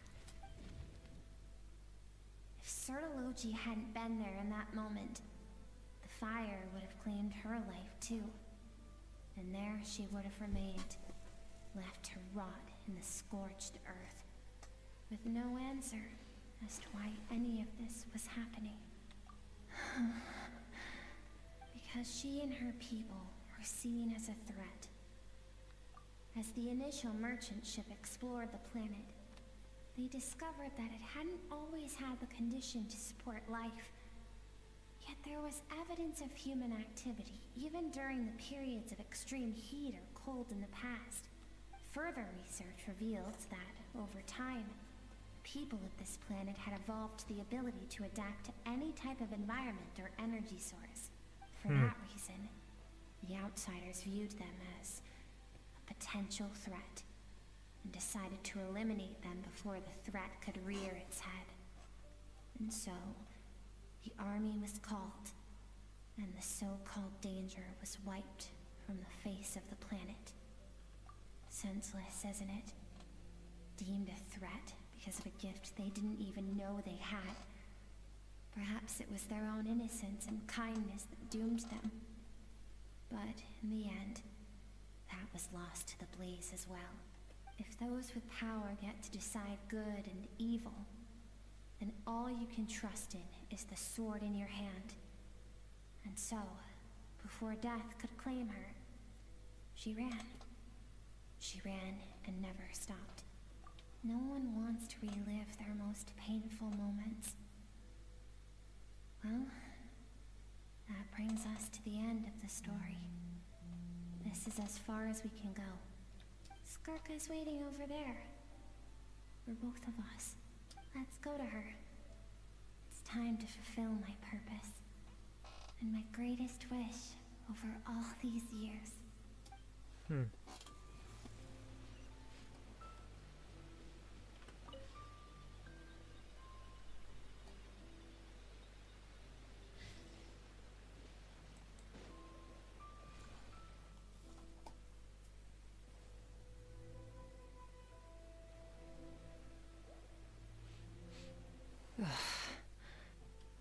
So all this, just so you could bring him here. I have things to say to you. Well, to me.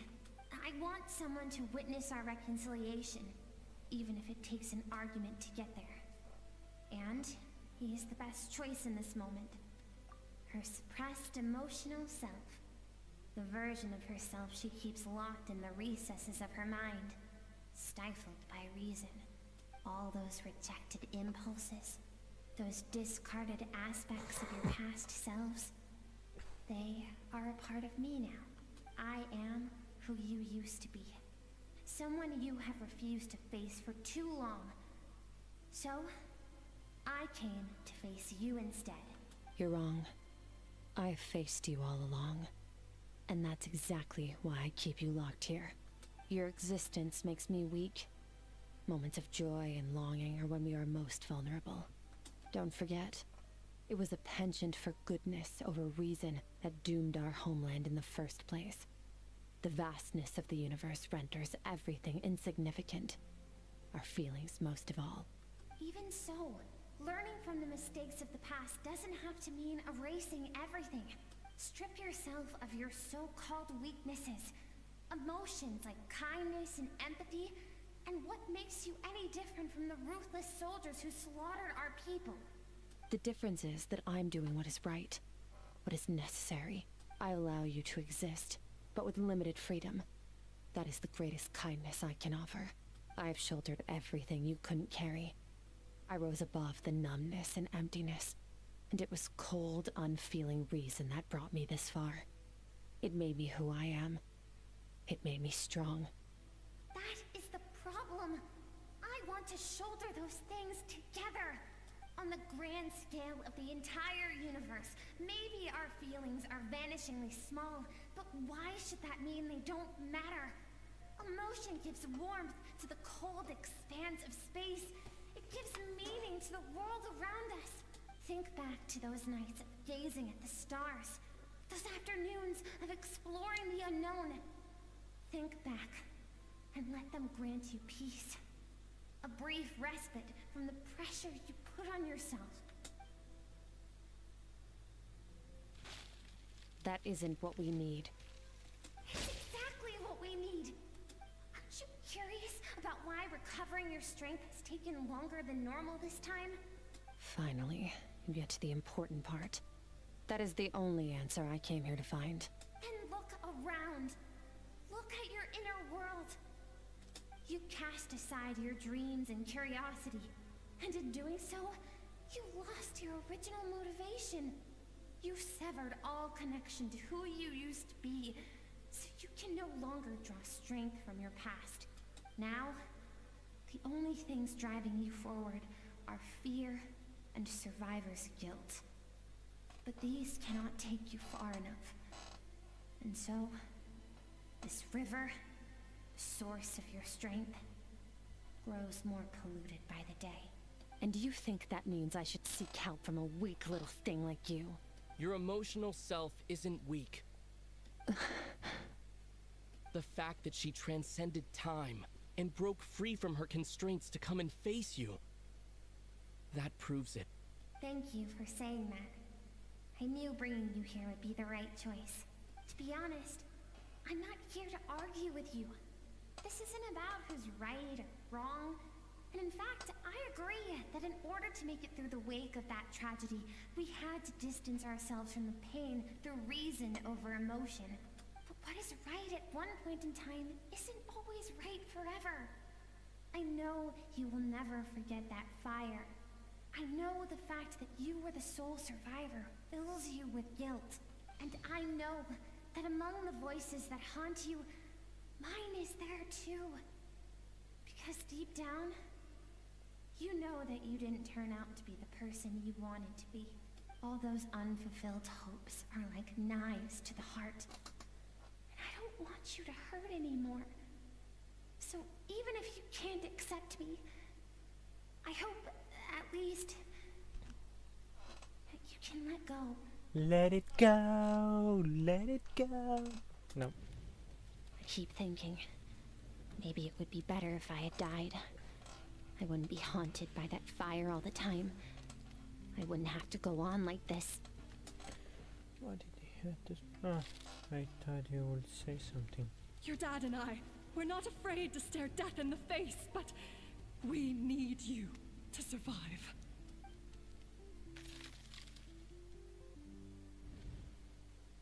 I'm sick of being a kid. There's so many amazing things out there. And I'm ready to see them all.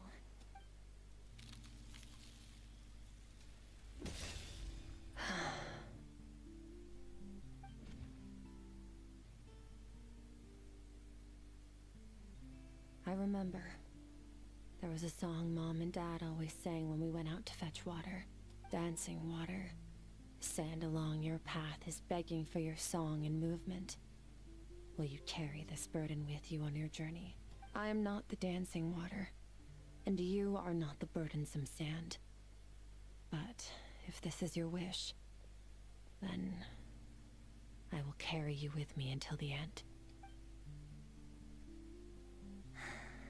Thank you. I should be thanking you. Okay.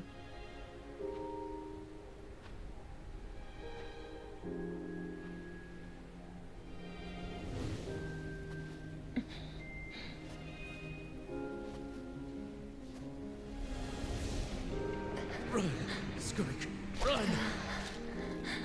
Remember, leave no one alive! Heed my words, Skirk. Let fear take root in your soul. Did you survive? Why was it only you? Skirk, did you become a positive light in this world?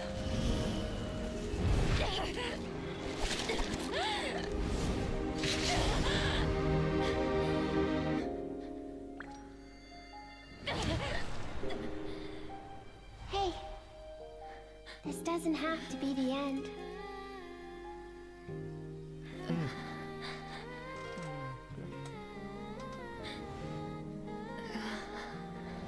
Life is a gift.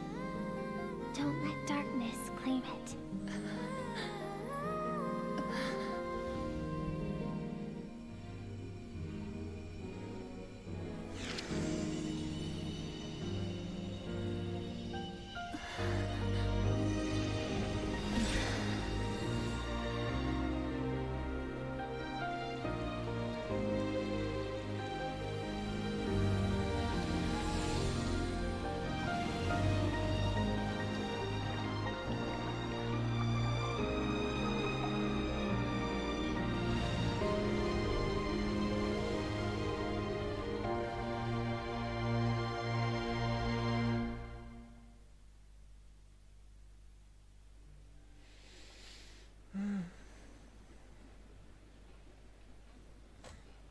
So, you saw my memories then. I once asked my master if survival of the strongest was the law of the universe. He said no. But in a world without order, those with no moral boundaries tend to be the ones who survive. That's why, after hearing his answer, an idea came to mind. An idea that, one day, I would create a new world order. One in which there would never be another tragedy like that fire. One in which power was not the law of the land. But that means I must defeat him. Because my master, Surtologi, is, at the core, a defier of all rules and order. Yes, and not just because of the gap in our abilities, but also because I have no reason to see him as an enemy. Although his decision to train me was not made out of kindness, he did everything a master should. He saved my life, taught me the sword and the principles of strength. And for that, I respect him. I know. And it's not something I want. But Master never goes back on his word. I have to treat everything he says as a promise. He's no longer into that. But he sends me messages through the abyss every now and then. Most of them are simple greetings, or an answer to one of my questions.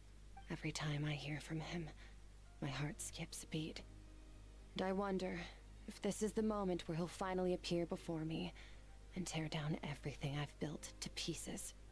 Maybe that means I do live in eternal fear, just like he said. Yes, I respect him, but I'm also afraid of him. And for that reason, the pursuit of strength consumes every moment of my life. I don't know what Master has planned, but I have to be ready.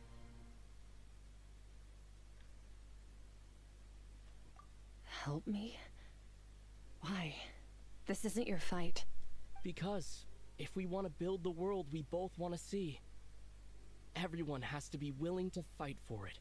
If we all do our part, we can make the entire universe a kinder place.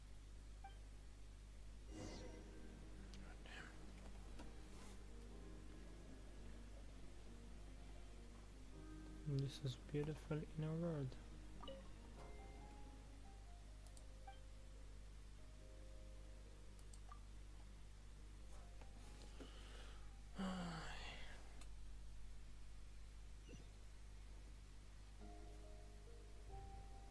I guess we don't go back to fight the abyssal monster. Finally awake! But at least we have Honestly, Skirk. Paimon was gone for like 2 seconds and then she comes back and finds you both unconscious? You scared Paimon half to death. You're both okay, right? What does it look like?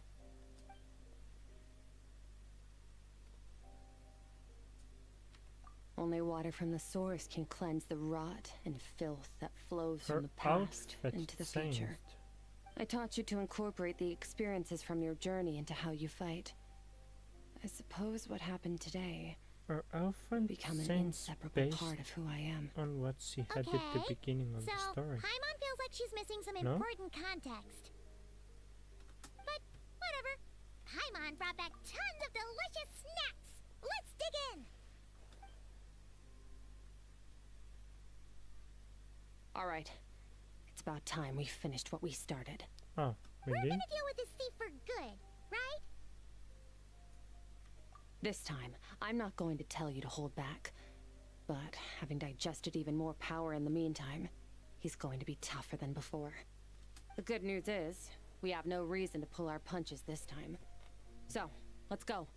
Same place as last time. Okay, so we do fight.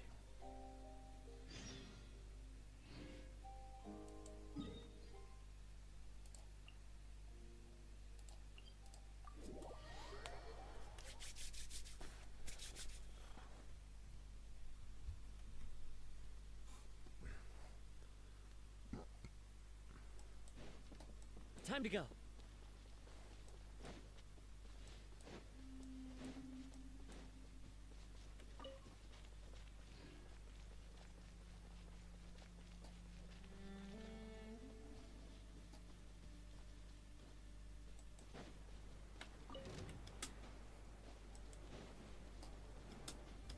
Follow the wind.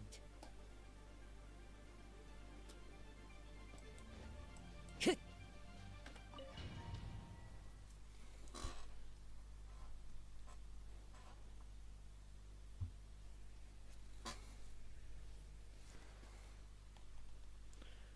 we're back. The fog is gone! Wait, isn't that the form the all-devouring narwhal changed into? How come he knows that, too? Really? So, you're telling Paimon that giant whale and this guy can both turn into the fowl? How does that work? It's a subconscious instinct. Any intelligent being who longs for his level of strength is bound to mimic his appearance.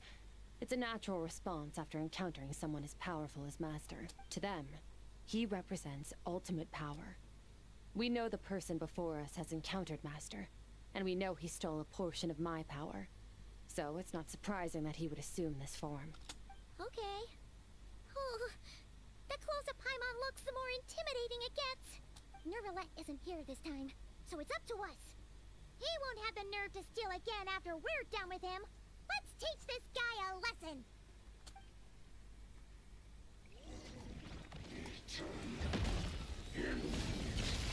Paradigm shift! Ha! Ha! Yeah! Ha! Ha!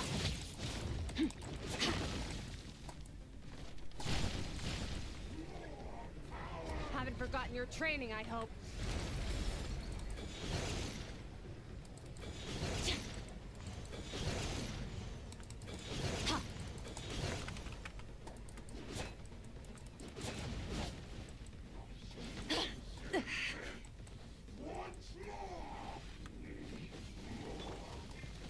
Bombs away!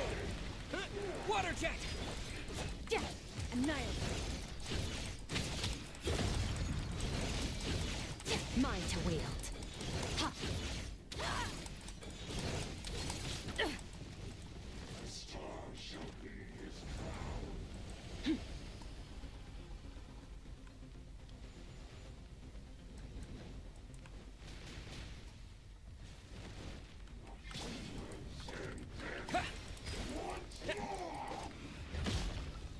Go!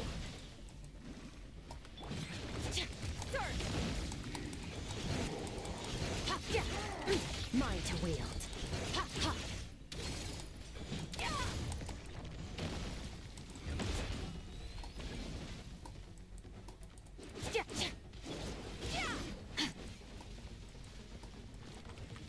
Annihilate.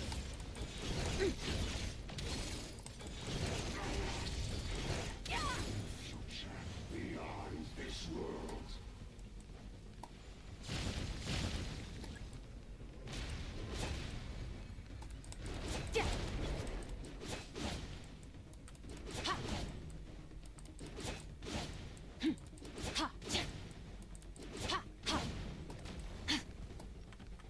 Extinguished.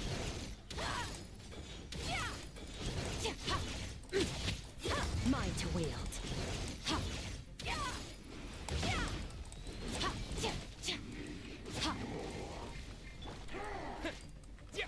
Go! Yeah! Annihilate. Power. Okay.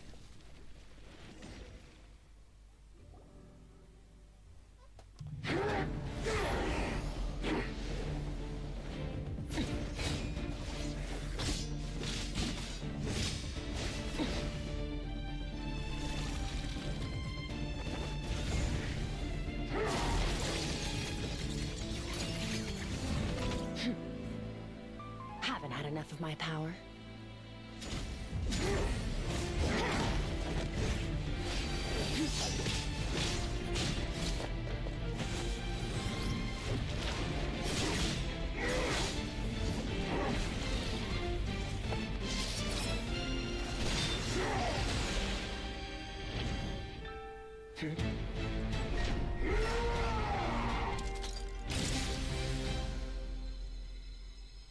Well then, let's see how much more of this power you can handle.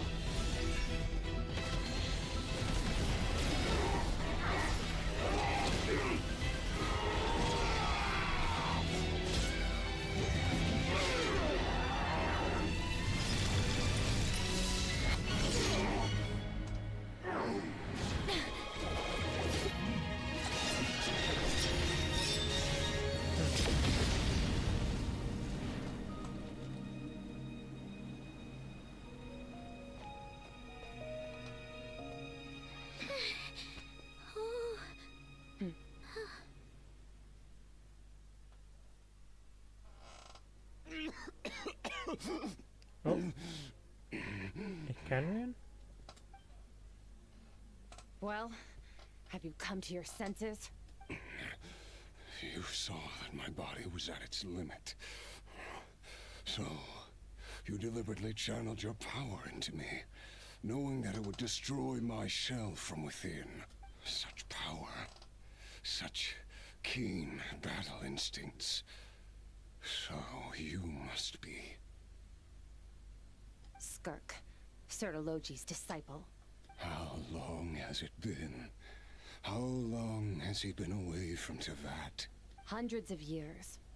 Hundreds? Sorry. It's a lot to take in. I should introduce myself. I am Skofnungar, a friend of your master and one of his followers. This is the first time I've heard your name, Skirk. But hundreds of years ago, I knew you existed. And I knew you would come here. Hundreds of years ago? Sounds like you and Master have quite the history. Care to tell us about it? Of course. Might as well take advantage of a clear head while I can. The story starts a long, long time ago. I was born into a noble family in Conria. As the eldest son, I was set to inherit our title. Okay. But I contracted an incurable illness as a child, and everyone gave up on me.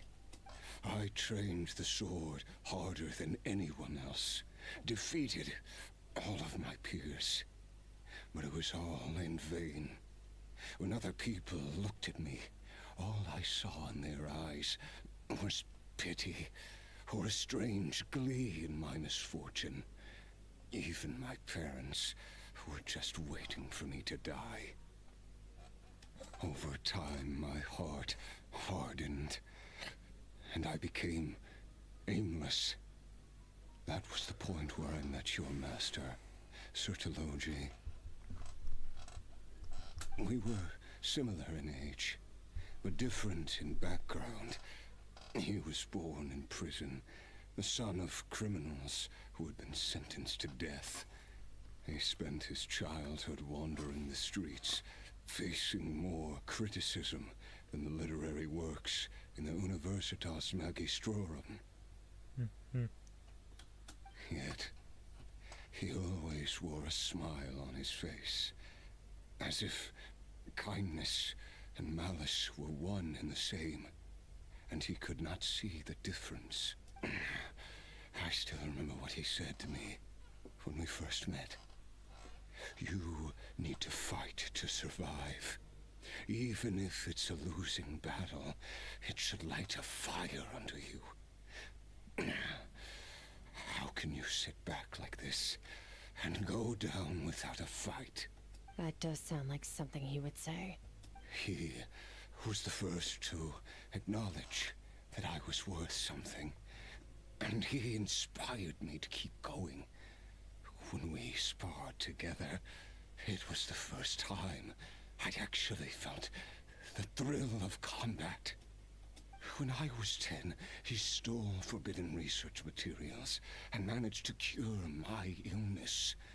It was like there was nothing in this world he couldn't accomplish.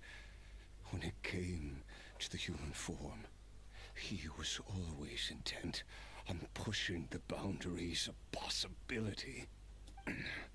But somewhere along the way, I fell behind.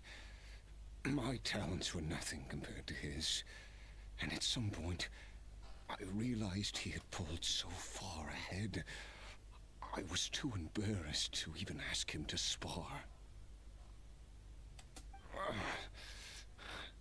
After his grand endeavor was successful, he sought me out and said to me, "This planet no longer holds anything of interest to me, so I'm leaving. But first, I have an offer. I can use a power I have just refined to break the curse of immortality for you. Your death was once what we worked so hard to prevent.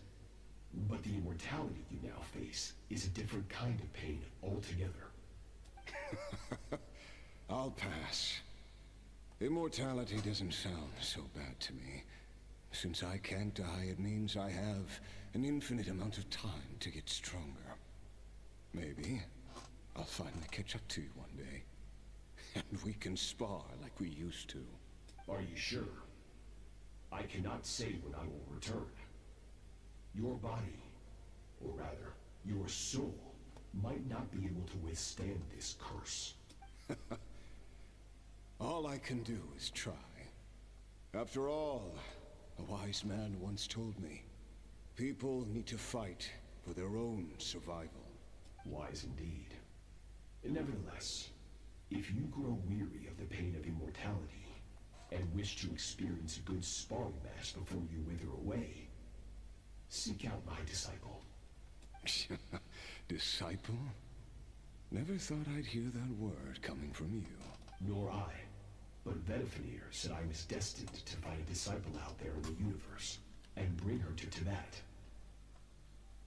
You know as well as I, Vedifenir's prophecies are never wrong. Well, now I'm curious about who this disciple of yours will be. All Vedifenir said was that one day, the stars shall bow in her honor. Sounds pretty impressive. Of course. Only the most outstanding people would have the right to become my disciple. Still self-assured as ever, I see. But you're not wrong. I'll be leaving then. Oh, and if you are serious about getting stronger, I left you a little gift in the primordial sea. As I've said before, walk whatever path you want. Freedom means even the wicked get to make their own choices. Waiting for me in the primordial sea was the all-devouring narwhal, already beaten into submission by Sertologi. In its weakened state, I was able to cut off part of its flesh and sew it into my own heart. Your heart? That sounds like torture. How did you even survive that?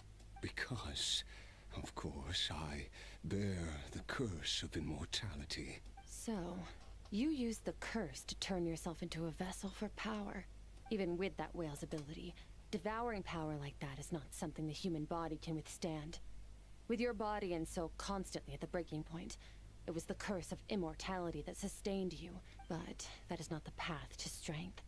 You have to pour your heart into it, work for it, dream of it. Instead, you stole something that didn't belong to you, and it backfired. You're right. I should have known better, but I had already pushed myself to my limits, and he was still miles ahead of me. So I had to take a leap of faith. I miss your master. I miss the days when we were all together, troublemakers without a home.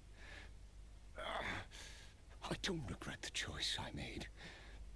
But if you'll allow it, I do want to apologize. To both of you. After the beating we just gave you, I think we can call it even. You're an interesting one as well. Sertologi's disciple. That's a lot to live up to. It can't have been an easy experience. I know what he's like. He rules with an iron fist, using despair and fear to force you to catch up to him. All the while, standing ever out of reach. We're like mountain climbers in the dark, never knowing how much higher we have to climb. Or when we will see the sun again. True. But I made up my mind long ago. No matter how dark it gets, I will not give in to despair. I will overcome it. Besides, after hearing your story, I suspect what Master really wants is not a battle that demands his full strength, but rather a defeat without regrets. Oh? Since you're his friend, You must have some things in common. First time we came here, when you stabbed me through the fog and stole my power, I felt no emotion coming from that spike.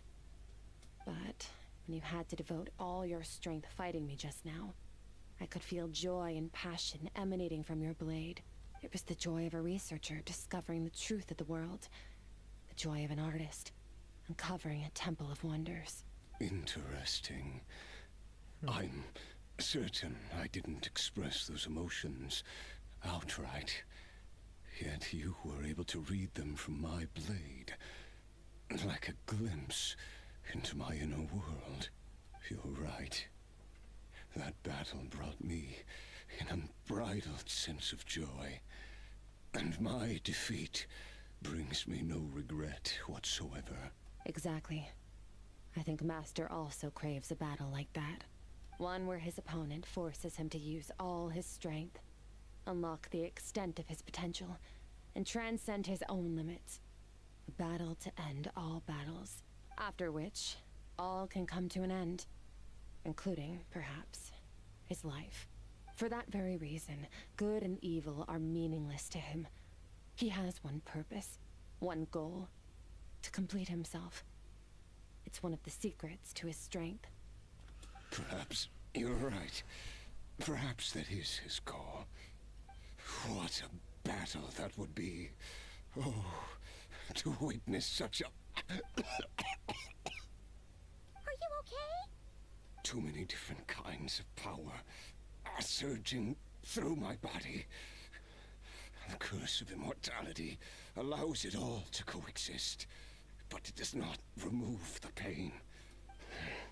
I won't be able to hold on to my sanity for much longer. What a shame. I would have loved to witness that battle. Sertologi once offered to free me from this curse. Now, I must ask that of you, Skirk. Can you release me from the pain? I can, but not through death, if that's what you were hoping for. It's not a suitable punishment for your crime. As an alternative, I can take your consciousness, along with all the power you've consumed, and smash it to pieces. The impurities will dissipate, and under the curse of immortality, your mind and body will regenerate. When that process is complete, you will be back to who you were before, no longer tortured by powers you can't control. But it will be a time-consuming and painful process. The decision is yours to make. I accept. And who knows? Perhaps I'll wake up in time to witness your great battle with Sertologi. I have faith that you'll be able to stand against him one day. Though I know it'll be a long and arduous road.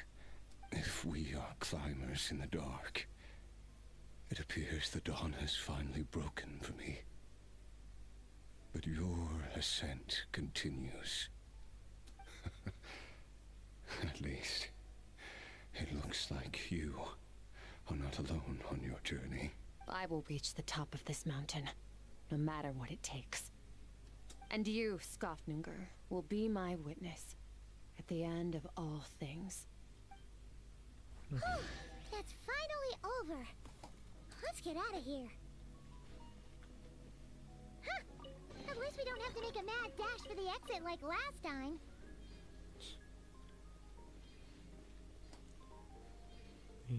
So yeah, he's not here.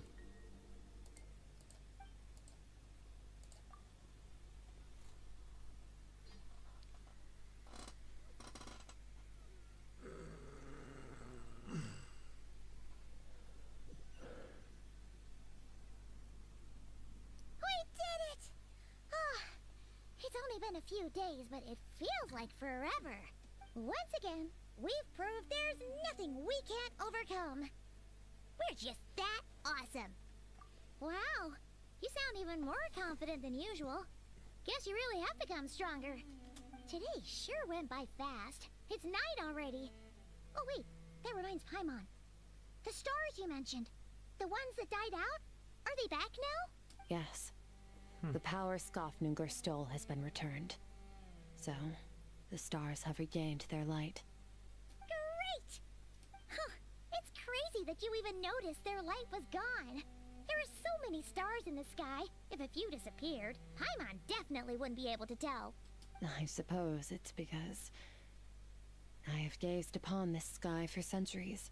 The false stars, hanging in the meticulously planned sky, glittering with rotten light. It's not real.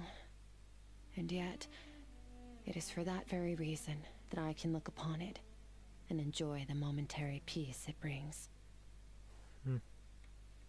Even the most beautiful of bubbles has to burst. We will return to the real universe one day, whether of our own volition or not.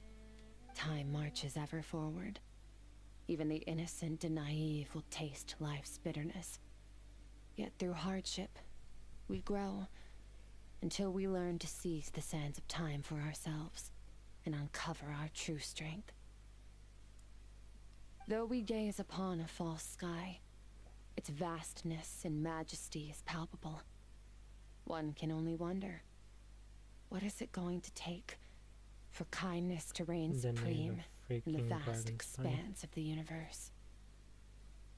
Ugh, this is all going over Paimon's head. But if she knows one thing, it's that the Traveler always finds a way. Ever since we met, he has filled Paimon's days with happiness. No matter how tough things get, he always finds a way to make it better. If it's too big a job for one person, then we'll do it with two. And if two's still not enough, then three. We've met so many amazing friends and accomplished so many amazing things. As long as we don't give up, we can make any wish come true. I suppose when it comes to you, anything is possible. Well, I should be going. Now that my power is no longer isolated from my emotions, I need more practice to get used to it. I suppose fate will decide. Maybe we'll bump into each other on the street. Or maybe we'll reunite on a different planet entirely. Regardless, reunions and partings are but passing moments. More than anything, I hope that at the end of this journey, wherever it takes us, we stand in a world reborn. One without war, pain, or forced partings. One where new life can bloom, even where there was once nothing but scorched earth. For this, we must all work to become stronger. If that's what you want to call me, I won't object. Goodbye. Bye!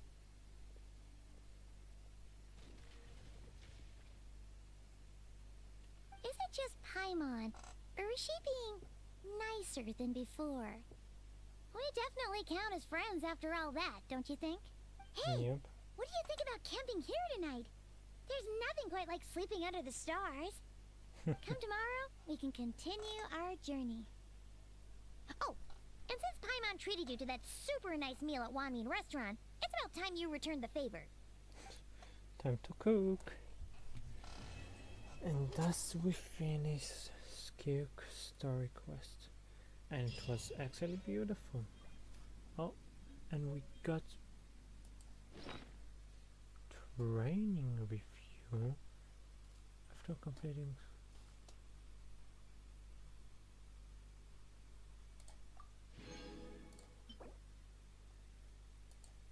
Interesting, interesting.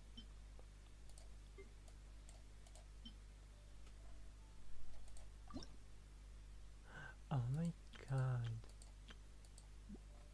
Okay, this is good.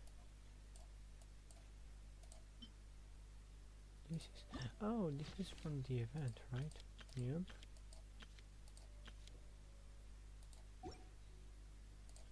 And this is from... No, I didn't read that. That's all the point. I thought I could read it. God damn it. Okay. And Skirk guitar. My god.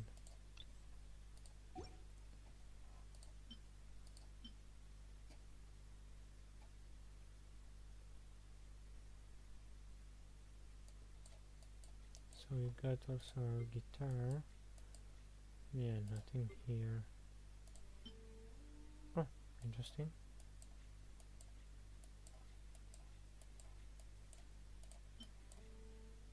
Marlani specialty, clay specialty, goddamn. Right. Still doesn't. Character level up materials. Only 7 which obtained completing original quest. Okay. Let's see if I have something to upgrade the crit rate on the traveler. I have 1 level, but it's a crit rate. And I have, yeah, 45, goddamn. And this one we can do refine. Good. And now time to upgrade Alkin's weapon with some Hutao. Okay. Upgraded. Now let's. Oh yeah, I forgot about that. Oh, apparently I've done my dailies. Let's go. Yeah, I wanted to see Hutao here. No, here. Okay. Silly churl, Billy churl. She isn't built yet. Those two I need to change, okay, and those two I don't have yet because I never farmed Crimson Witch that much. But apart from that, we are actually finished all of the story quests available and all of the hang-on events. We didn't have any of them since freaking Fontaine. As per Tribal Chronos, I still haven't made progress in it, but to be honest, because I finished those two, I don't see a reason to do a live or even videos about the rest of those, because then what's the point if I didn't start from the very start. So for now I actually left with a space and time for you, which is a 5.7 Archon quest, and the beautiful The Journey Home, which is this current 5.8 story Archon quest that is actually a prelude for Not Cry. So I actually hoping doing them both before Not Cry, which give me about 10 days. I believe I'll do this before and finish them. As for this event, it looks like I've done all of it. Yep. This is fighting. I need to finish exploration in this part. Took the Primus from here, Not usually doing this. It's a headache because it's basic card game and a noise.